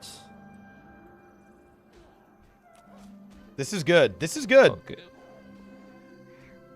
Oh yeah, and yeah, it fucking heals as well, right? That's true. That is true. Oh no, no, the 2 skill is the heal. What is actually bad. Ooh. Juicer. And look at this, guys. Okay, pet. Go. Go for this one. He now returns to level 1. Dude, what the fuck? Dude, I don't know where they come from, even. Like, what the actual fuck was that? Wait, so Convergence fair? Wait, CM?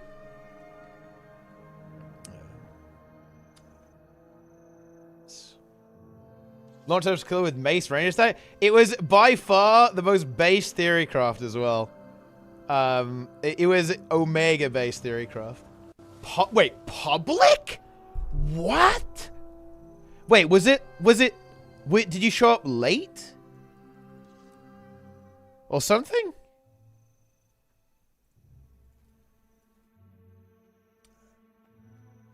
Oh shit, dude, the action's back on EB, man.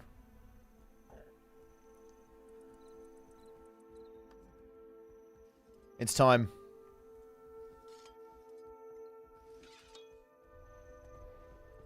Yeah. Yo, boys. Look, you have to join. Look, okay? You have to join my monthly AT team, okay? The PvP arc is beginning. Helseth is back. I'm going to force him to play the monthly. It's going to be great. We get Boyson. Oh, holy shit. Imagine this team. Okay, Frosty is playing Guild Wars 2. We get Boyce, we get Helseth, we get Frosty. Oh my god. That's crazy. Oh, what a team. Yeah. Let's see. Who else can we force to reinstall the game? Yeah, that is the content cabal. Yeah, that is true. That's content cabal right there. The thing is, Frosty's playing Guild Wars, but I'm not sure if he would play PvP. Maybe I should ask him. It'll be fucking funny. Holy shit. Wait. Oh, hang on. We can do the classic voice. Because hang on. He's playing with his girlfriend. We get her in, get her the gizmo, get out. Love it. Okay? Boom. She becomes a tryhard. Get her into the game. PvP, let's fucking go. That's a Guild Wars 2 classic, guys.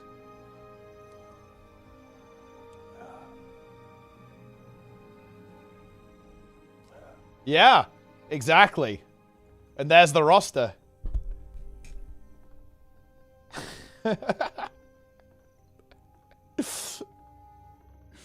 Oh, man.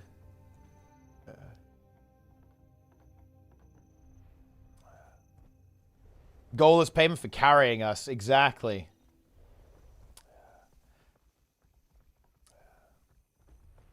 Frosty with multiple gamers return with IRL duos. Very cute. Yeah, I mean, Frosty... I bet Frosty doesn't even listen to Gacha anymore.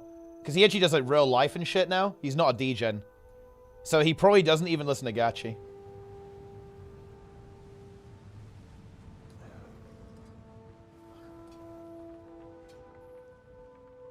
Kuma clip? Guys, I'm deleting the Kuma clip.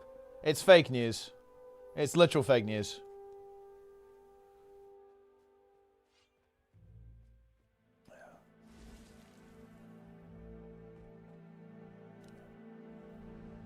I'm not a Kuma. I think you guys know that. Wait, do we have no one here? Why can't people come... Guys, come to EB. Red is here. It's time. Log in.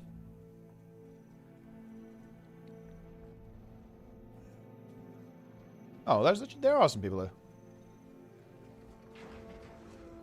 Ooh, leech. I'm leeching.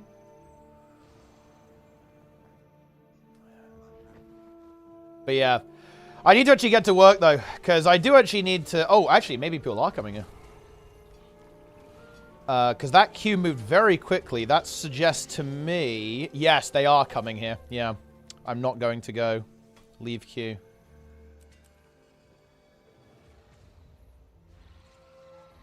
Oh, I'm requesting.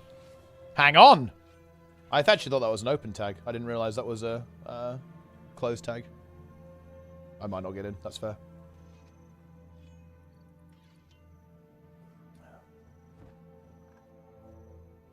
But no, I actually really need to get to work.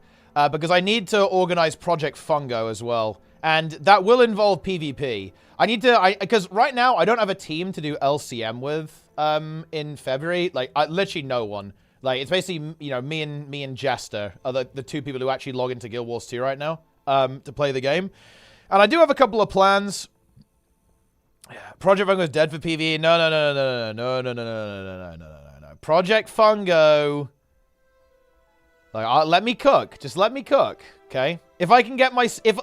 If I can maintain hard reset for a full month, it's fucking free, okay? Just let me cook. You guys have no idea what I'm capable of. Also, shout out to YouTube. Zero Hero account? Yeah, that's the one I'm on right now.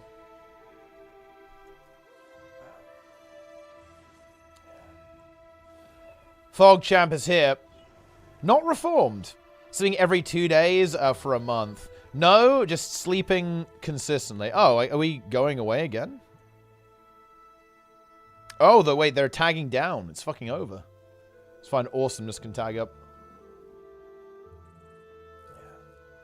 Reformed is a PvE character. I mean, wait, what game mode is Perception Police gonna play? Wait, Perception Police should be a PvP character. That would be big.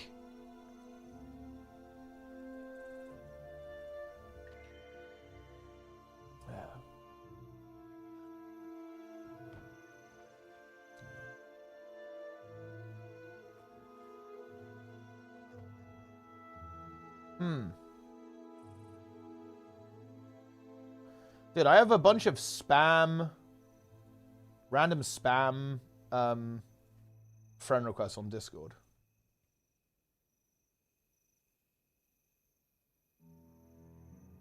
What the hell is going on here?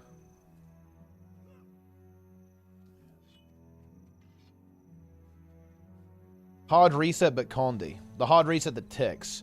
And look, my really big goal... Again, like I said, guys, I am really going to go all out and try and stream every day in January. If I stream every day in January, we're doing the whole year.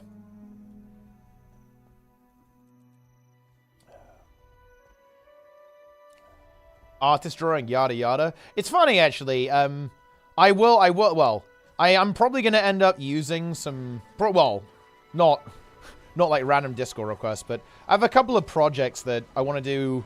I am going to need to, like, hire people to do stuff, I think. I need, like, some shit made.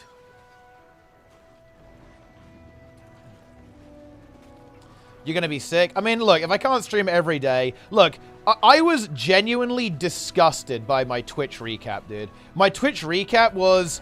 I streamed 199 days of the year. That is just unacceptable cringe. It's gonna be 365.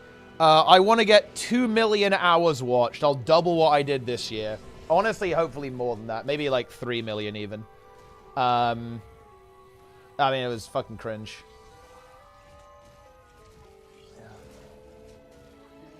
Entire day at a lab. Oh. Well, you could always pretend your birthday is another day. But hey, I mean, maybe the lab is good. Well, hang on. Look, we're doing exclamation point SC, but what about exclamation point VPO? Don't forget about that. There is always this.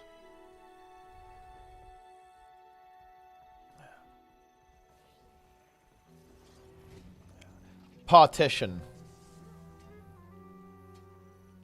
Larger multi-game audience. Well, yeah, I mean, I would be streaming WoW right now if my healer existed.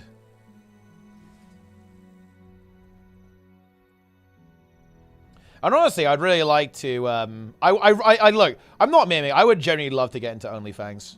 Okay, that would be incredibly hype. If it doesn't happen, it doesn't happen, obviously, guys. It's a competitive scene out there, some great streamers. But I would really love to get in. Because I love stuff like that. I love kind of community events. And I like Classic WoW, right, as well. I like Classic WoW. And I really hope I get in. I hope they read my application. I put a bit of effort into it as well. I tried to make it entertaining and, kind of, quick and to the point.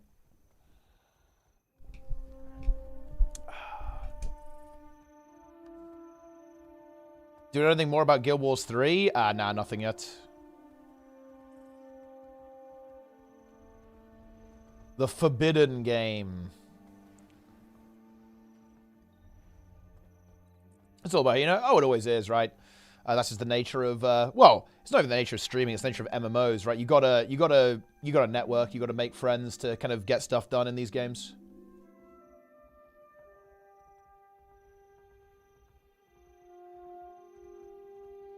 Only Fungus, HC Guild Wars Guild. Well, look, I mean, Project Fungo is coming. Okay, Project Fungo. Look, I will be recruiting people for LCM, and I will be requiring people to be 1600 rating in PvP. Like, I'm just gonna say it. Like, that's what you got to do.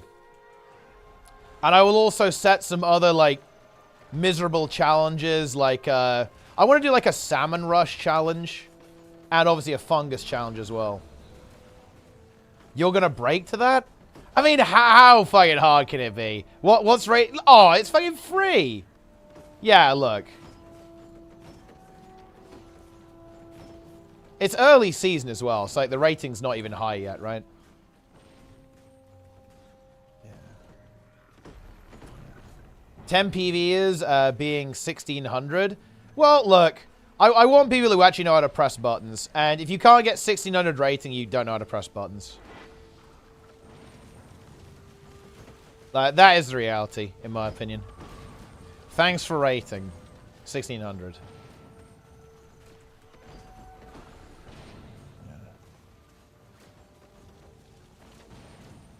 But I mean, it's obviously early days in the season, so like rating is a bit, depressed right now.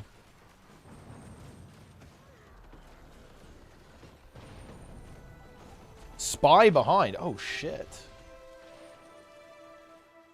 Oh boy. Yeah. Yeah, that's rough. I think it's not looking good, boys. Oh no. Give me super speed. No. They're gonna wait. Wait. We need to make it so Awesomeness gets away. Oh no, they got him. They got him. I'm gonna res him. Oh no, he got destroyed. Yeah. I won't focus. I will never PvP. I mean, that's fair enough. Yeah, he was the bait. Yeah. Can't wait to watch you PvP. Yeah, I'll try to get it done. I want to get a couple of YouTube things done so my YouTube channel isn't totally dead. Do some PvE stuff. And then we'll get going into that. I also want to be a little bit stable as well. Like right now, if I'm being honest, like what I'm really trying to do is just stabilize myself so I can actually build right from this. I'm not really worried about like what I'm streaming right now. I just want to be actually streaming consistently again. So it will take me a little bit of time to do that because, again, 2024 was a total train wreck for me, to be honest, guys, like in pretty much every possible way. So right now I'm just kind of working on attempting to restabilize a little bit and get it consistent.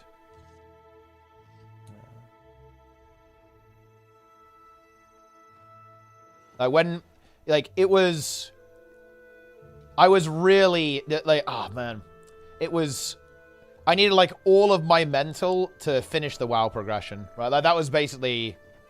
I just wanted to fucking get through that. I used all of my strength and energy to get through that. And honestly, it was still snails as fuck. I was, last day was very uncomfortable.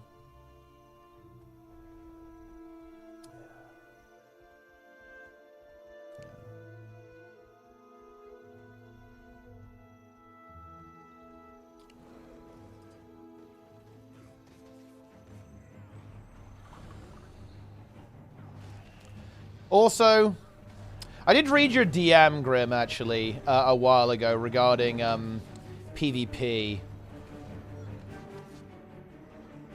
We should probably speak about that a little bit because I'm making some considerations given, like, kind of the nature of what Moda 3 is.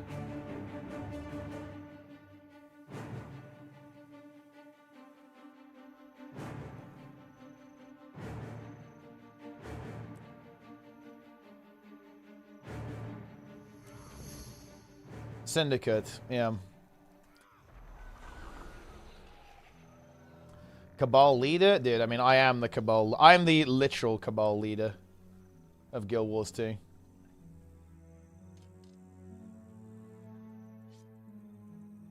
That's me!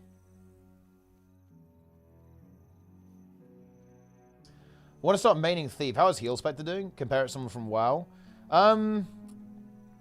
Heal Spectre is definitely one of the kind of like the weirder heal builds. Like, how would I compare it to WoW? It's kind of... I guess it's like a little bit like Disc Priest, I guess. Kind of. But not really. There's like not a lot of perfect analogies like for some of like the stranger builds, but it's a little bit like that. A lot of shields. You can like funnel people a little bit. Guild Wars 2 ceased to exist after ERP 3 credits. Look, you guys are better be ready for the ERP 4 credits. Let's watch the credits video together, guys. Let's watch the video, guys.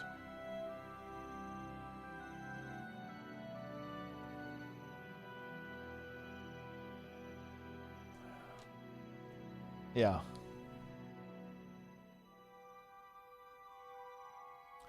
Guild Wars 2 ceased to exist after Diaxon left NA. Honestly, yeah. The game died when Diaxon left the game. That is true.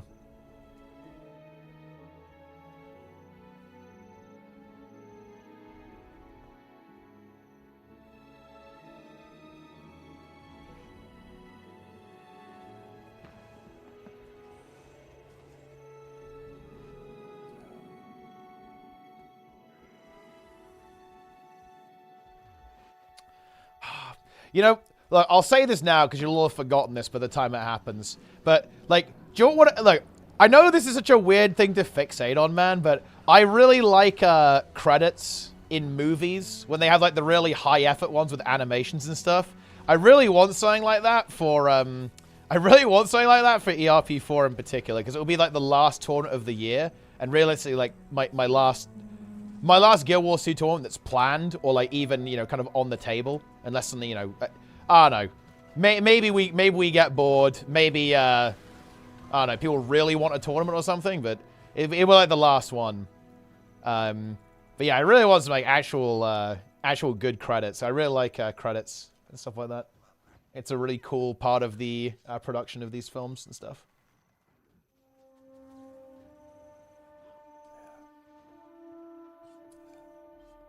Well, that much to animate anyway. Well, man, I really actually, I'm not gonna say anything. With who? SC and Freg Statics. I think PT would play, like Mellor's Guild. PT would play. I'm pretty sure LN would play as well. They'll probably be the Grimjack conglomerate. I'm actually not entirely sure what their team name is actually. But I think some form of roster from NA would play, I think, in that tournament. What profession that? Necromancy? I'm playing SCOURGE right now. Dude, this is a powerful green group. This is crazy. Yeah. I don't know who else would play, though. I think there'll probably be a couple of other EU teams that might pop up. You know, like maybe MCA would play. I don't know how active MCA is these days.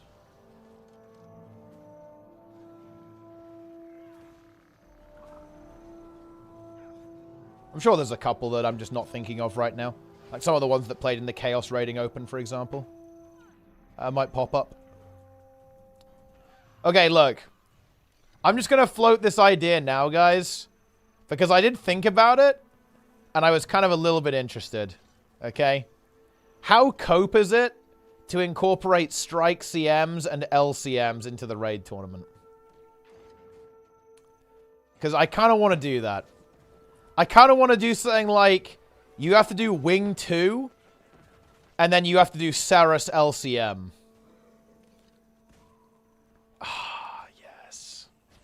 Yes. Yeah, with a Wheel of Fortune. It's like an affix. It, like, attaches onto it.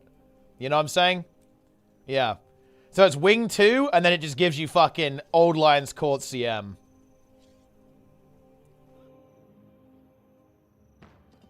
And you have to do it. You just gotta go do it. You gotta do wing 5. So you gotta do Doom CM, and then immediately into HT-CM. Lara has arrived. Gamer. Look, this is the bad news, guys. I actually have really bad news for you. Okay, really bad news. So, Lara didn't stream today. And do you guys know what that means? Okay, it means that I have taken Lara's energy, so you're stuck with me now.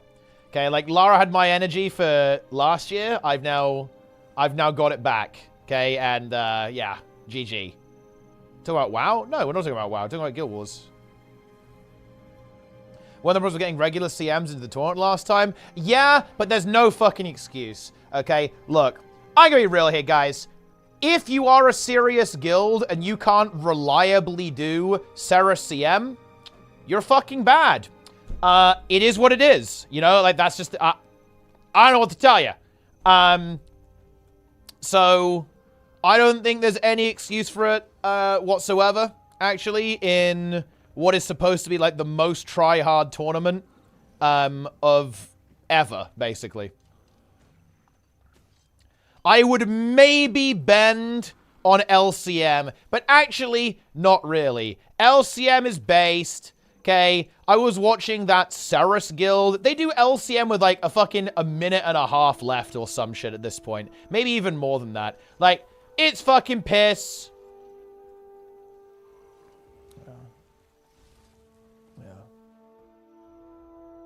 Yeah. Could be an additional rule, not replacement for wing speed runs. Wait, what do you mean, like an additional rule? Well, you mean like an extra round in there somehow? No, I think it has to be like joined onto something. I feel like a strike CM speedrun on its own is kind of boring in a way because there's nothing in between, you know? Like, for example, you could make it so that you can choose what order you want to do it in. Like, you can start with the strike, and then you can go to the raid afterwards if you want to. Like, you can go, like, either way. Losers brackets is strikes. I want to combine them somehow. Otherwise, I just don't think it's very interesting. Yeah, there's no traversal. It has to be combined in some way.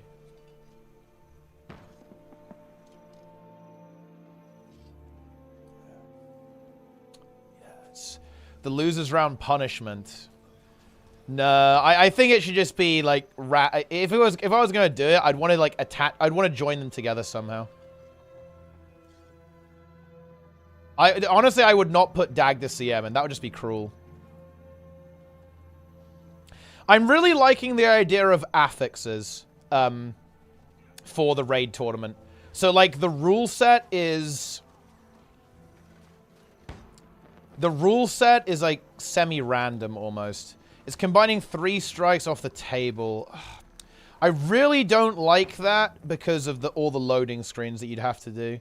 Like, I'm a bit iffy about doing strikes at all, because you have to do a loading screen after the raid. But I guess you have to relog anyway, so you kind of have loading screens kind of baked into the way the speedrun works, no matter what, so...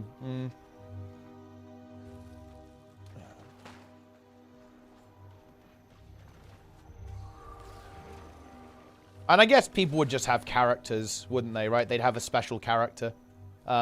Like, in one of the fast load areas. And I guess we could just allow fastload.dll as well. Although, I think that one is honestly a little bit iffy. I'm not sure if we can allow fastload.dll. But I think people are going to use it anyway. No, we have to allow it. No, we have to. We have to allow fastload.dll because otherwise people just use it anyway. And they'll just, like, say they aren't, right? They say, oh, I've got a really good SSD, bro. Trust me, bro.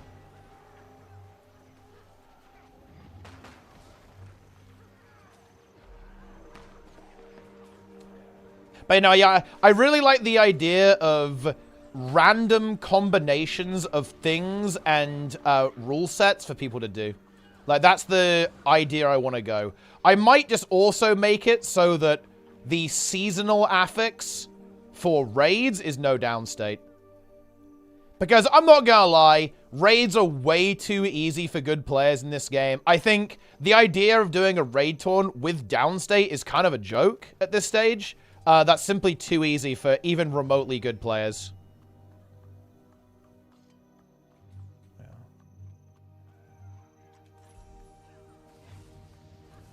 Bans. I mean, we honestly could just throw the kitchen sink in it. I do really like the ban system we had in ERP2. We can maybe cook up some kind of version of that that could be good.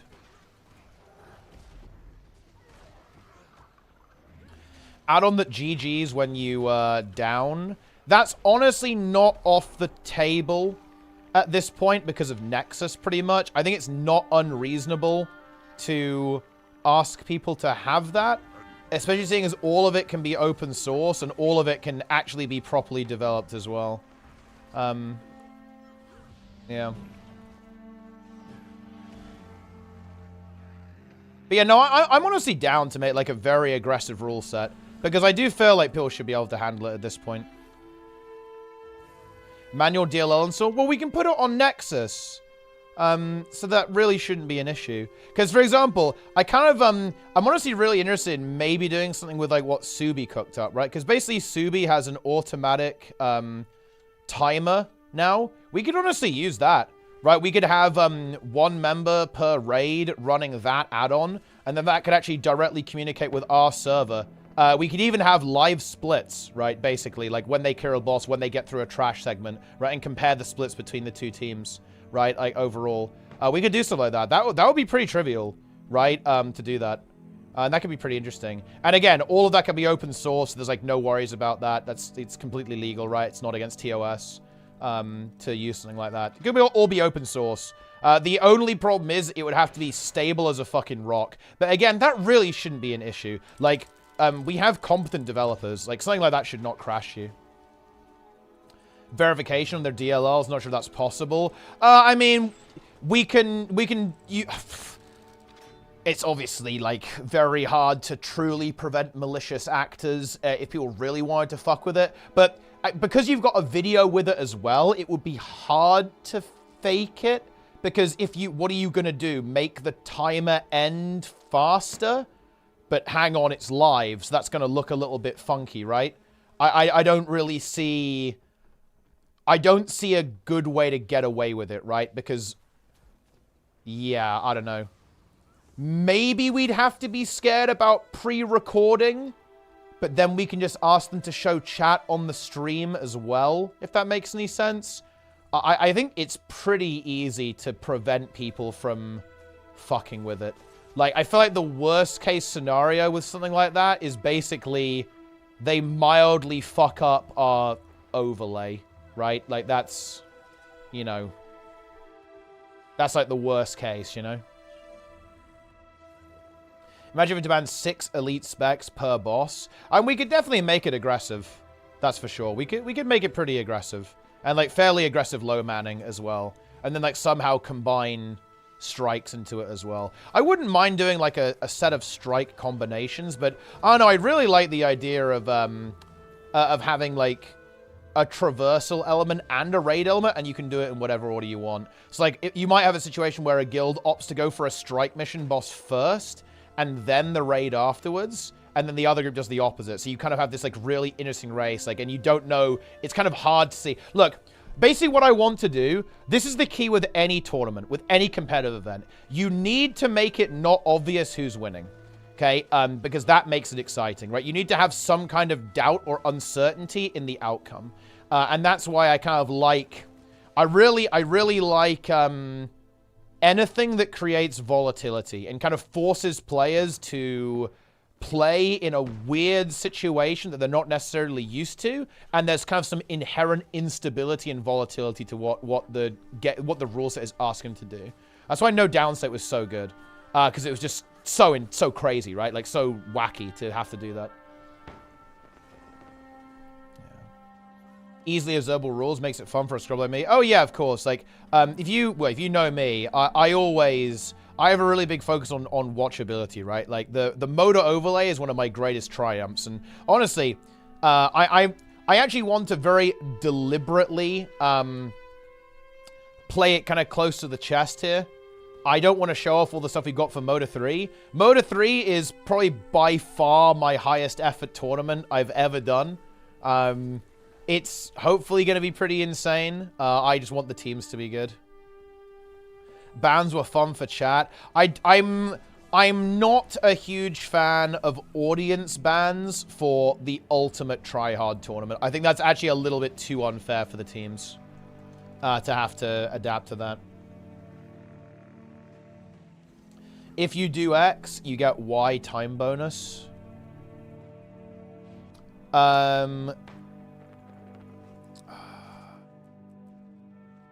Yeah, exactly. Yeah. You'd have to actually conceal information there. I really think the teams wouldn't like that, though. So that I do have to consider that. I'm not just going to completely do whatever the fuck I want and just say fuck the teams.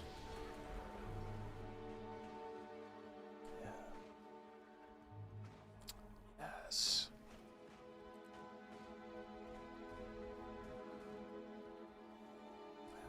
Meta.dll.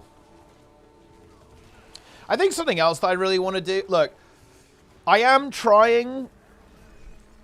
look, no, I'm not saying this. I have a potential massive cook for the raid tournament. That's all I'm going to say. That is all I'm going to say, guys. I've got my chef's hat on. And I'm cooking.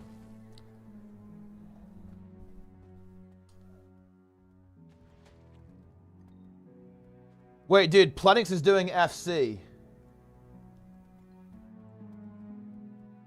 FC hype.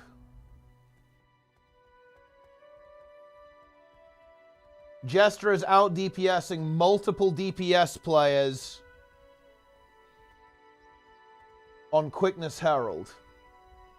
That is the reality of Guild Wars 2 in current year.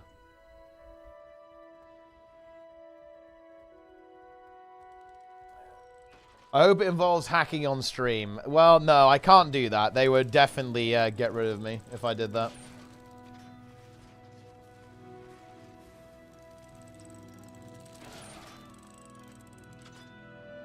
Dude, honestly, Spin, 1, you need to stream Mythic Plus Pugs. 2, you also need to stream the PvP arc. The Spin PvP arc is very good. Because apparently he breaks. He breaks very quickly as well.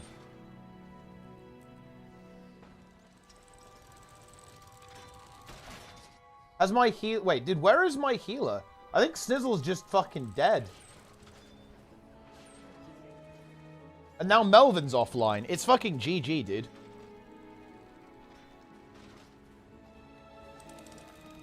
But yeah, PvP arc's gonna be pretty good.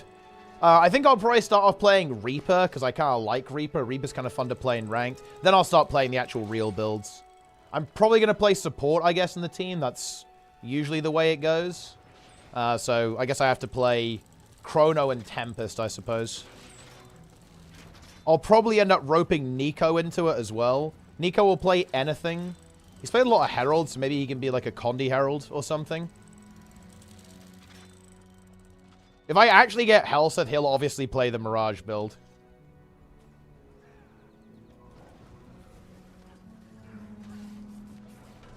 And let's see, who else? I don't have anyone else after that, though. Like, who are we roping into this? Who are we, like, you know, who's the victim that we're activating?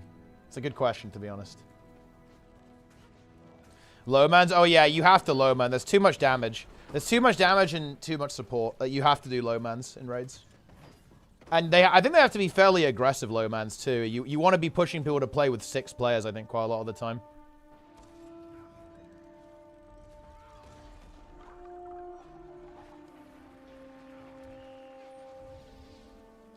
Promise I will not port. This guy was like role-playing as a bug or something. It's pretty cool.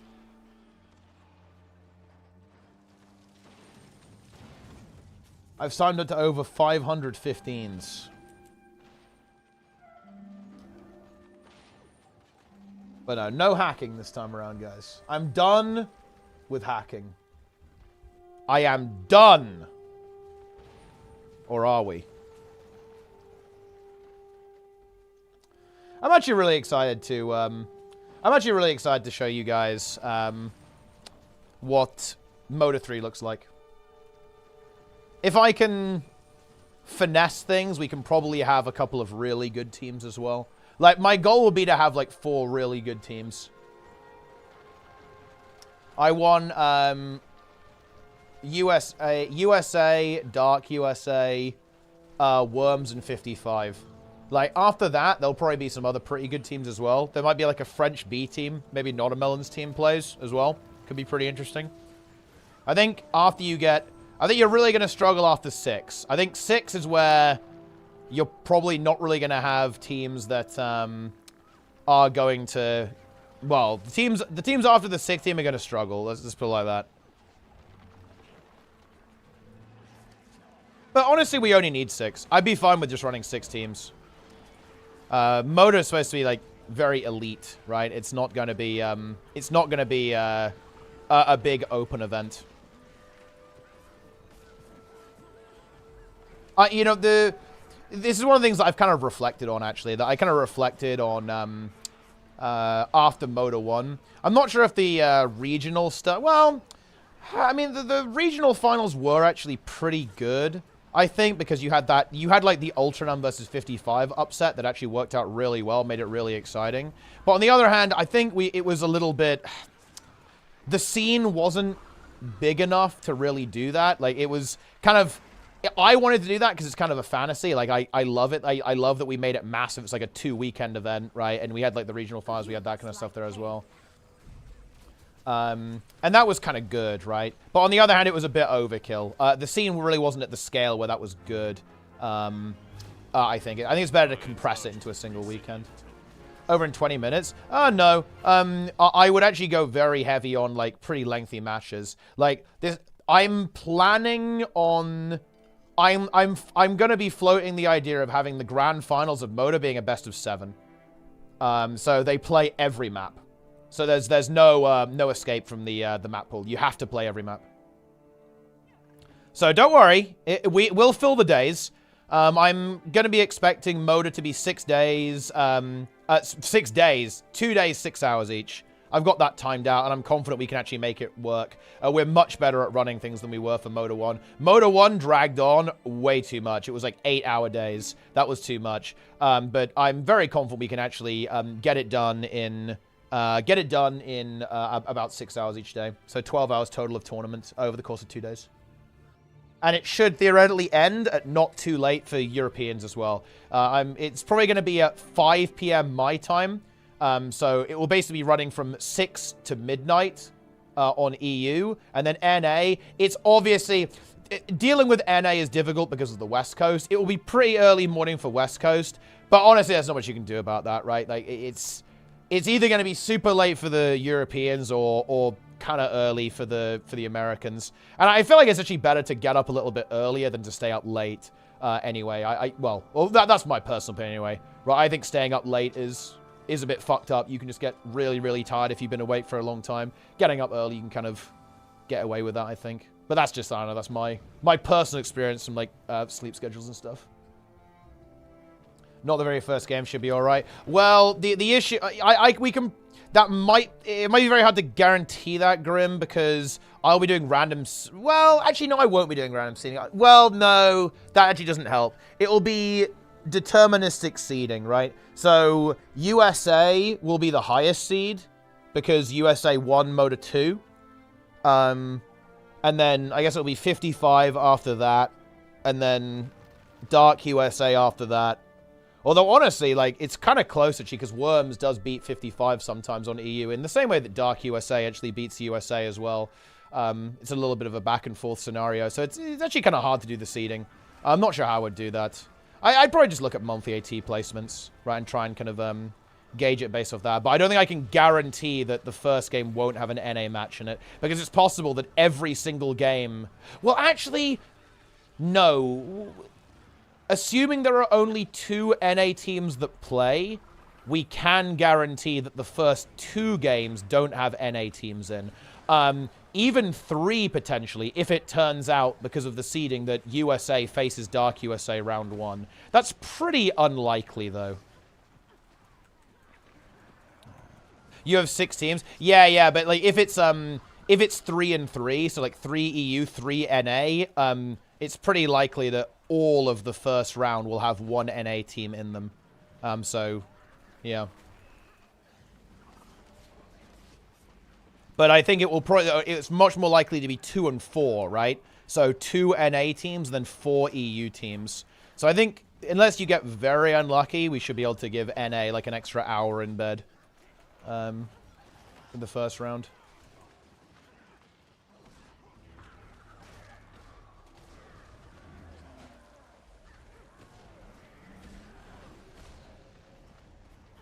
But yeah, I'm going to get some overlays. I'm going to do some funding as well. I want to try to get to 100k gold for I kind of want to do 100. I want to have very similar prize pools for all of the tournaments. The raid one obviously needs to be a fair bit bigger because there's twice as many players per team. But I think my goal is going to be like 100k for Motor at least. Then like 200k for the raid tournament, and then for the Beetle tournament, because it's individual, it will probably be a little bit less. Maybe more like, kind of more along the lines of like maybe 30,000 or something. But there's likely to be quite a lot of players playing in the Beetle tournament in like individual teams. So yeah, maybe like, you know, 30k, 40k. I kind of want all of the tournaments to be vaguely on the same kind of level, right? Guys, I don't think we can kill them. It's not looking good. They're too strong. This guy did fall over, though.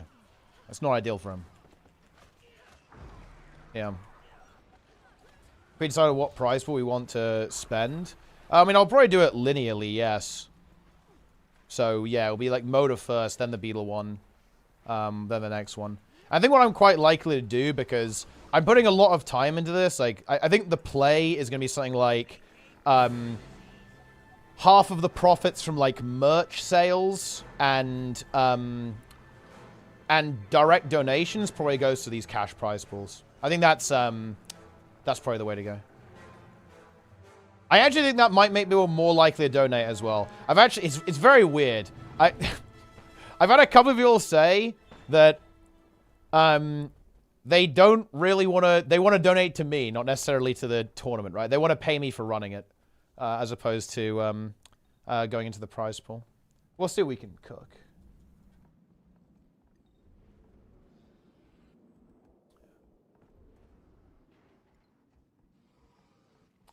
We'll see what we can do. PVX tournament. You wouldn't really get teams for it, to be honest. I actually really like the idea of that, like a Guild Wars 2 decathlon. But you wouldn't really get people interested in playing.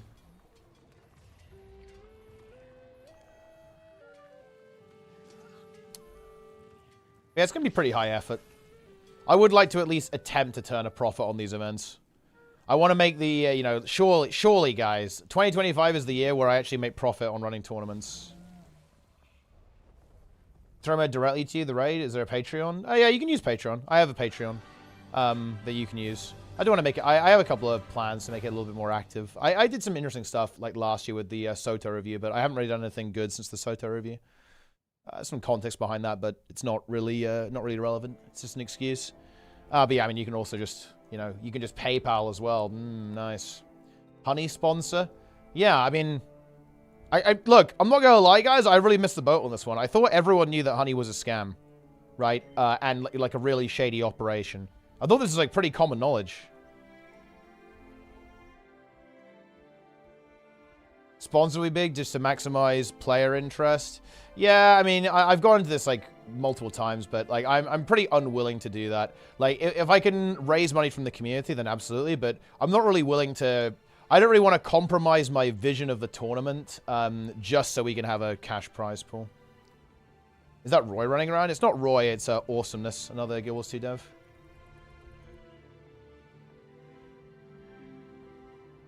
PM for a PayPal. It's just below the stream. You can see it below the stream. And click the link. Click the link.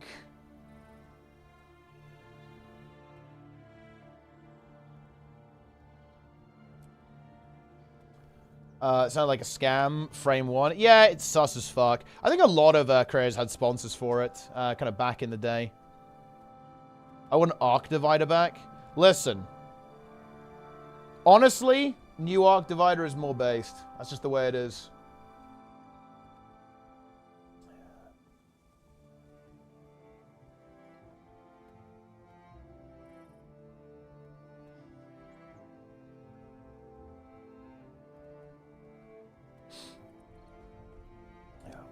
Raid Shadow Legends sponsorship, they're asking for donations.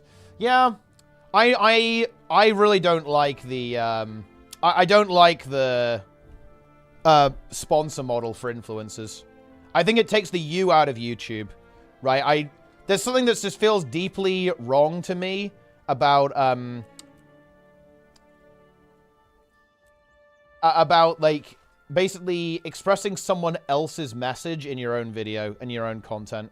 I'm not gonna lie, I do definitely regret having like the Surfshark sponsor, to be honest. No disrespect to Surfshark, it's a perfectly good product that does exactly what it says on the tin. There's nothing wrong with Surfshark. It's just, it wasn't worth it. It was not really a positive experience to me, even though they were actually really nice. The contract's actually good there as well at Surfshark, to be fair to them, actually.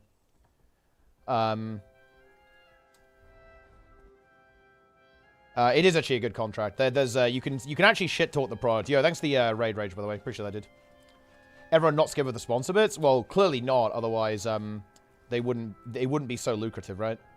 Like they're obviously generating profit. Why international girls are put with only German or French girls? Play Warsword, thank you. It's probably a bit of a quirk of the system. They're still like ironing out the algorithm. I think that's not really supposed to happen, or it's supposed to not happen that much.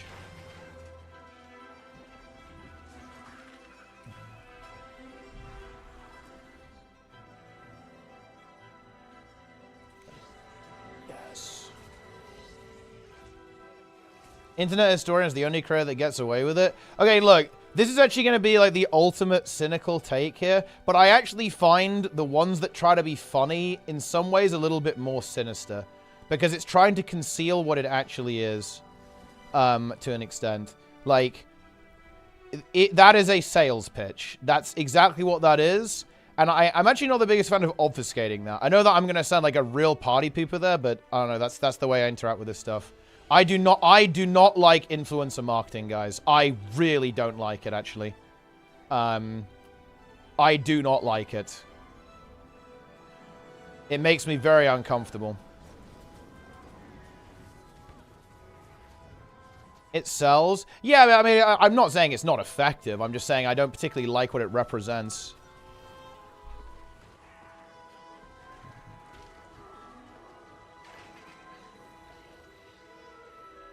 Love to see it.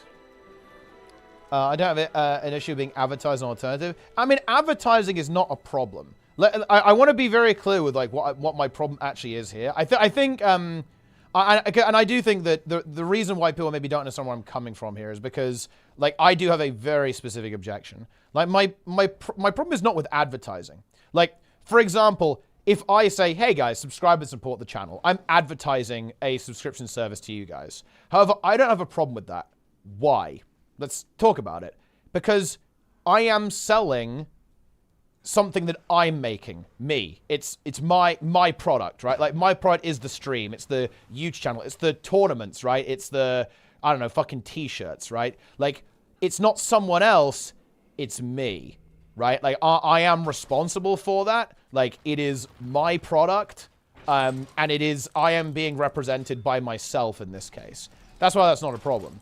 So, for example, I would have zero issue advertising. Basically, you know, I don't know, if I owned a VPN company, or if I owned Huel, for example, I'd have absolutely no issue advertising that on my stream. Because that's me. That's like a product that I myself have created. So I've got no issue, like, selling you guys t-shirts, right? Because it's an actual thing that, one, I have personally tested myself because, I mean, I bought them to make sure I like the quality, I like the material and stuff, and, like, the print was good. But also saying that I entirely stand behind because it is something that I made. So it's not really the same thing.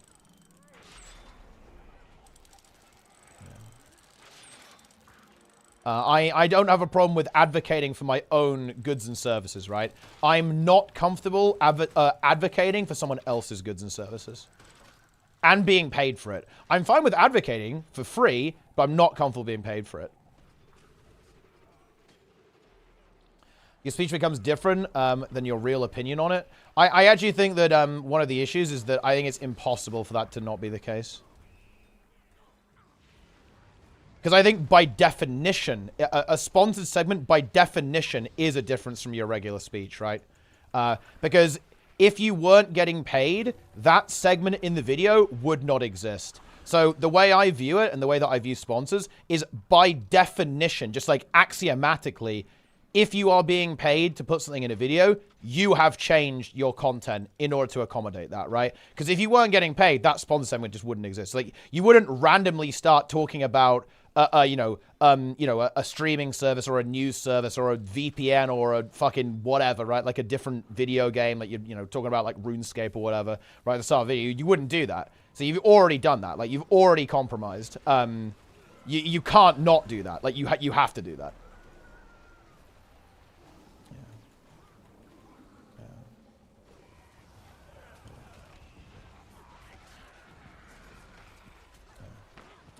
Yeah.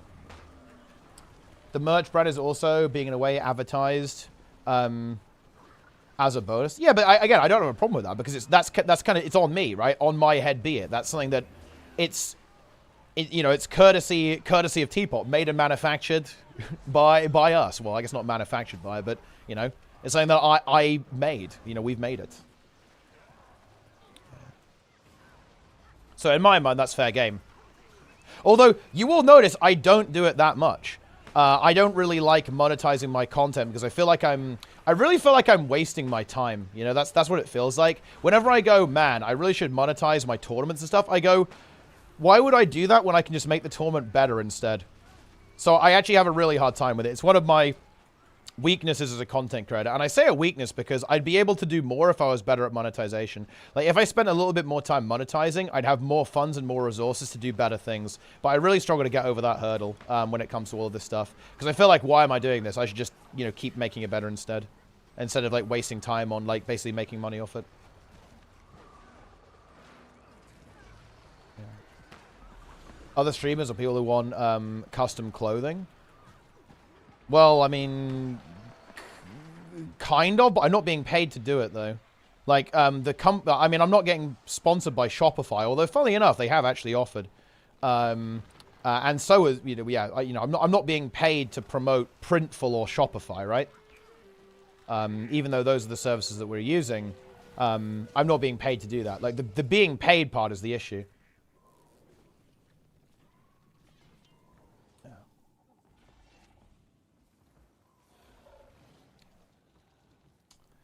Yeah. Slug speech. Indeed. Also, Gold 24 in the mix. Vote on the sponsor you'll accept or not. I find it an interesting concept. I mean, thing is, like, most people probably don't really care that much. And they'll be fine with it. Like, I'm pretty sure that most people... I could get away with taking some shitty sponsors, and honestly, people would kind of roll their eyes, but it wouldn't be a big deal, right? Like, that's the situation. So that's not good enough for me.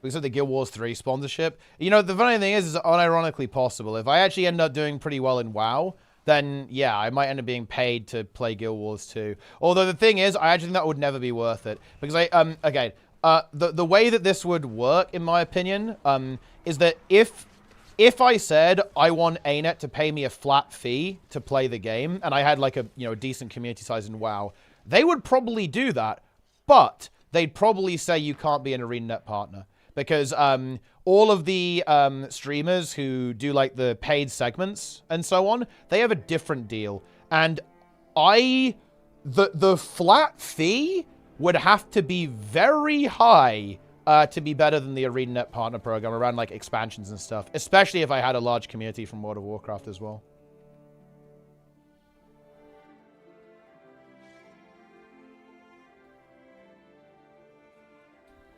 More ethical if the advertisement was paid for the link clicks.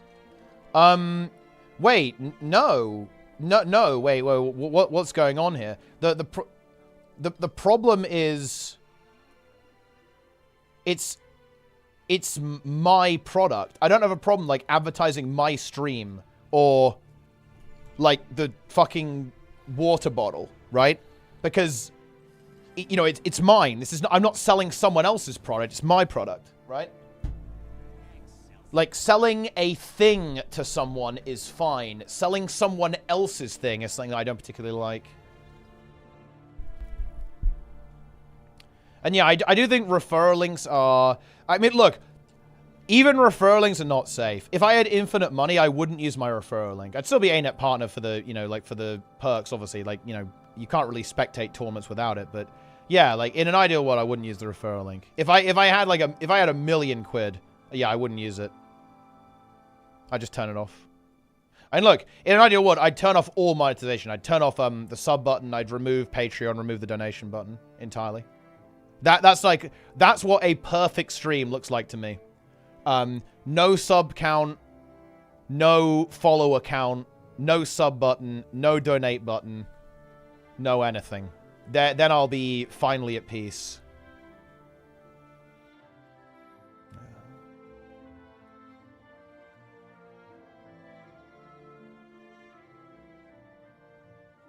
Guild 3 Swan stream would look like doing the tour, then batch testing at the leveling experience. Well, I mean, look, fortunately, you know, look, I would try and give them value for money, so I'd put a little bit of effort in. Yeah. Had to go a millionaire? Pretty much, yeah. One day we'll all be free? I mean, maybe. Who knows?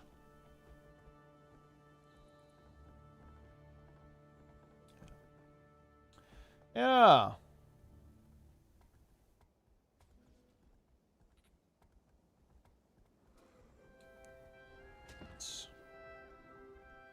IRL Cody, that actually is true. Yeah, if you reinvest, your returns will tick.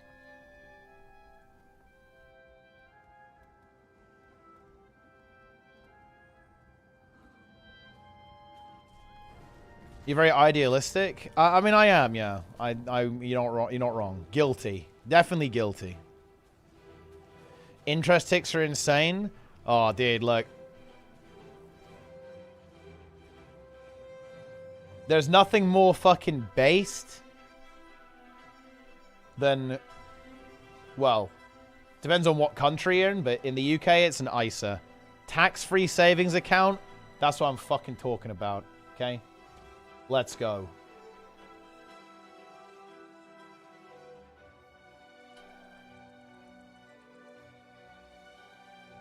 I'm a big S&P 500 enjoyer. I love to see it. I like to watch the number go up.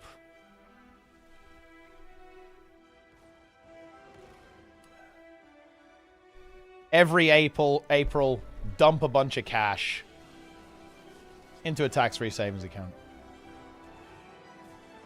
What are the cons of an ISA? I mean, well, it depends what like the way you do it, I guess. But I mean, not really any. You can only put 20 grand a year in. That's a pretty high limit. And most ISAs are flexible, but some, if you take money out, you can't put it back in again. It doesn't reset the limit.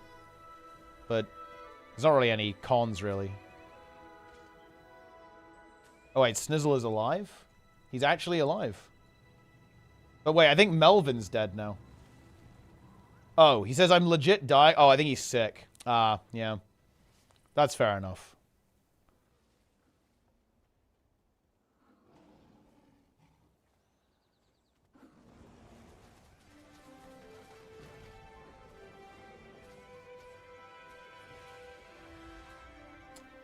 Okay. Inflation higher than the return, but that almost never happens. But I mean, that's going to happen, you know, if you get fucked, right? If your cash is just sitting there, then it's not really going to help. That's not really going to beat inflation just sitting there doing nothing, right?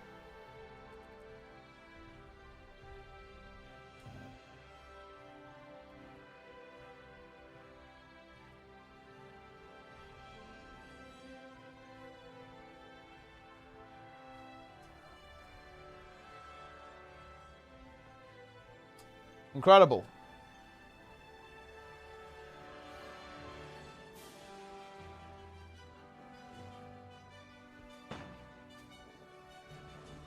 I'm resing this guy. Can I get this? This is a big green team. Surely this squad is enough to get the kill, right?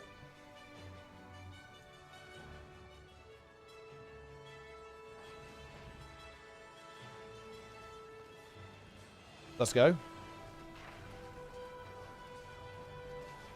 He might pull me. I'm going to stand on the wall so he can't get me. Any ticks? It's over. We lost the keep. It's fucking GG. Worlds looks so wolf right now. Well, to be fair, it's not really world versus world. We just don't really have a lot of players. Our link is a little, it's a little quiet.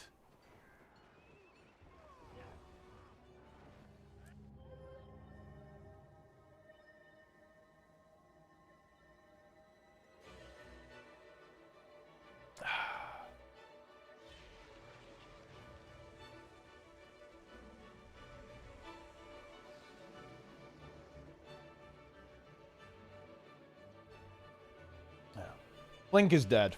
But it's fine. I am going to tag up big time because, I mean, look, Plenix is close to psychologically broken.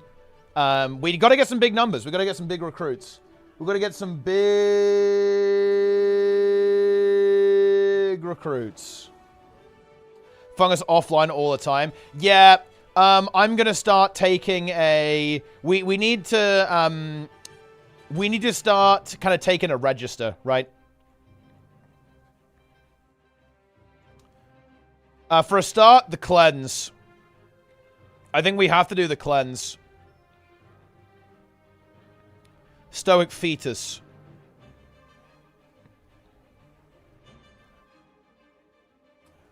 Player, yeah. And dude, it's fucking Guild Wars 2, Magnus, okay? Oh. I want to go back, man. Why can't we have Mystic Build Salt? 80-man blob. Perma. Also, wait, I think there's a PPT in French and German skill. Well, I mean, yeah, I guess that's not ideal. This is the link, by the way, links. This is what you're looking for. It literally says, give me money. It's right there. Wait, dude, I haven't updated my PC setup. I'd better actually do that. I'm still going on a 9900K, apparently. Except, that's not true, guys. That is inaccurate information.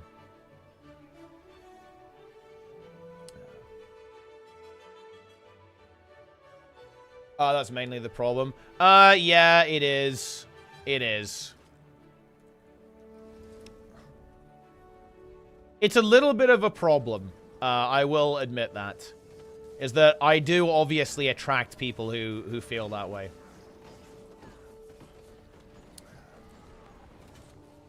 Oh. The big neck crack.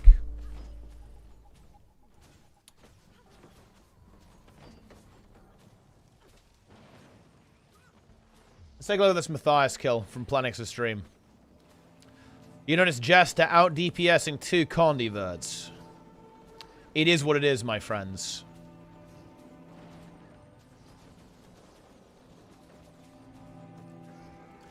Ah, look who it is. Trig. Tier 1 sub. Man, I'm hyped for the January balance manifesto, actually. When are we dropping that? When are we dropping the balance manifesto? Yo, actually, Trig, fuck it. Make a bonus weekend where you just add celerity to the game. And just say, fuck it, dude. Just add celerity. Just do it. Just fucking do it. Am I wrong, guys? He should just do it, no?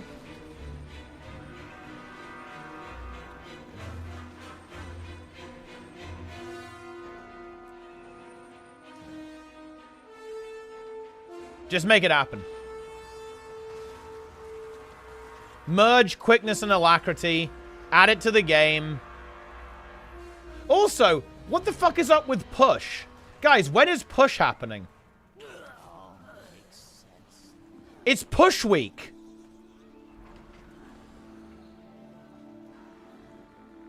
Eddie, tier 1. Man, I saw some great clips of Plunge the other day. No wonder my M plus team is fucking dead. We don't have Plunge anymore. Push is dead? I mean, I'm pretty sure it's not dead. Just like, what's up? Like, where's Push? I think people were talking about it in my Discord. I was like, oh yeah, Push is a thing, isn't it? Wait, hype training coming, guys. Yo, guys, subscribe. Let's go. Log in. Oh my god. Hit the sub button now, tier 1 sub. Look, by the end of the year, I have to get tier 3 Twitch partner contract. It's time. I've got to get back to that juicy 70-30 split, guys. If you don't sub now, you're going to miss out on this hype train. You're going to regret it for the rest of your life. Just think about that.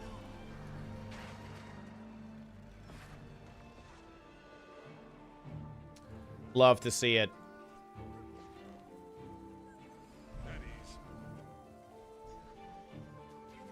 Scam train. Nice. Nice and 100 bits. I believe that actually does activate the scam train. Yep, there it is. Look, you can get the, you can get a snowman emote. You can get an elf emote. A lot of emotes you can get here, guys. Look at the frog. The frog is climbing.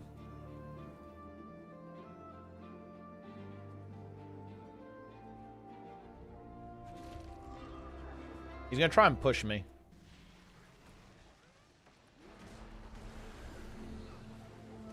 Oh, I tried to pull him with the edge, but instability. GG. Deplete. Hype train, come and clip this clip. It's like, yeah, clip. It's time for a clip. If you main bear next tier, I mean, honestly, maybe I do main bear. Like, it could be god comp. What if it's god comp? Dude, he's 4% HP. Oh, the god killed him!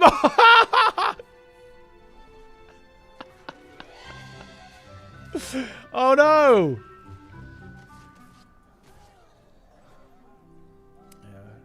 Yeah.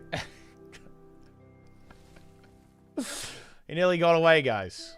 He nearly escaped, but the god put him down. Dealt with him. Big neck. Hopefully not the breaker. Nah. Could be worse than this season. I don't think. I mean, I do like the core tree, for sure. But the thing is, I think it is very hard to imagine a reality where Prop Paladin isn't God Comp again, purely because it has all the kicks. And no other tank can deal with the fact that stops don't work anymore, except Paladin.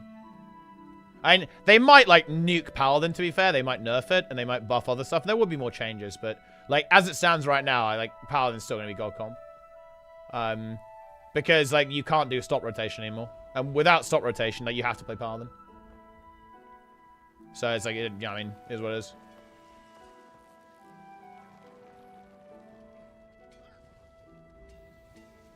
And, like, maybe if the damage gets nerfed a lot, then stuff like Bear is good. Because Bear is probably going to end up being good damage contribution. Because you have Verse buff. And they can just make the damage good. But, yeah. Oh, Anonymous Gifter gives to Magrest, nearly leveling up the hype train. Dude, where's Gil the Man when you need him? Magrest is now a sub. 6-month sub. Enjoy that. How should you play Guardian? Which build and what stats? Actually, a couple you can play. You can play like a DPS Dragon Hunter, like Berserker Marauder gear. You can play Support Firebrand, obviously, in Minstrel gear as well. You can play Willbender as well. And go for that that angle. Those are kind of the basic builds that you can go for. Roaming is also, like, Willbender is really good in roaming too. bearer's bomb damage on them is getting worse unless they change something else. I think that, I mean, they'll change more, right? I'm really hoping they rework the tier sets for 11.1. I think the tier sets are so fucking lame. They're so cringe. That's just Blizzard being scuffed. They thought it was a cool idea, but it's dog shit. But they have time to change it, so they might be able to cook. I think there's maybe some potential for VDH to actually be good next tier. Because they're making the sigil recharging, like, cycle of binding. That's getting a lot stronger next tier. It's 5-second cooldown reduction instead of 2. So it's a lot of CDR on stuff like the silent sigil. So there's maybe some potential for VDH to be good, I think. Ah, an anonymous gifter gifts to Guild MM. Maybe he'll be summoned and continue to fuel the hype train. You never know, right?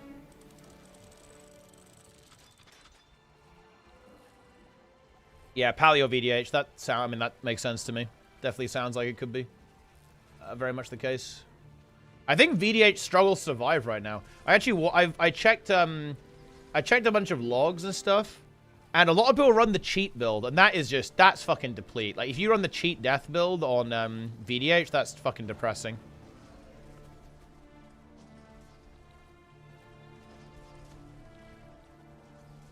But hey, unlucky, I guess. I think VDH actually needs a couple of 2-point nodes turned into 1-point nodes. It's like very starved on talent points. Does not feel good. A great job, guys, on this level 2 hype train. Let's get a level 3 hype train. Come on. Let's go.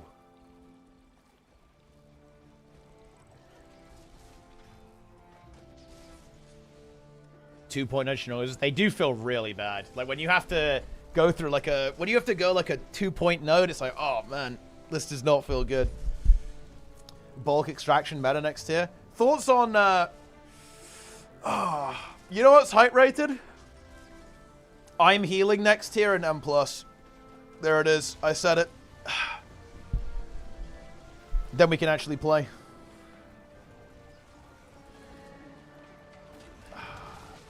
That's where the real hype is, bro. Soul Barrier God Comp. Yeah, I mean, honestly, if I'll, like, the Eldrachi stuff is, like, theoretically really strong, right? I feel like, if you, although I'm not sure if that's Soul Barrier, I'm not sure if that's what you're referring to, but, like, the one that gives you a shield, it's actually pretty fucking good if you think about it. I physically cannot. Dude, this is the guy who's like, oh, let me heal. Daily reminder that Guru and Rated, like, argued for, like, 15 minutes over who was gonna heal, okay? That actually happened. That was, like, a real thing. He was like, oh, let me heal, bro, let me disc, oh...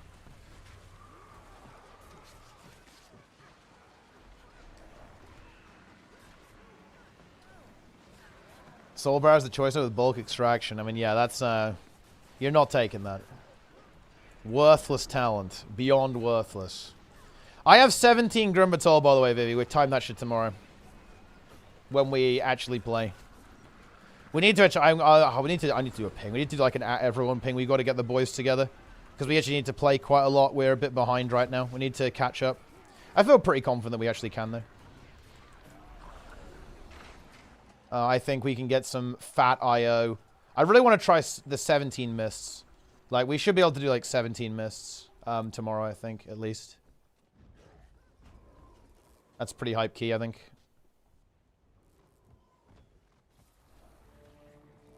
Rated just needs to get 110 million crit during the burn phase. Why don't you do that, Rated? Why don't you get the 110 million crit, bro?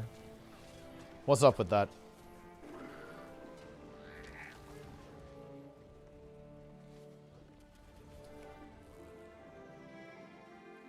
I really need to get the transmitter.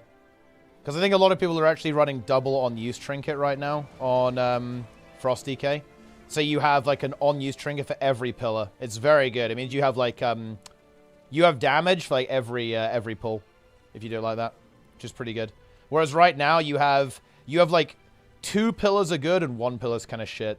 Because you have like 1 with breath, 1 with the you know, with a trinket, and then like it's kind of scuffed after that. VCS, tier 1, big.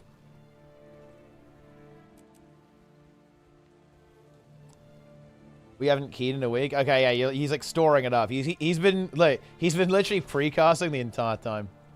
He's like been precasting for the entire week.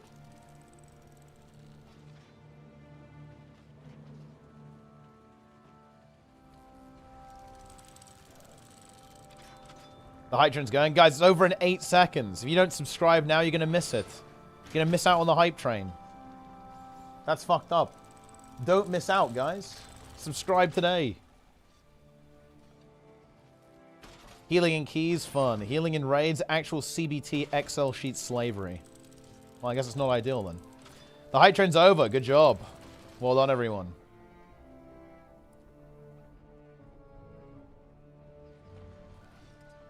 Wow, that was exciting. That was a hype train. What can I say?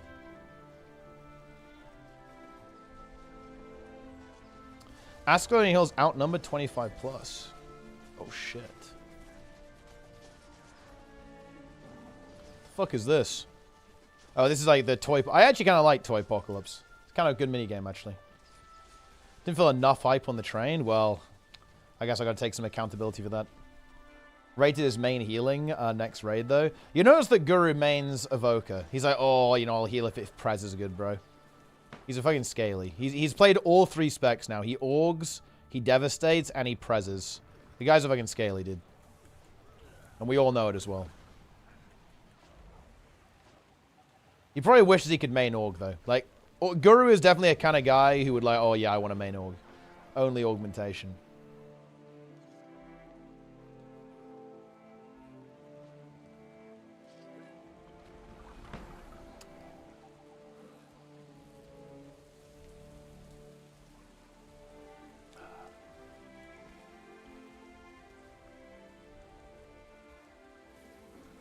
Planga.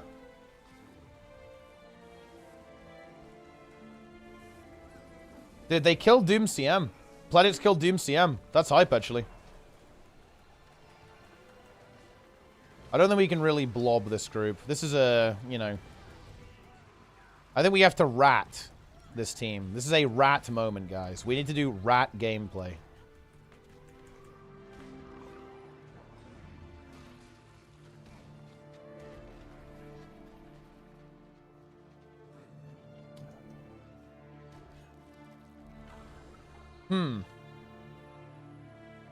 Yo, Nico, thoughts on activating Nico ST? It's time.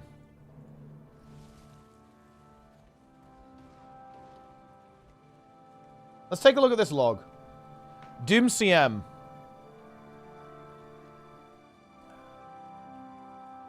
Six minutes and 46 seconds. Just a third DPS overall. 13,615 DPS. Top DPS 16.7k DPS. Planix 7k DPS. I guess he... Wait. Oh, no. Dude, I think... Wait, was Planix on, like, full cuck duty? He must have been. Yeah, he was on... He was, like, green 1 or something, probably. In the cuck shed.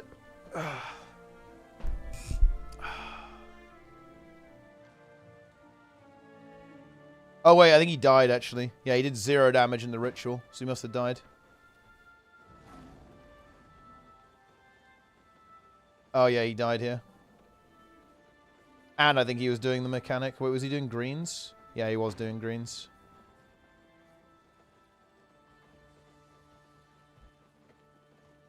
Yeah, he's doing... Wait, what? Oh, yeah, the chrono was kiting. Yeah.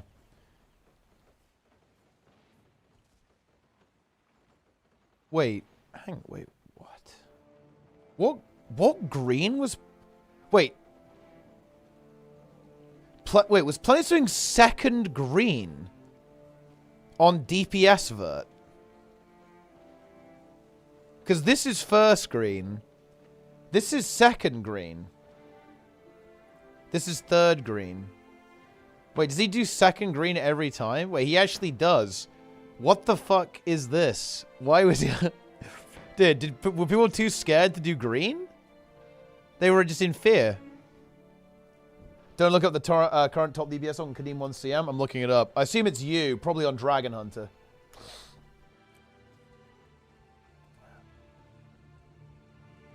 Probably maining DH.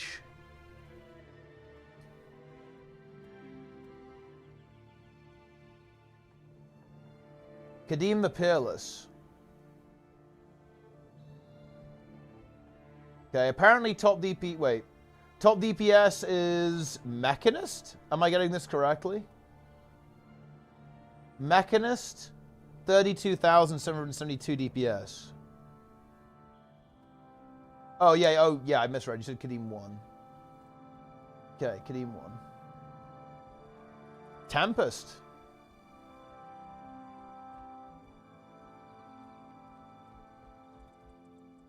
I mean, that's big.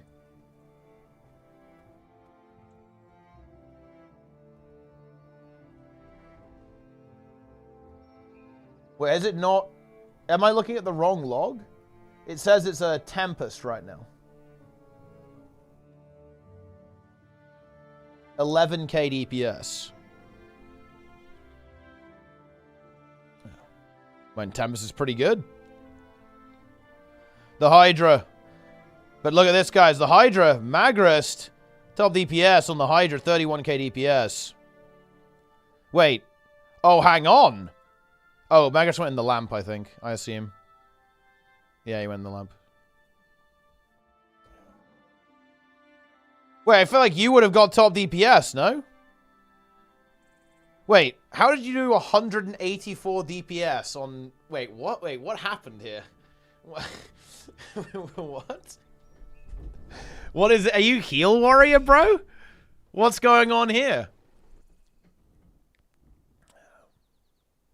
Died to the second fireball.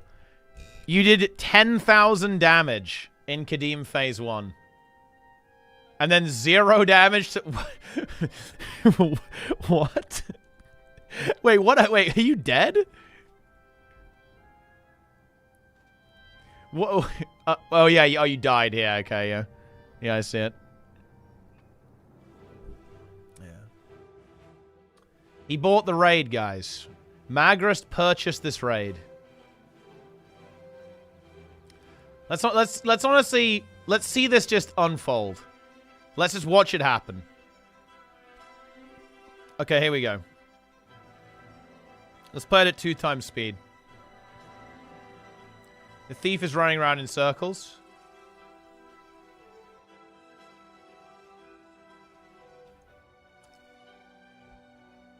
Okay. The Hydra shoots. So see what happens here. The Berserker is moving. There's obviously going to be a thief portal here. What's the thief? The thief did some weird shit there. Okay. And they take it back. Oh no, are they right? Oh no. Yeah, that is very... Okay, look. So here's the circle. There's the thief portal. Right on the edge. Wait, and they're just not reviving. Oh, they're just not reviving. Like, all the DPS were ooga boogering. And, yeah, the warrior, he's gone. Yeah, it's over. Incredible. Well, I mean, it is what it is. Unlucky. That is unlucky. Oh, here they come. Here come the lava slugs.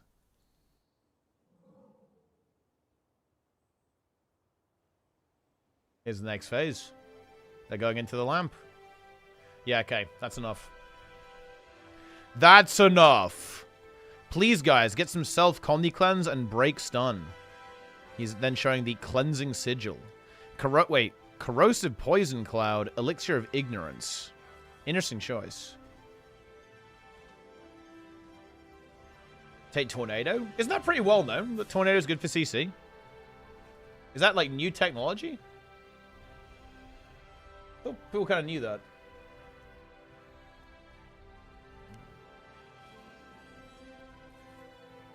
Tornado, the breaker.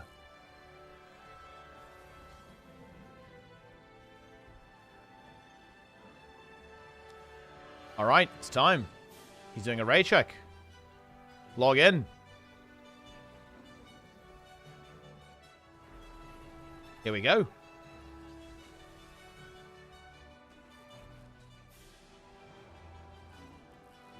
All right. Let's face the red team.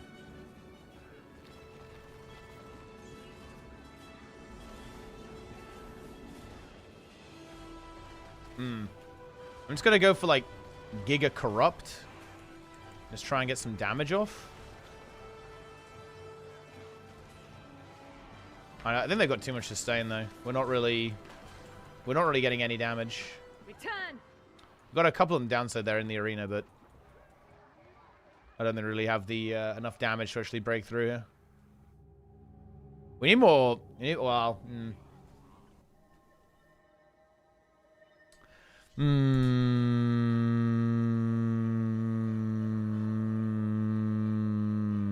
Yeah. The squad comp. Yeah, we don't really have. We have no subgroups and also some pretty questionable stuff going on here. The boon distribution is entirely random. What can I say?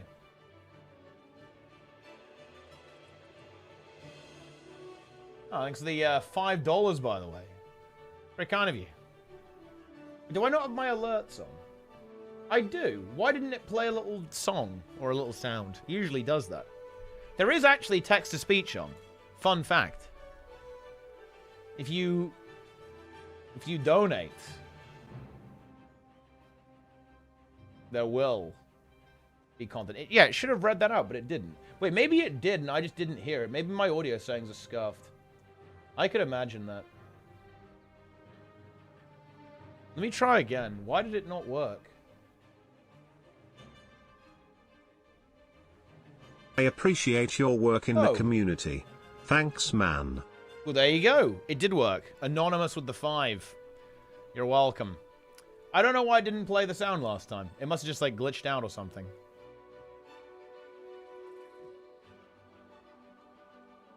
Cheese. I mean, cheese indeed, yes. Cheese, cheese, cheese, cheese. Yeah, they took the tower.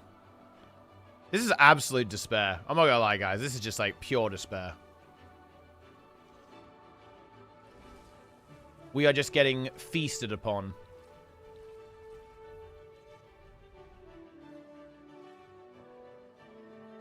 Horrible emote? Is it, though?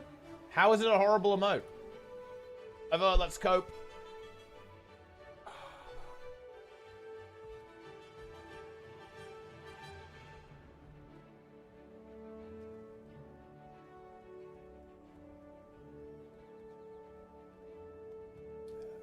Wouldn't even recognize that as cheese. Well, I guess it's kind of like it's a slice of American cheese, I suppose.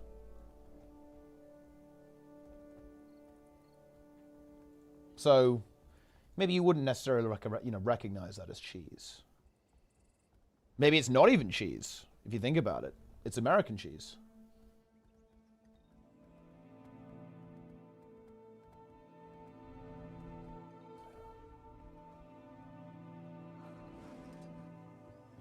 Roaming gangs of Wilbur and perma-cell thieves jumping you 24/7. Yeah, I mean, I think roaming isn't doing so hot. Roaming is dead. But I think if you play with a small group, it's all right. Rework another map next expansion. I mean, it looks like the formula, yeah. Maybe they'll look at the roller beetle or something.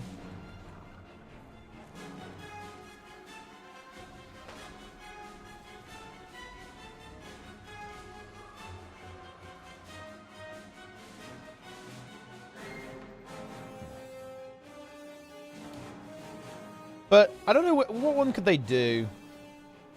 What about the dog? Well, and the jackal I feel like still does something. So maybe not the dog actually.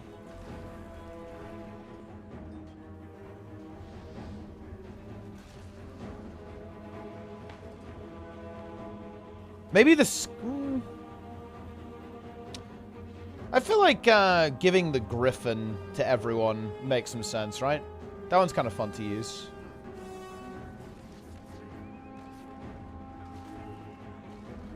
Thing is, though, I feel like if they wanted to give the Griffin to everyone, they'd have to dumb it down a little bit. I think the Griffin... Look, this is going to be a very hard-to-swallow pill for Guild Wars 2 players. The reason why everyone uses the Sky Scale and everyone uses the flying mount stuff in WoW is because it is easy to use and very convenient. The Griffin is not. It's kind of annoying to use until you get the hang of it, and that means people don't use it.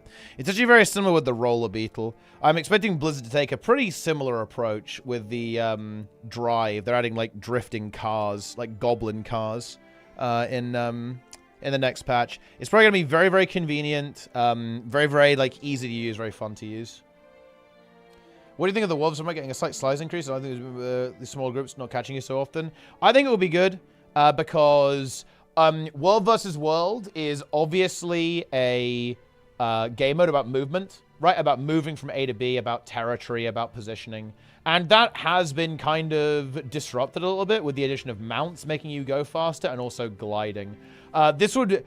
I honestly, I'm going to say it. I actually think gliding is more egregious than the Warclaw, or at least equally so. If I had a choice between, like, removing the Warclaw or removing gliding, I think I'd actually remove gliding.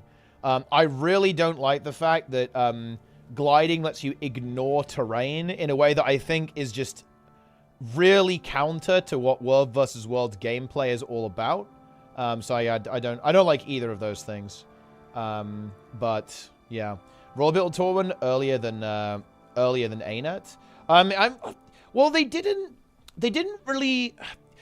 do a dragon riding tournament, but what they do is holy shit, they beat a dead horse, man. Like, they add a shit ton of content for it.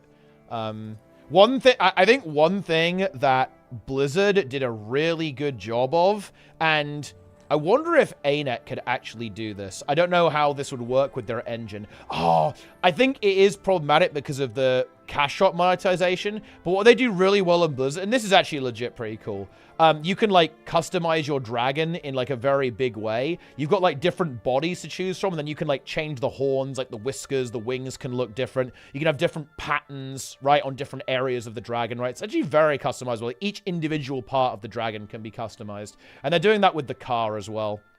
And I think that's actually really good. I think ArenaNet should maybe consider trying to add something like that. But again, difficult, I think, with the monetization, with the way that it works. Because, of course, it's in the gem store. But that's actually really nice in that game, I think. People like that. 250 gold. Yeah, cry fucking harder, right? People had, you know, like, people cried about the Sky Scale. But yeah, they will cry about the Griffin, but I don't care. Oh, you know, that's a funny thing, Siraxa. I noticed this. I didn't realize how good this was until I started messing around with transmog in WoW. Dude! And by the way, AREnaNet have no excuse because transmog came before the wardrobe. Yes, it did. The fact that... Oh, dude. What's really nice in Blizzard, in WoW, is that when you look at a skin... Instead of showing the icon, right, the little tooltip icon, it shows you all of the skins. It renders all the skins for you in front of you, so you can, like, look through all things. That's actually really nice. AREnaNet should add that to the wardrobe. They should 100% do that.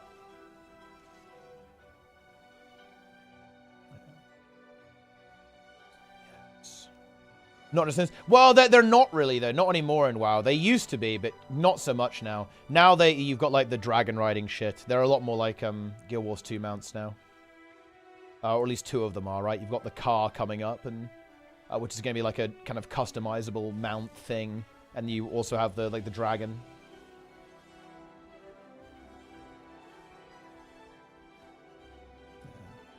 Even better with add-ons. Yeah, I bet you can, yeah.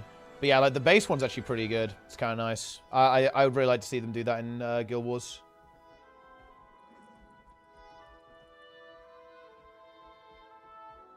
Oh, what are we doing, by the way? The comm is, like, mentally preparing. Stealing himself. Ready to pump. Ready to blast. It's time. Wait. No, guys, notice the subgroups, like, beginning to form here. You'll notice that we have 3 players just in their own subgroup, entirely alone. What's going on here? What's the situation here, guys? What do we think is happening?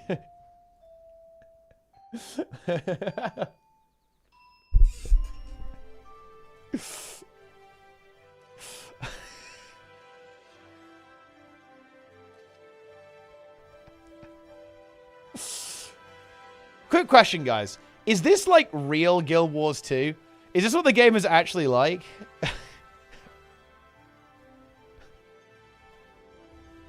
What's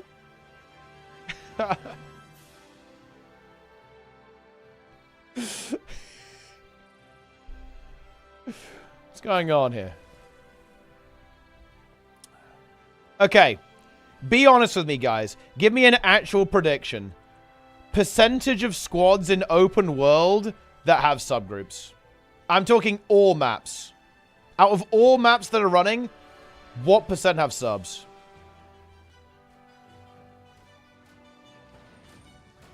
.1%. It's more than 0.1%. Sub 1%? How is it? There's no way it's sub 1%. That's not possible. Surely it's like 50-50, no? Well, okay, what, maybe 33-66.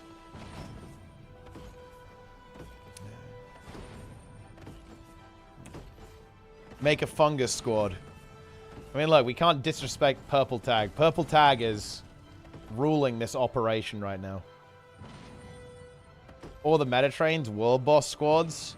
I mean, yeah, I guess there's not really... I feel like if you do like a World Boss train, subs are not worth the effort. That is true.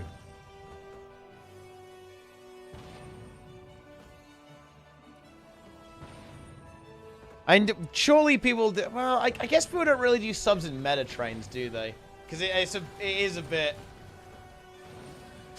Yeah, I mean... I guess I would do it in a Metatrain, but... I'm not going to blame people for not doing it. I mean, that content's a little bit too easy to be worrying about that.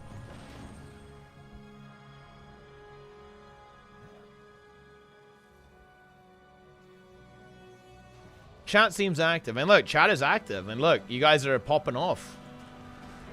Another banger feature. You know, I'm going to say it. I actually kind of simp Twitch. I think people are really hard on Twitch, and I think it's actually somewhat unjustified. Obviously, they make mistakes. Obviously, they fuck things up. They made some pretty bad calls, but you know what? I actually think Twitch is pretty good on the whole. I really like the collaboration feature they've added, where you can like share viewers with other streamers. I like that a lot. I'm gonna try and use that a lot I don't know how I'm going to do it. Like, dude, I honestly hate this. I hate this so much. They added it too late. Dude, who can I share viewers with in Guild Wars 2? Like...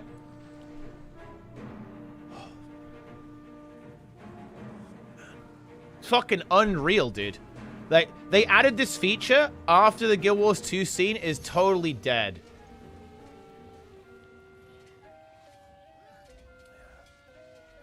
It's goddamn depressing. And I would add Plenix, actually, but he's doing a raid. He's in voice with other people, so I feel like I can't do that right now. Does fuck over discoverability?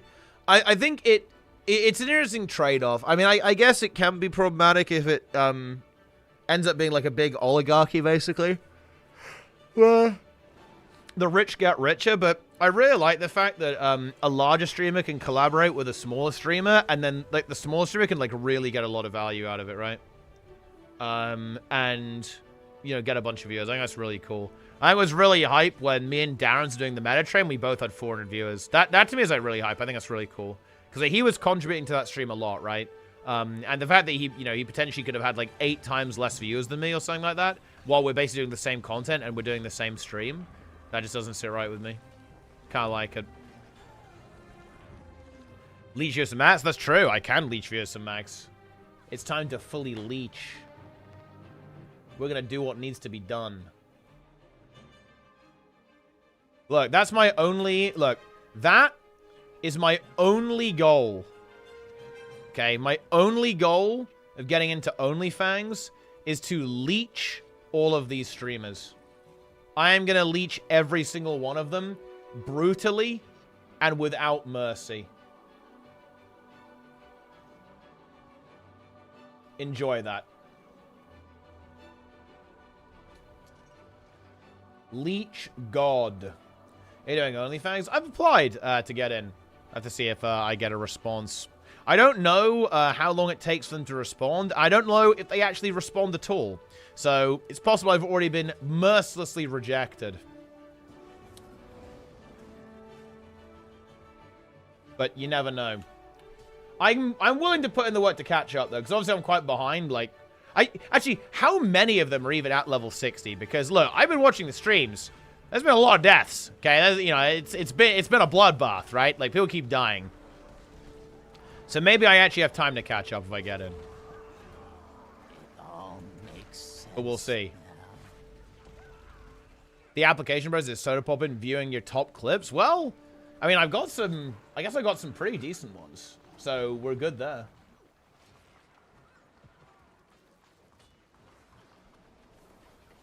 It's time.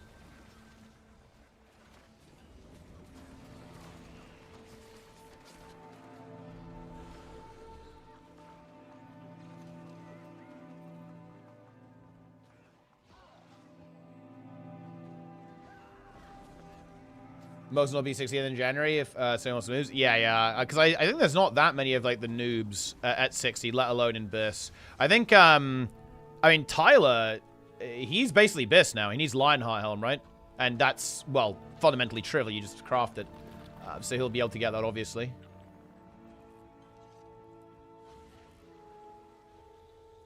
But, yeah, not a lot of the other newer players really have anything.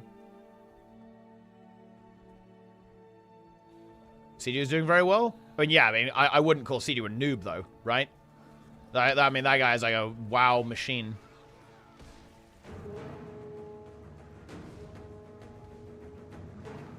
Ginger's playing 20-hour shifts. Did he? I mean, look, I honestly want to know. Look, guys, if I get in, I am going to tell you guys if it's actually, if it's like a meme. Okay? Because I cannot comprehend why Gingy would actually just cheat. It makes no sense to me. What is the logic there? What is the rationale? He's like, yeah, I'm just going to buy a couple of greens from my alt. What? Why? It makes no sense. It must be it must be a bit. It has to be a bit, guys. It's all content. It's all scripted. It's all scripted, guys. Nothing you see on the internet is real. It's all fake. All of it. Literally all of it.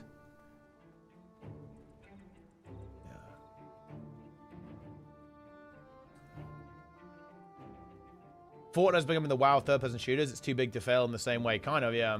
50% serious of Fortnite squad. Yeah, that actually is a bit of a problem. They might have to, maybe they can optimize it, Alcar, and if you have if you're doing like a stream together, maybe it could somehow show all of the streams in one position, and it kind of like allows you to scroll through them and select which one you want to watch the POV of. Maybe?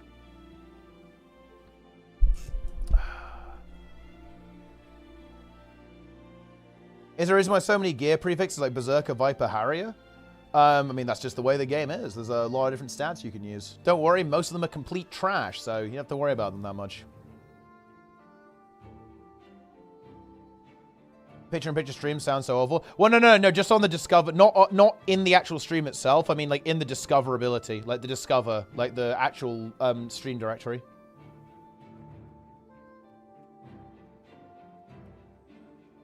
Nomad sets my beloved. Exactly, yeah. That's good shit.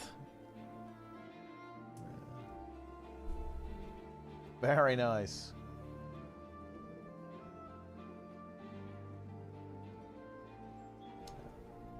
One relevant gear set, Celestial. That actually is true. It has all of the stats, therefore it is the best.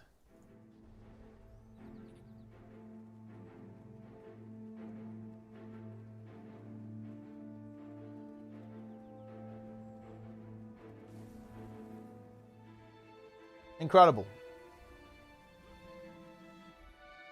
I feel like at least half of Guild Wars 2 Rock Soldier gear. How come that 5k DPS is so common? I think people are just like peepos, to be honest. I think they're just like actual frogs.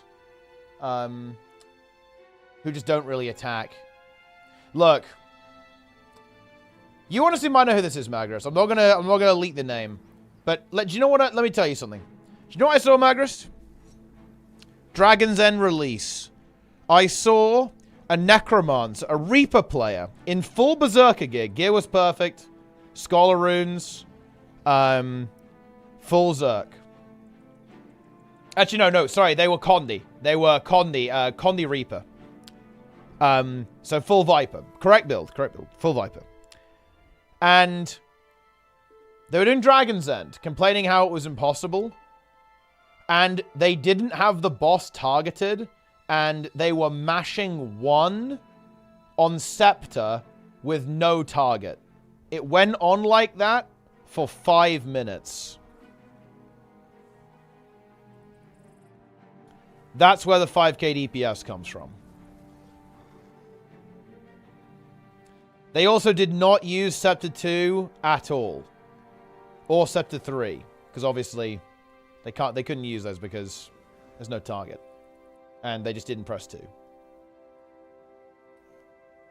And the thing is, look, I can almost see it. Because they were spamming like this, right? Oh, this Orpheus? Actually, no. I think it's exactly the same in WoW, by the way. It's not true. The gap between parsers is actually not that high. It's not. Okay. Oh man, this one needs to kind of be talked about a little bit. So that quote is an interesting one because that statement is true, but you've got to talk about like who is actually being talked about. So when Mike Z said that the average Guild Wars 2 player is 10 times less effective than a good Guild Wars 2 player, they're comparing all Guild Wars 2 players. They're not comparing raiders, they're comparing all Guild Wars 2 players, right? If you actually look at the spread in raids, it's actually not that crazy. Because the important ones you want to be looking at, right, are going to be the quartiles, right? Like you want to be looking at the median, the upper quartile, and the lower quartile. It's actually not that high, right? Between these two, it's similar to WoW, to be honest. Like WoW looks like this too. Get rid of the supports. If you're wondering why the vert spread is so high, it's because some people are playing Condi here, and Condi is, I think, worthless. More people in WoW do some form of PvE content. I would say it is actually because WoW does a very good job of separating players by skill systemically, right? If you want to see, okay, look, if you want to see some shit, then this is what you've got to see, right? Okay. I really like the title of this video, actually, because it's just so raw, okay? The reality of low mythic plus pug key failure in the War Within Season 1. And then he's just gonna fucking slam this out, okay? We've got a +4 Arakara deplete, okay? That's what we're dealing with here, guys. We have got a 24 death. 24 death, Arakara 4 deplete. Okay? This is, like, inconceivable, right? Like, this is, like, unimaginable. Like, you might wonder, how is this possible? And honestly, it's a good question. Okay? It is what it is. Yeah. Yeah.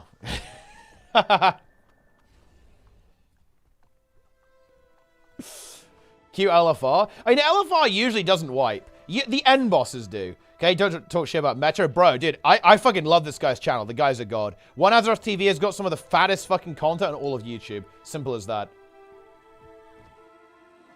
Yeah. Welcome, Nez Gaming. We were just talking about basically how well people perform in raids. But again, like the key insight is that the average...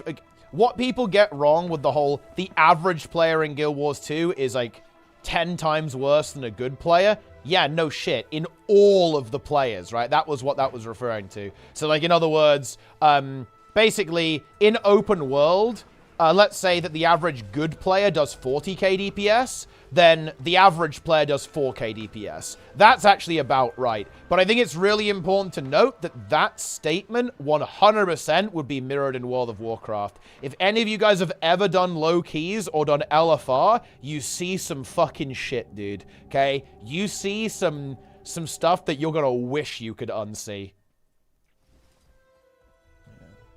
Good player or bad player, raid fast. Just in terms of like how much damage they do, right? Like how well they play their character. Don't invite anyone who's not 1% IO score. Well, the video I just showed you begs to differ. I don't think any of those players were top 0.1% IO score.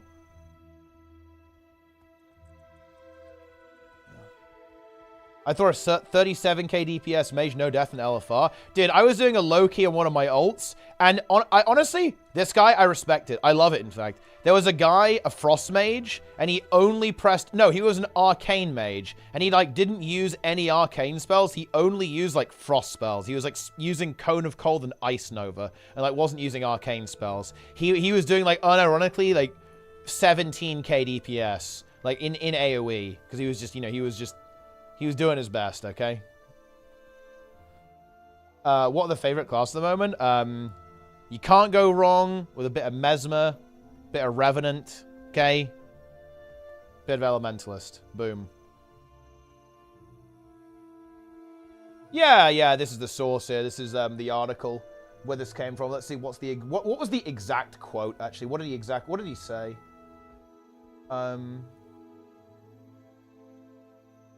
What did he say?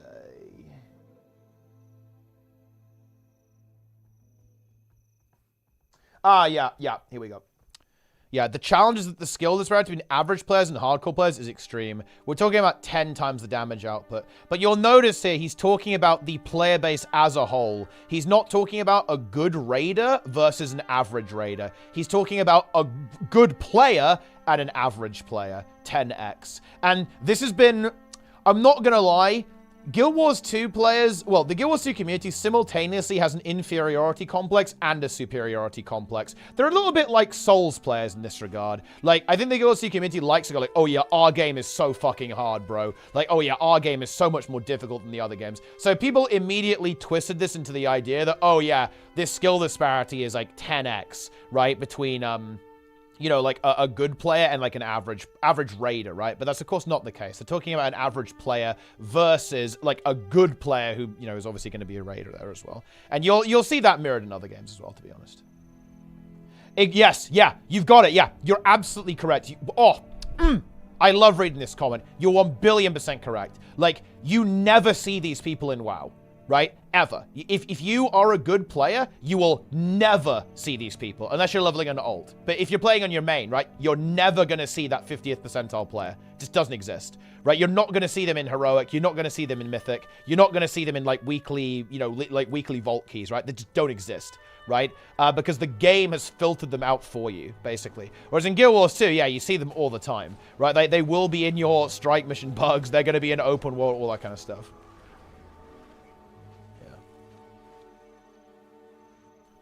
How to use the spells and IBase. Oh, yeah, of course. Yeah, absolutely, yeah. Like, having the right gear, having the right build, and obviously, like, how well you use your abilities, like, how well you do your rotation and so on. It's going to be, like, a really big thing for sure. Yes. But yeah, it's just that I think just WoW, especially WoW, does a very good job of trying to put you with people who are at your skill level, is pretty much what happens. Like, the game does a pretty good job of that, in general. Not always, trust me, but, you know, mostly.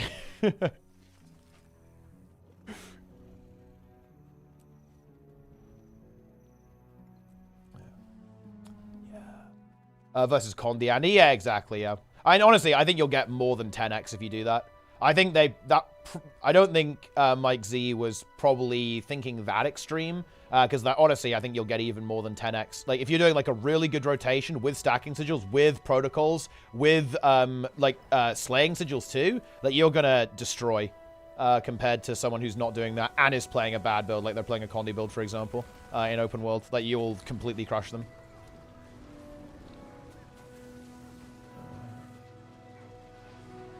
225 MR, there's a 50, oh, yeah.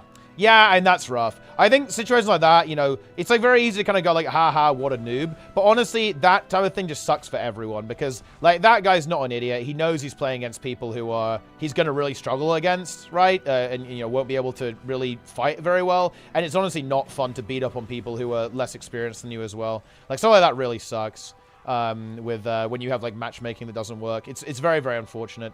It's very similar in Guild Wars 2 when it comes to PvP as well. Like, solo shuffle seems to be like a really interesting thing to me, actually. Like, I don't know. I need to actually play it, and I don't obviously know the system well because I don't PvP in WoW. But to be honest, solo shuffle just does not sound like a good game mode to me. Like, maybe I'm just wrong and I need to actually get into it and kind of understand how it works. But like the way it sounds, like the concept of it just does not seem good to me. Yeah. Especially because it kind of, like, enforces the Trinity, right? Or it tries to, anyway. It's like everyone's got a healer on the team. That just seems like fucking cursed, to be honest.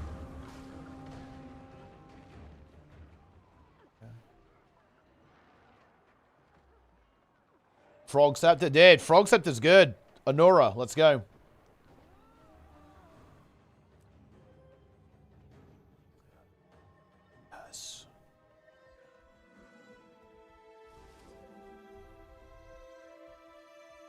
Frogs. Dude, okay. I'm being gaslit. HOT is awful for new players, by the way. Is Guild Wars 2 just played by vegetables, or is this wrong? There's no way this can be true. Dude, HOT is so based. The maps are beautiful. The music is so good. Octovine, Matriarch, Tetrad, okay, Chak, Dragonstan. How can we say this is not a good expansion? Elite specs. And it's the good elite specs, by the way. Reaper, Herald, okay, Chronomancer, Scrapper, Tempest. Oh my god. Oh. Druid. Daredevil's alright. Don't tell the Thiefmans I said that. It's alright. And DH, let's be real, guys. DH is pretty mid. Let's be honest, guys. Not their best work there. But Berserk are pretty cool.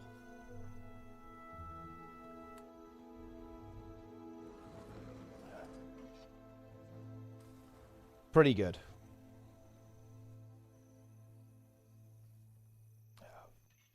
Daily reminder that Daredevil obliterated PvP.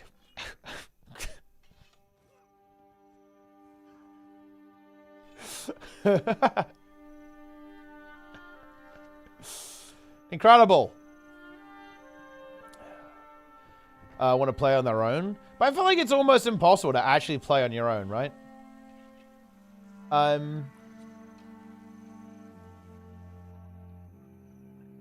Wait, what? Wait, no. Wait, Soda died? What?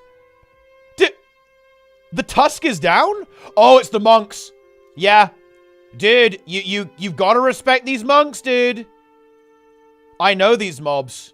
Yeah, double gallon and a monk? That's not fun, dude. That is really not fun. That's not fun at all, actually. Yeah. I don't think he's tanking here, right? Wait, is he I mean, tanking with a two-hand is pretty fucking ballsy, to be fair, in strat living. That's pretty ballsy. And you obviously can do it, by the way, especially if he's running arms, he's got sweeping strikes, so it's actually really nice for AoE threat, to be fair. Oh, dude, he goes for the whirlwind? That's so fucking greedy. Holy shit. Honestly, that's fucking based. Okay, that is so greedy. Yeah, I mean, yeah. I'm not gonna lie. I would not have the balls to do that, guys. He's in Berserker stance. So context here. Balance stance is like nothing. You just get, you know, basic effects. You can use various spells and so on. Defensive stance, you do less damage, but you take less damage. Berserker stance, you crit more, but you take more damage. So basically, this is very fucking risky. Wait, is he supposed to be tanking? Or is this guy supposed... Maybe this guy's supposed to be tanking, though.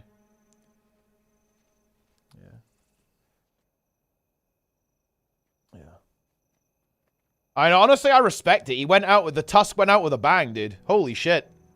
The Tusk went out with a bang. And yeah, you can see Vey attempting the heal, right? Like, Vey's attempting the heal in the back. Maybe could have precast, to be fair. But, yeah, I mean, obviously, like, heals are pretty long cast, right? It's going to be a couple of seconds. It's going to be hard. I mean, this is a quick death, right? He died very fast, right? Yeah, he died in, like, what, 3 globals? 3 globals? 1, 2, 3. Yeah. And yeah, that's fucking rough, bro. Holy shit. Yeah. No, I mean, look, honestly, Stratham is such a fantastic dungeon. It really is. I really like Stratham and Scholomance. So it's honestly a good place to go. But yeah, these mobs are fucking scary, to be honest. They do a lot of damage. The monks are dual wielders. The gallants are two-handers, so they spike pretty hard. Oh, wait, did the battle mage do a blast wave at the same time? Oh, no, it didn't immolate. It wasn't, yeah, so the blast mage, yeah, it did a magic damage nuke. Was that 600? Yeah, it was. It was a couple of, yeah, it was like, yeah. Wow. I mean, that's literally breaking news, right? He's back to level 1. The Tusk. The Tusk has fallen. And see the other warrior there. Kind of wait, you know, just, you know, waiting for some threat, I guess. His UI is awful. Well, I mean, dude, if you're playing vanilla, it's kind of based to play vanilla UI. I like how the vanilla UI looks, actually, I do. I admit that. I fully admit that. I don't go for, like, a proper UI in vanilla. I just fully RP and get immersed, you know what I'm saying? You guys know what this means, right? Tyler 1 outlived Soda. And I think, I guess at some point, maybe you guys don't know this, but Soda was actually, still is, a very, very good WoW player, competitive WoW player. Gotta bear that in mind, guys. Can you LOS? Oh, yeah, of course, yeah. Like, all the, you know, the basic, basic MMO mechanics apply.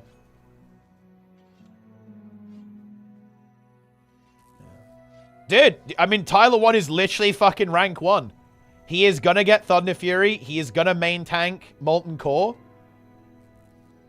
I mean, all memes aside, you know, I know that people kind of meme about Tyler, but you gotta understand, guys, Tyler's a fucking grinder, dude. Like, you know, it's... I really don't understand why people doubt Tyler 1 in literally anything that he does. Like, good gamer. Dude, he has got the attitude of a winner. That's just the reality. It's so obvious when you see him, right? He just keeps going. He grinds, he grinds, he grinds. He doesn't give up. He goes again and again and again. He did it in League, obviously. First by, you know, eventually getting unbanned. Then, of course, reaching Challenger on every role, obviously. And he did that just with just, like, sheer force of will, right? Like, sheer force of will and just, like, focusing on mistakes and developing his abilities. They did the same in chess.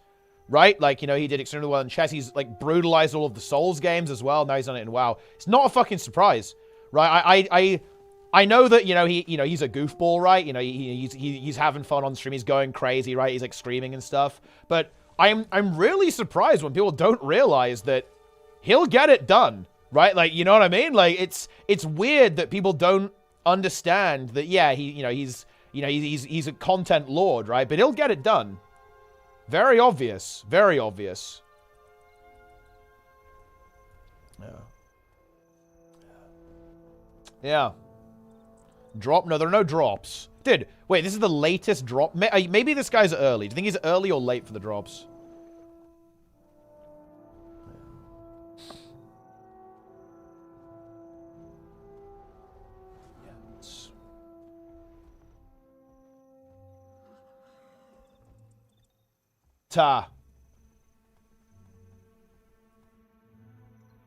Ta. Man, it feels good that Ta doesn't exist.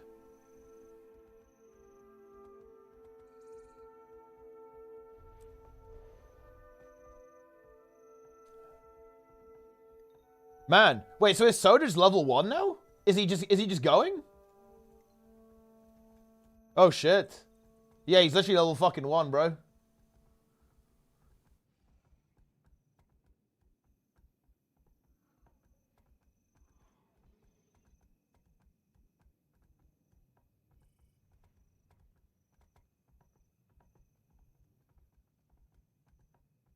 Dumb Tusk level 1, dude.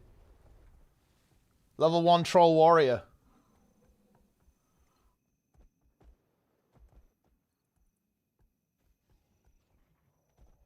And it's fucked.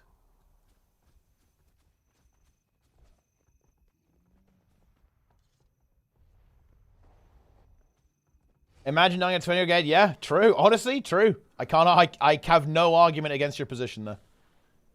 Imagine dying in a 20-year-old game for elderly pensioners. I can't imagine that.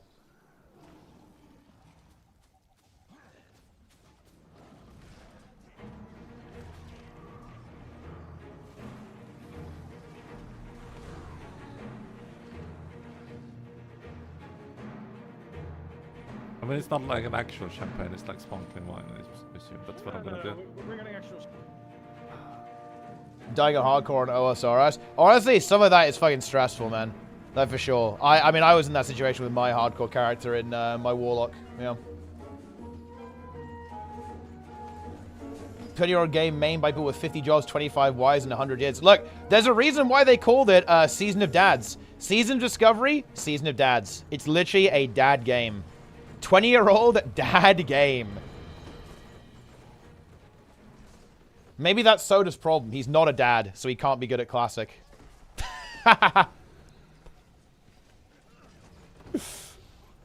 Look, wait, hang on.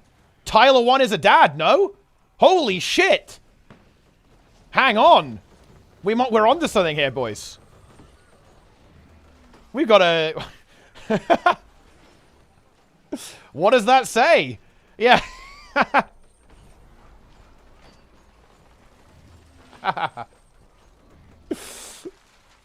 It's the dad power. That's why he's just dominated the game.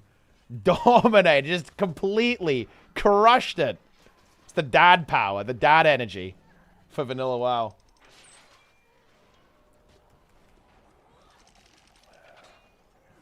Does anyone know how many hours Soda had on the Tusk? Because that must have been quite a lot of hours, no? Because I think I mean he's obviously like one of the larger grinders, right, in the guild. Probably was nearly Priebus, if not very close to Priebus. Wait, Moon died at 59, bro. 59? That's fucked up. That's actually fucked up. That's like the worst death. Holy shit. You honestly hate to see that. Listen, dude. If I get in, we are gonna be the most cringe, safe streamer ever. But I'm also gonna be playing 10 hours a day, so I might be really tired and then die anyway. So there is that. I might go with Shaman as well. It might be a Shaman angle, I think, guys. I guess it depends what race I get. Because, of course, Undead can't be Shaman. But I just have a feeling... This is my read on the situation, guys. This is my my read on the situation.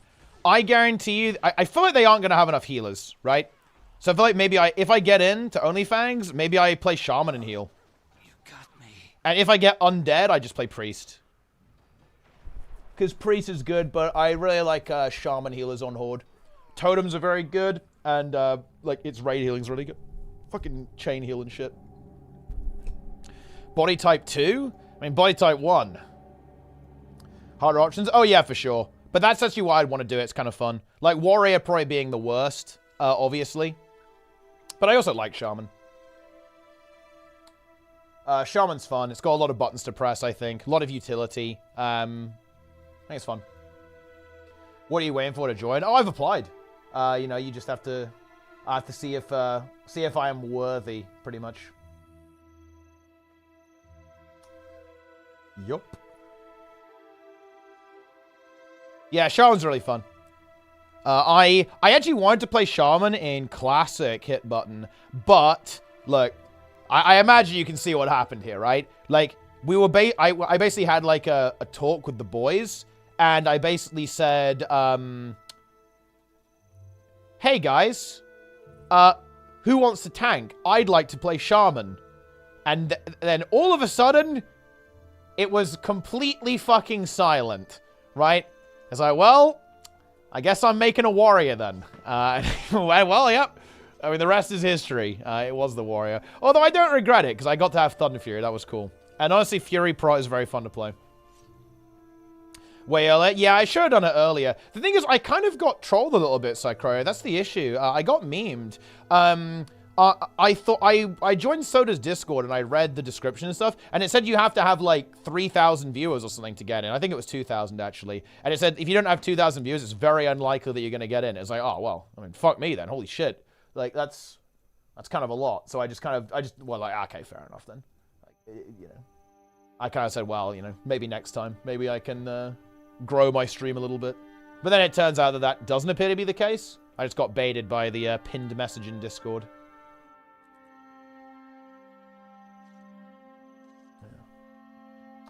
Want to play Warrior and Vanilla as a wild situation? Well, people want to play Warrior, don't want to play Tank. Right, that's the thing. People want to play Fury and do DPS, but they want to tank. But also, because we had quite a lot of Guild Wars 2 players, a lot of people wanted to play Mage. Because of Elementalist, pretty much. It was actually at the time when everyone played Ellie. So everyone wanted to play Mage because everyone wanted to play Elementalist, right? So that was kind of the thing.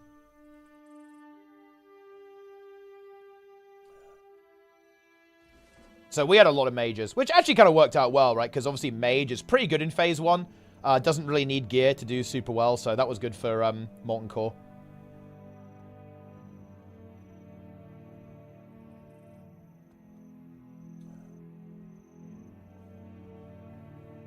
What if Tiny Violet influenced OnlyFans? Honestly, if I was... Look, I'm just going to say it. If I was Soda, I would deliberately enable him to do that. Because that would be...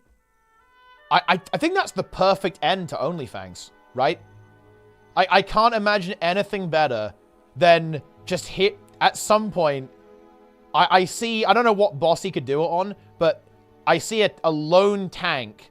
Just take one of the bosses and just move it. Or like ninja pull... Maybe in Blackwing Lair, he just pulls two bosses at the same time. Like maybe they're doing... Where there's two dragons that are really close together. Not the double one that you do have to fight them at the same time. Then there's one where you can actually like troll and pull both of them at the same time. Right, in like Blackwing Lair. And then you just hear his fucking voice over Discord or something. And he's like, oh, is that the wrong corner? And like, that's the end. Holy shit. What an ending. Yeah.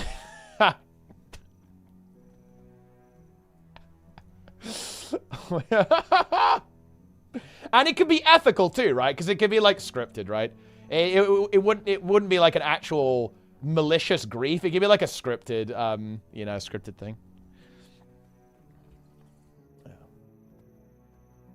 Yeah. Far more in Ebonrock. Yeah, that's right. Yeah. Yeah. Those are the ones they kind of patrol in a similar area, don't they? And you have to like pull one of them back a little bit, and you could potentially like ninja pull one of them onto one of the other bosses.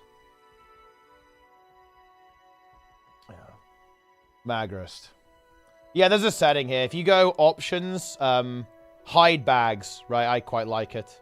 If you want to be able to kind of see a more compressed inventory view there. So you go to the little cog here, and you go show bags. Well, hide bags. Wait, embed. Guys. Embedding.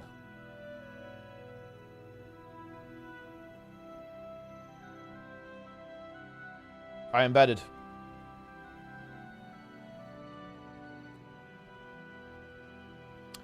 Be honest with me, guys. Rate the embed arc out of 10. And also, do you guys consider Darren's to be content cop?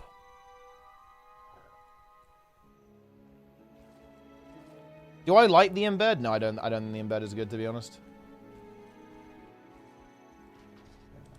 8 out of 10. 3 out of 10. 0 out of 10. 13 out of 10. It's very mixed responses here. We've basically got every number from 0 to 10 at this point. Third fucking judgment day, dude. Oh my god. 20 out of 10. Darren's out of 10.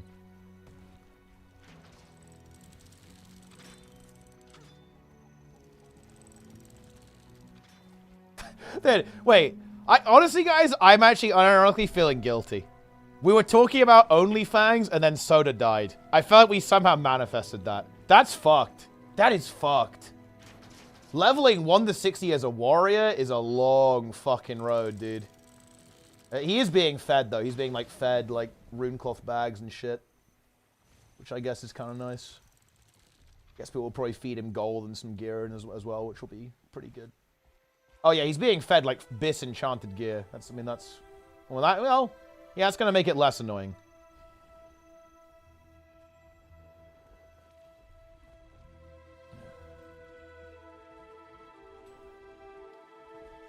Yes.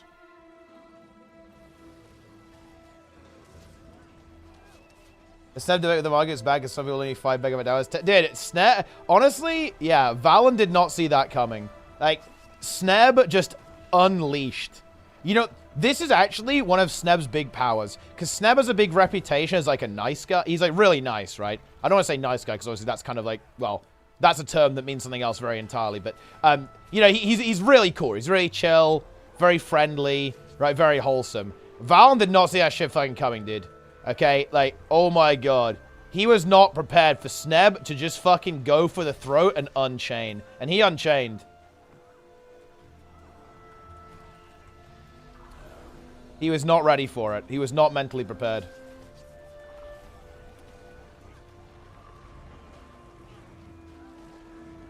He unleashed.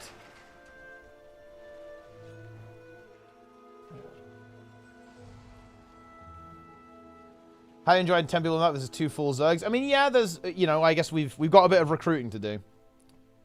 The AI Darren Zerg. I mean, it's funny, but also fucked up. Like, you know...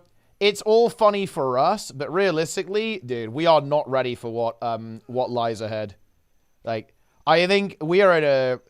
AI is very, very scary to me.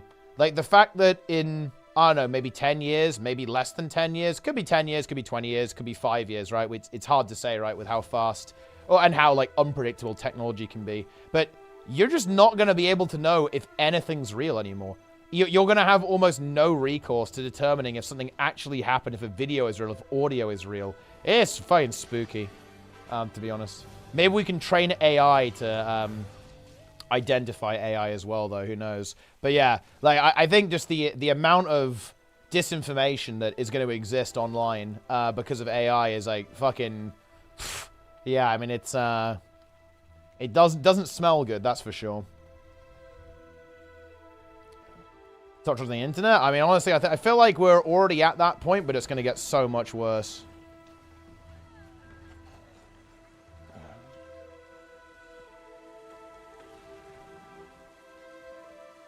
Join and heal? Yeah, that's big, actually. I'll log on. I'll just pocket heal Soda the entire time. Fucking easy peasy.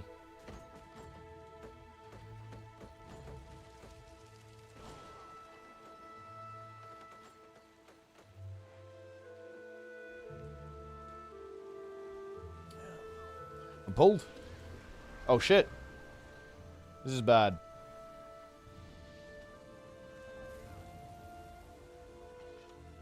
Holy shit, they're actually going that way. No, he saw me! There's a... Whoa. That Willbender was very weirdly desynced, huh? That was very strange.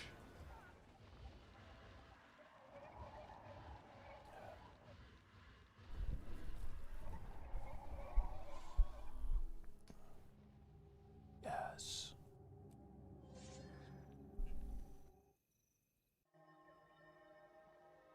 Guys, if I go in Soda's chat and I say back to level 1, feels good, man, clap, am I getting banned or invited to the guild? What do you guys think?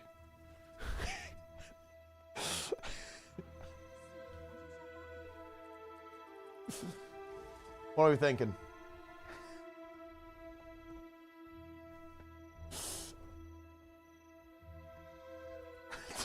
they're fucking typing, they're typing GZ for level 2 ding.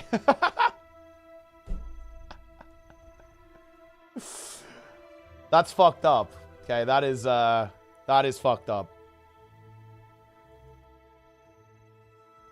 Yeah.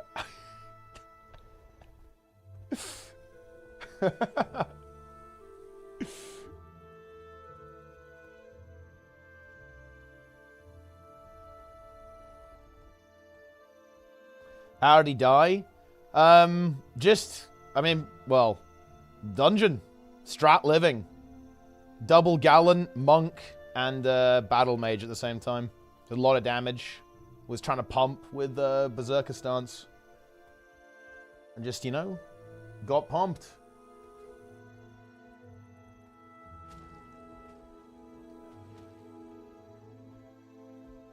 Yeah, I mean, look, I mean, strat is scary, honestly. Like, until you have like quite a lot of gear, strat is very easy to die in. There's a lot of damage there. Is strat like the scariest dungeon? I think Scholar Months can be a bit scary as well, to be honest. Well, they're also doing UBRS, right, as well. Like UBRS, I feel like UBRS is still the scariest, right? Out of all the dungeons that you're doing before raid. Some of the trash packs there are a bit fucking spooky. I think the optional boss in LBRS can be a little bit scary as well. But honestly, if you have a mage, it's fine, because if you have polymorph, it's not too bad.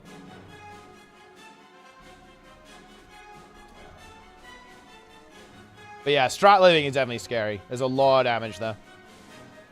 And you also have to remember that, like, the undead ambush you as well. Roleplay. Mega RP.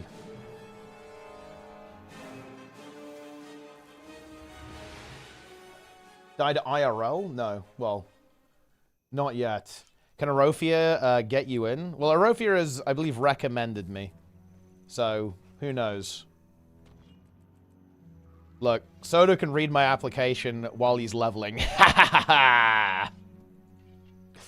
He's got plenty of time to read applications now. Yo! I'm not helping my case here, I feel like. Or maybe I am. I don't know.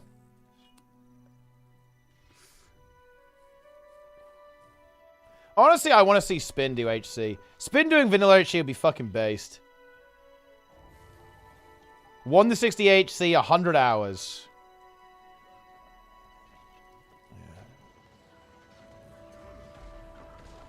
Ah, Michael in the chat. Yo, Michael, when are you joining us for 6 out of 8 Mythic? You must face Overnax, the Breaker. So I'll do Guild Wars 2. Probably not now, no. Maybe Guild Wars 3, though. But he did actually play eventually. There's like a really famous video of him being taught PvP by Fantaram, actually.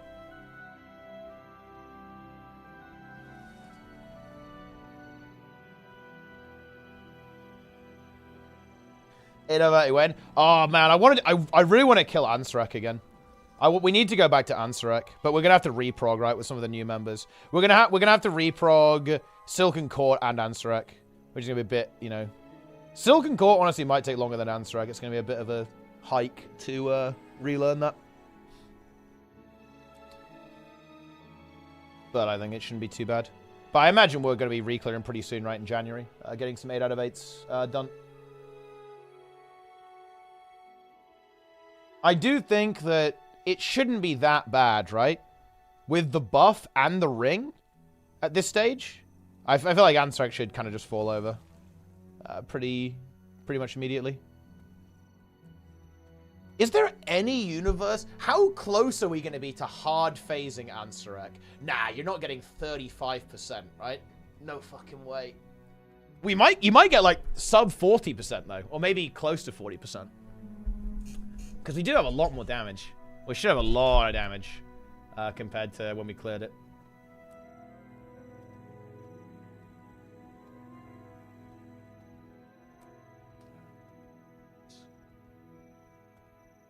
How dare you think level 7 crab is? When the level 7 crab, we could win, you know?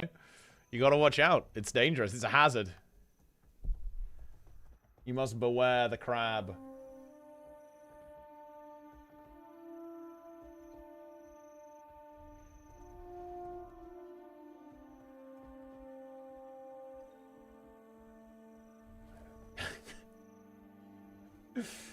Listen, guys. WoW is the worst game ever made. It's a fact. Name a worse game than WoW. That's what I fucking thought. You can't. Not possible.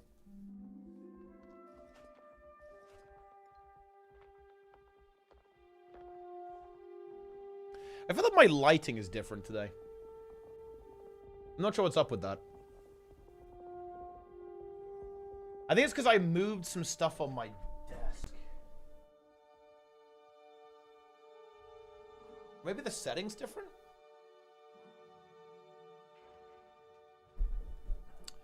Clearing through my head, consider find any fix. I don't know, I'm not an expert on that. Ask someone who knows about fashion. There might be something you can do, to be honest.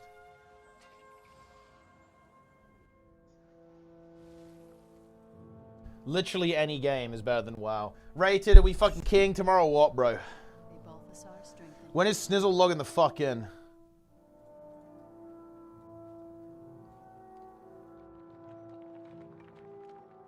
We've got to... We actually did. No pressure. We have to time a 17 tomorrow. Or we don't get a 17 next week. We've got to get some work done. So we've got to slam that 17... 17 mists. Dude, we just one-tap it. Look. Yo. Yo. Rated. You need to log in every hour. Okay? Let me show you why. Let me show you.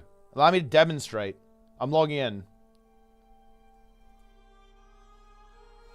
I'm literally logging in right now.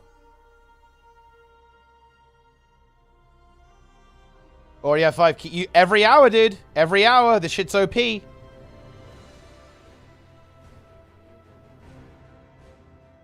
I'm demonstrating now. Okay, so right now... Yeah, also look at my fucking Death Knight, bro. Okay? I got the Death Knight set. I finally remember to actually buy it. But anyway, what you have to do, you have to... there's the winter event on right now, and you can get Mistletoe, which gives you a 2% damage buff and 1% damage reduction. And you have to kiss the winter... You have to slash kiss the winter revelers. And there's like a chance, it's a chance that you get Mistletoe. And that's what you need. And you can only do that once every hour. So you have to like log in every hour to get the Mistletoe. Yeah. Depleted 5 minutes in. Well, I mean, that does happen sometimes. Yeah. But it's fine. I have 15. Also, dude, we one-shot this 17 Grumbatol tomorrow. I'm not even fucking joking. I think 17 Grumbatol is piss. I literally have 645 ring. We're going to have 2% verse buff. I've got this neck, which is like a 0.2% DPS increase now. I actually have a bit more crit, which actually feels really good. My gear is almost not bad. My character actually sims like 10k worse than Vix, so I've managed to salvage it at this point. Wait, tomorrow is ring upgrade? Wait, what? Wait, we can get it before reset? That's interesting, actually. So you can actually get you get it on an age. Ah, okay, interesting. So we actually can get 649 ring tomorrow then. That could be relevant. Wait, when is that our time in the evening? I guess you just take a quick break and go and do the quest. Because you get it almost instantly, right?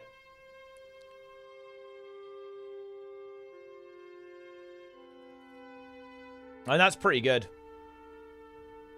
Middle afternoon when I notice. Ah, okay, interesting. Yeah. What I really need though is the transmitter. Well, actually no. Number one priority is probably the ring. No, the trinket's better actually. Transmitter will be my biggest upgrade from the vault. Surely I get it, right? Surely, surely, surely. Then my gear actually looks pretty good. I'd want to get a crit mastery belt. I've got haste mastery, which is not really what I want right now. But everything else is actually pretty good. Yeah, I need transmitter, Ansarak weapon instead of the duelist dancing steel. Oh,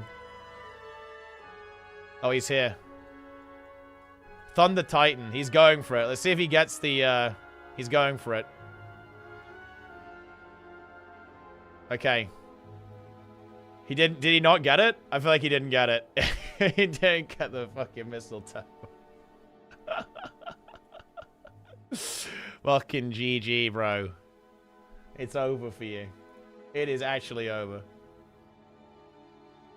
50 million add-ons? I mean, wait. I have a DPS meter, and this is my skill bar. It's not really that many add-ons. I feel like this is a low amount of add-ons currently. And then, well, I had my inventory open as well, I guess.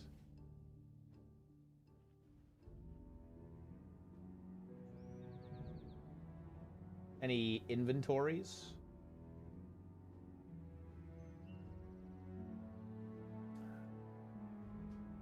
Yeah, it's LVUI. I do want to replace LVUI with weak auras at some point. It's time.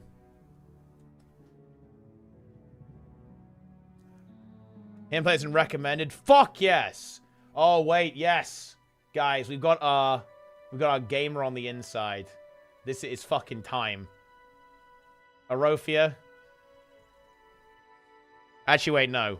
I can't say this because I'm serious. Because it does say if you ask to be invited, you're not getting in. So I was going to make some kind of oligarchy joke here. You know, the old Guild Wars 2, the Guild Wars 2 old guard to infiltrate, but it's not going to happen. Did so die? He did die, yeah. I think you'll like his death clip, Jester. It's fucking brutal, dude.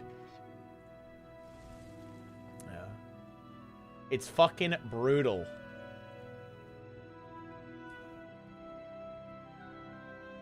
Honestly, Tyler 1 should be guild lead. He might have to be promoted.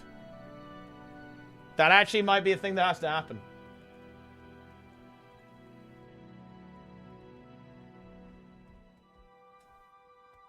Yeah.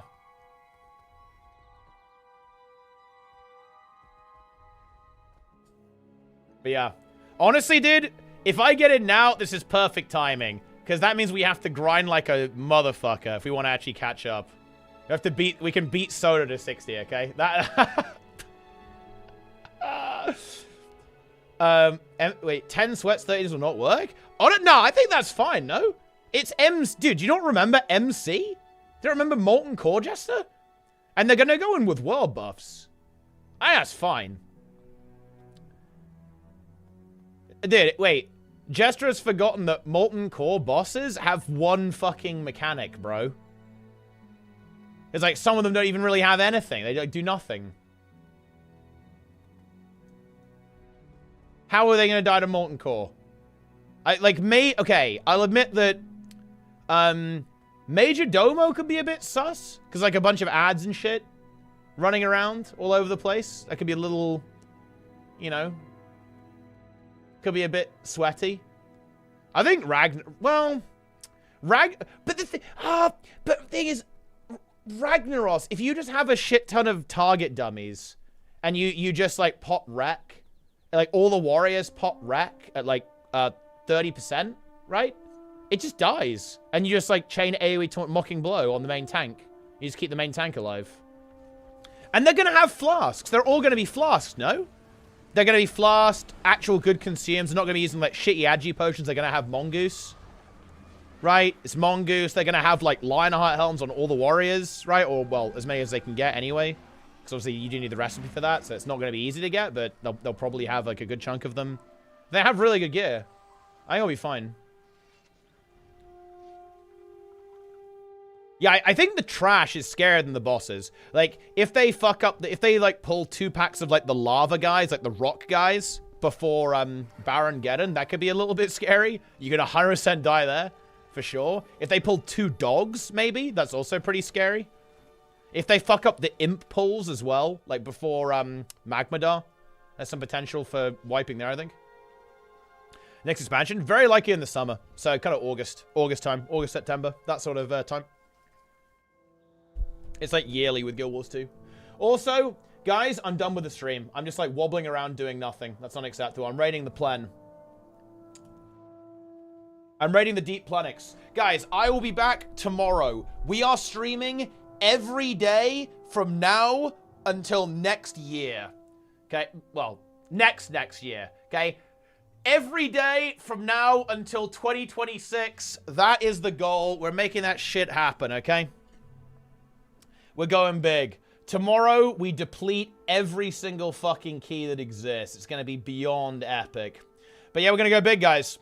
We're going to go big. The consistency arc starts now. The grind arc. The inhuman grind arc. 8-hour daily streams. I'm a little bit tired today. I'd normally do like another minute and a half. Well, an hour and a half to get up to like 8 hours. That's my goal. 8 hours a day.